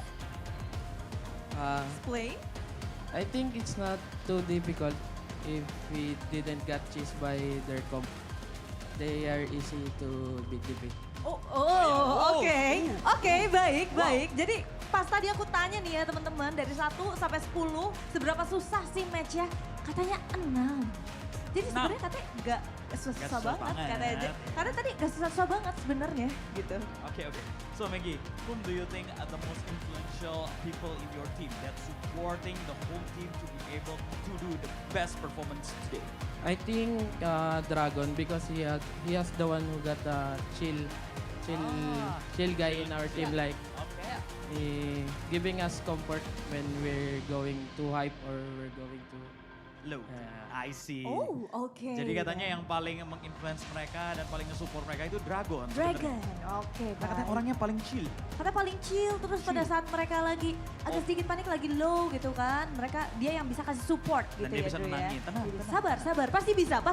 Dan bener aja gitu kan, terbukti. Langsung diamankan match kita kali ini oleh Boom Esports. Okay, and the next question is, who is the stronger team in 2024 HOK Championship? I think still BSE Malaysia. Ooh. Still BSE. Yep. BSE 3 teams. Masih Black Shoe Esports. Betul. Yang paling kuat tim. menurut 3 tim loh mengakui itu. Okay, so maybe this is gonna be the last question for you as well, Maggie. So, do you guys happy with the result today? Happy but not too happy because we expected we can 2-0 them. Okay. So there's still a space to improve ya? Okay. Itu tadi Maggie bilang katanya mereka sebenarnya seneng tapi tidak terlalu seneng. Karena harapannya bisa 2-0. Ya, tapi yang terjadi adalah 2-1. But it's okay, gak masalah. Karena yang penting kemenangan tetap ada untuk teman-teman Boom Esports. Sekali lagi, marilah kita berikan tepuk tangan untuk Boom Esports. Thank you so much, Maggie. Thank you you may so join your much. team again. Thank you. Alright, dan itu dia. Tadi kita udah ada interview sama Maggie. Luar biasa banget ya Miggy. Kelihatan banget tadi ya, gameplaynya benar-benar keren banget dan menghibur banget. Pas untuk penutup match kita hari ini. Betul banget. Jadi besok kita juga masih akan ada keseruan. Tapi sebelum itu kita akan balikin lagi ke caster-caster kita because our caster have something to say. Okay, so casters, take it away. That was a great interview together with Boom Esports, and they completely admitted that kind of like 70%, 30 happy, and they wanted to pull something like a clean 2-0. But so far, yeah, we've seen some teams showed up today, and yeah. No, you need to respect the fact that they're still strong. Obviously, every team wants a 2-0, but I think that losing that second game, where you could potentially steal that strat from Influence Rage, that could be something interesting moving forward because they could want to work on that strategy. They've shown something by Influence Rage. Yeah. Now you could just kind of move on with that. Not steal, it's adopt. We want to use and learn at the same time, right? So, of course, with that, I think they're looking for clearer pictures, a stronger performance as well. Now, if you want to follow suit as well and have the best experience, you can follow us on our channels from today to the 31st, as long as you follow Honor of Kings Global Esports channels and tag championship participating teams in the comments for a chance. You will win this phone as well. But there's more information that we want to find out, and that's going to come from the games that we just watched. So let's head to the highlights. Miss Yi Huan, please help us out. Hi everyone, I'm Yuhan, and I'm the official 2024 HOK Championship Observer. The tournament highlight of the day is here. 3, 2, 1, showtime! All right, so it kind of started where, Boom Esports had gone a little bit of an issue here. Logistics had gone a little aggressive, and we were like, he's giving up first blood, not able to do it. They tried to go a little bit aggressive in that. But, they did pay with their lives, but then it looked like, they had a nice little bounce back here, a nice little gank onto Sony. Sony didn't really get going, but this is the Azar show, right? Look at how much damage he was doing. He killed Petroni like 2 or 3 times in the lane, just picking everybody off. I mean, this Mengya is going to be a problem as we move further in this league. A better adjustment as well for Azar. He has been the targeted player here to just increase the possible heroes for the farm lane there is for him, but it wasn't just the case. I think they really prepared for such a short window with a great reason as well, and we've seen Boom Esports address the problem from game number 2. Damage, front line, yeah, they were lacking that extra buff as well, but for this, 1/3 has been taken, and this was the start of a snowball that team that they never had the chance to decline the possible comeback here by IMF. Yeah, they had a hard time getting it going. I mean, Miggy, again, just like this Terminator chasing after Petroni. Wherever Petroni was, he was laser focused, being able to find him out and just like making sure that Petroni had a bad game. They did a really good job of that. Yeah, he's the next Biggie Smalls, right? I love it when you call me Big Papa. He was handing on the back lines as well, just handing their butts over to them and putting them down on the floor. He was the catalyst that allowed Azar to just be golly in this game. Yeah, and it was a very satisfactory moment for Boom Esports to really just enjoy the win and the moment, and it showed like they really wanted to do this as much cleaner as possible. But again, hey, who's our MVP for this one? It's gotta be none other than Miggy, setting it up 3-1 and 4, 21% of the total hero damage that he did. I mean, he was just kind of all throughout. And if you just kill Petroni, that damage, so much damage is mitigated. I wonder what the stats are gonna show in terms of how much damage Petroni did in the end. Yeah, this is Miggy finding the right choice and going back to the question earlier, what coach has been telling him. Yeah, I think just do what you do best, and you have given a lot of positions for Boom Esports on who or when and where to strike. Going back on the lineup once more for INF. I mean, look at this. Logistics 5-1 and 3. You could have given him MVP. You could have given Elaine. I mean, Elaine did get it. Sorry, but the Azar 4-0 and 5 on the Mengya. Just everybody really stepping up. Backs on the wall. Tournament lives at stake. We gotta move on. We gotta control our destiny. We gotta win this one out. And Boom Esports, everybody was aligned, and they just came storming in with this 11-minute game. This was a really great adjustment as well. And it pushed even the damage of Leeson to really pop off early. You're seeing the 0-4-2 KDA, and we're seeing the situation again that they're putting all the damage in one basket, and that only shows that how Raikou was the most important factor in front line because nobody else can come close, even Vilo 1. Yeah, I mean, look at Azar had double the damage of Petroni because he had killed him like 4 times or whatever in this game. I mean, 41,000. Petroni was very limited because he was in the the respawn, the death the death area for so long, right? But Cozy and Raikou tried to do what they could, try to create a little bit of space. I'm still not 100% sold on the Liu Bang in the clash lane, but you know, it had potential. There wasn't too many times where it was like this, it changed the team fight.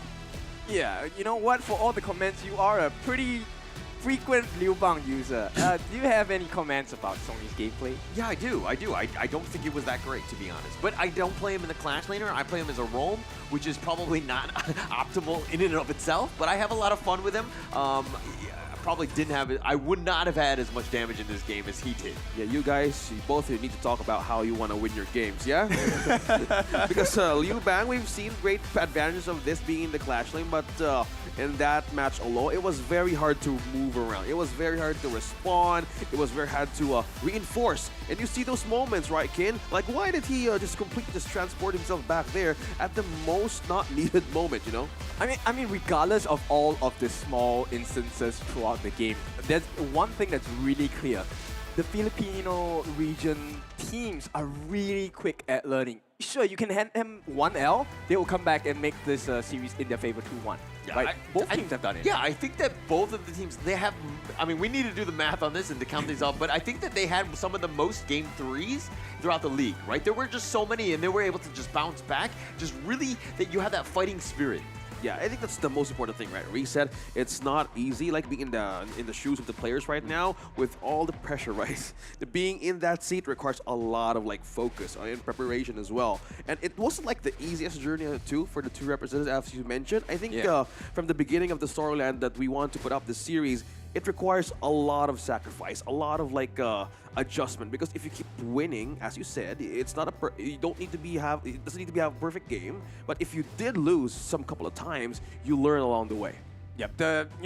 Making mistakes is part of growth, and I think they've made quite a few, but they've learned really quickly. So today, as we end day number 5, we have a couple of teams that are guaranteed into the knockout stages. Of course, in the coming days, we will be finalizing who else is going to join our representatives here into the knockout stages where mistakes are more costly. Yeah, and also revealed so much with the hero pool as well. I believe some teams are just trying to keep it like, just this. We can't reveal so much. Yeah. But in most worst case scenarios, man, Boom Esports in specific reason, yeah, they were really pushed to use that. Yeah, you have to, right? And I think that it's again the moment you gotta just show up everything. Again, elimination game, you gotta show up with your best heroes forward.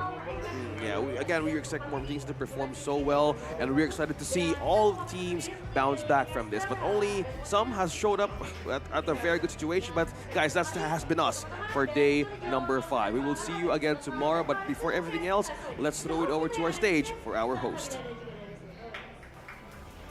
All right, thank you our caster. What a very incredible experience you guys bring to us. Terima kasih sekali lagi tentunya para caster-caster yang udah luar biasa nemenin 4 pertandingan panjang, Sabila. Itu dia, 4 pertandingan panjang. Walaupun kalau kita sedikit recap untuk hari ini ya, di match yang pertama dan di match yang kedua kita bisa bilang memang benar-benar lancar banget 2-0, Drew. Betul. Tapi berbeda dengan di match yang ketiga kita sampai dengan di match terakhir kita melihat adanya pertarungan yang cukup sengit banget seperti yang tadi kita sudah mendengar ya dari teman-teman caster kita 2-1. 2-1. Jadi pertandingan yang memang sangat panjang dan sangat menarik sekali untuk ditonton. Dan pastinya besok juga nggak kalah seru ya, karena tadi para caster juga udah sempat bahas dikit-dikit kan. Benar banget. Untuk di besok hari kita akan ada 3 tim Indonesia. Yeah. But before that, let's see our current group standing. Let's go. Oke, Wow, oke. Kita akan mulai mungkin dari grup A dulu ya, Drew ya. Boleh. Dari grup A kita udah ngelihat Dominator Esports masih berada di atas, tapi besok dia akan melawan tim dari Mahadewa, dilanjut oleh Blacklist Internasional, lalu ada Mahadewa, dan yang terakhir ada FUT Esports. Exactly, so di grup B juga masih tetap berada di atas ada Nova Esports. Tapi ini cukup menarik karena di posisi kedua ternyata ada Kagendra. Dan di posisi ketiga dan 4 ada Falcon dan Vitality. Oke, kita akan moving on ke grup C. Kita sudah ada tim Secret dilanjut dengan adanya Boom Esports di mana yang tadi baru bermain di match terakhir kita. Yes. Lalu ada Alpha 7 Esports dan yang terakhir ada Influence Rage. Dan sebagai penutup ada di grup D tetap masih bertengger di paling atas tim terkuat yaitu Black Shoe Esports. Yes. Dan di posisi kedua ada Fearless, di posisi ketiga ada Impunity, dan terakhir ada Revenant Esports. Yes, itu dia pastinya untuk current group standing kita. Dan kita akan melihat kira-kira ada apa aja sih di hari esok. Siapa aja yang akan bermain, tim-tim Indonesianya mainnya kapan. Yuk mari kita lihat tomorrow schedule. This is the tomorrow schedule. Jadi pastinya di match yang pertama kita akan memulai di pukul 3 sore. Yaitu Team Secret yang akan melawan Alpha 7. Yap, selanjutnya kita akan melihat ini benar-benar match yang sengit banget menurut aku. Benar-benar match yang intens karena akan ada Fearless melawan Black Shoe Esports. Dan disusul juga nggak kalah panasnya di match ketiga ada tim Nova yang akan berhadapan dengan tim Kagendra. Wow, and last but not least, aku yakin ini yang paling ditunggu-tunggu sama teman-teman yang lagi nonton, yaitu ada dua tim Indonesia, Dominator versus Mahadewa. Di mana untuk Mahadewa sendiri, Drew, ini benar-benar menjadi penentuan dia banget nih. Banget. Jadi mereka berdua tetap harus memberikan performa yang terbaik dan harus benar-benar keluarin semua yang mereka punya. Yes, betul-betul. Karena ini bisa dibilang adalah kesempatan terakhir Mahadewa untuk di grup stage kita kali ini agar bisa melaju ke babak berikutnya. Exactly. So, ternyata kita sudah berada di ujung acara ini, Sabila, dan luar biasa sekali lagi kita mengucapkan terima kasih atas kehadiran seluruh fans yang hadir di venue dan juga mungkin kepada teman-teman yang sedang menonton di rumah. Terima kasih sudah mengikuti perjalanan ini. Yes, betul sekali. Baiklah, kalau begitu tidak terasa sudah kita berada di penghujung acara. Kalau begitu saya Sabila Aprilia. Dan saya Darius Drew. Besok kita akan balik lagi di hari terakhir group stage. Jadi pastikan kalian menonton dan menikmati keseruan dari 2024 HOK Championship Group Stage. Oke. See you guys tomorrow. Bye.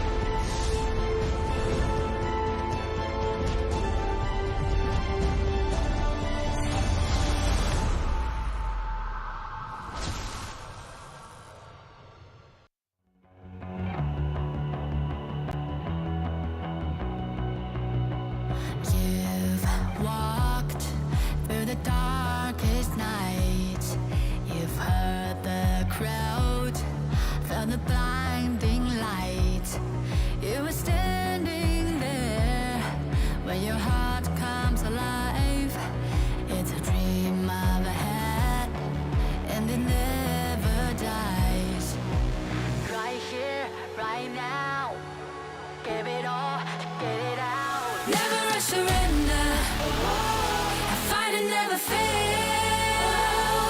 I am a contender, a challenge I can feel.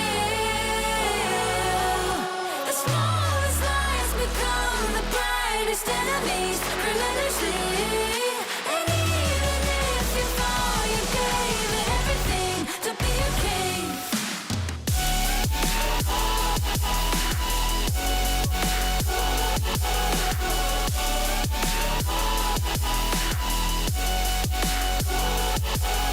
You carved your way with a sharp attack. You watched it all burn, and you never looked back. There will come a day when your fears will rise. You protect your crown, so it never dies. Never a surrender. I fight and never fail. I am a contender, a challenge I can feel. The smallest lies become the brightest enemies, relentlessly. And even if you fall, you gave it everything to be a king.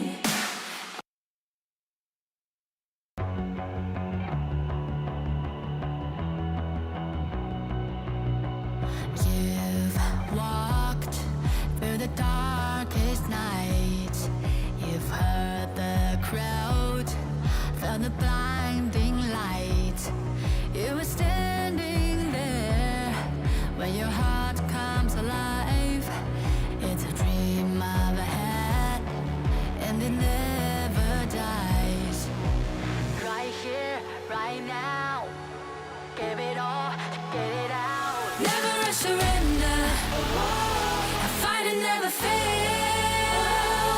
I am a contender, a challenge I can feel. The smallest lies become the brightest enemies, relentlessly. And even if you fall, you gave it everything to be a king.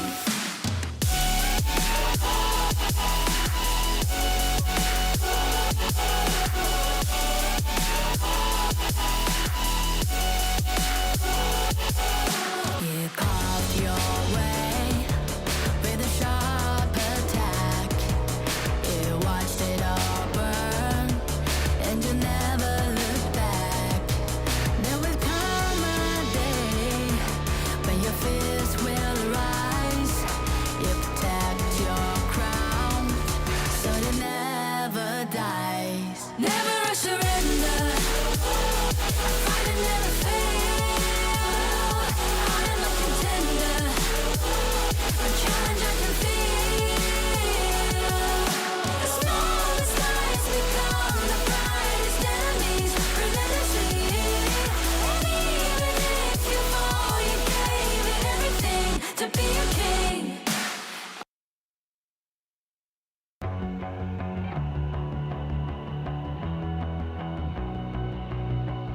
You've walked through the darkest night.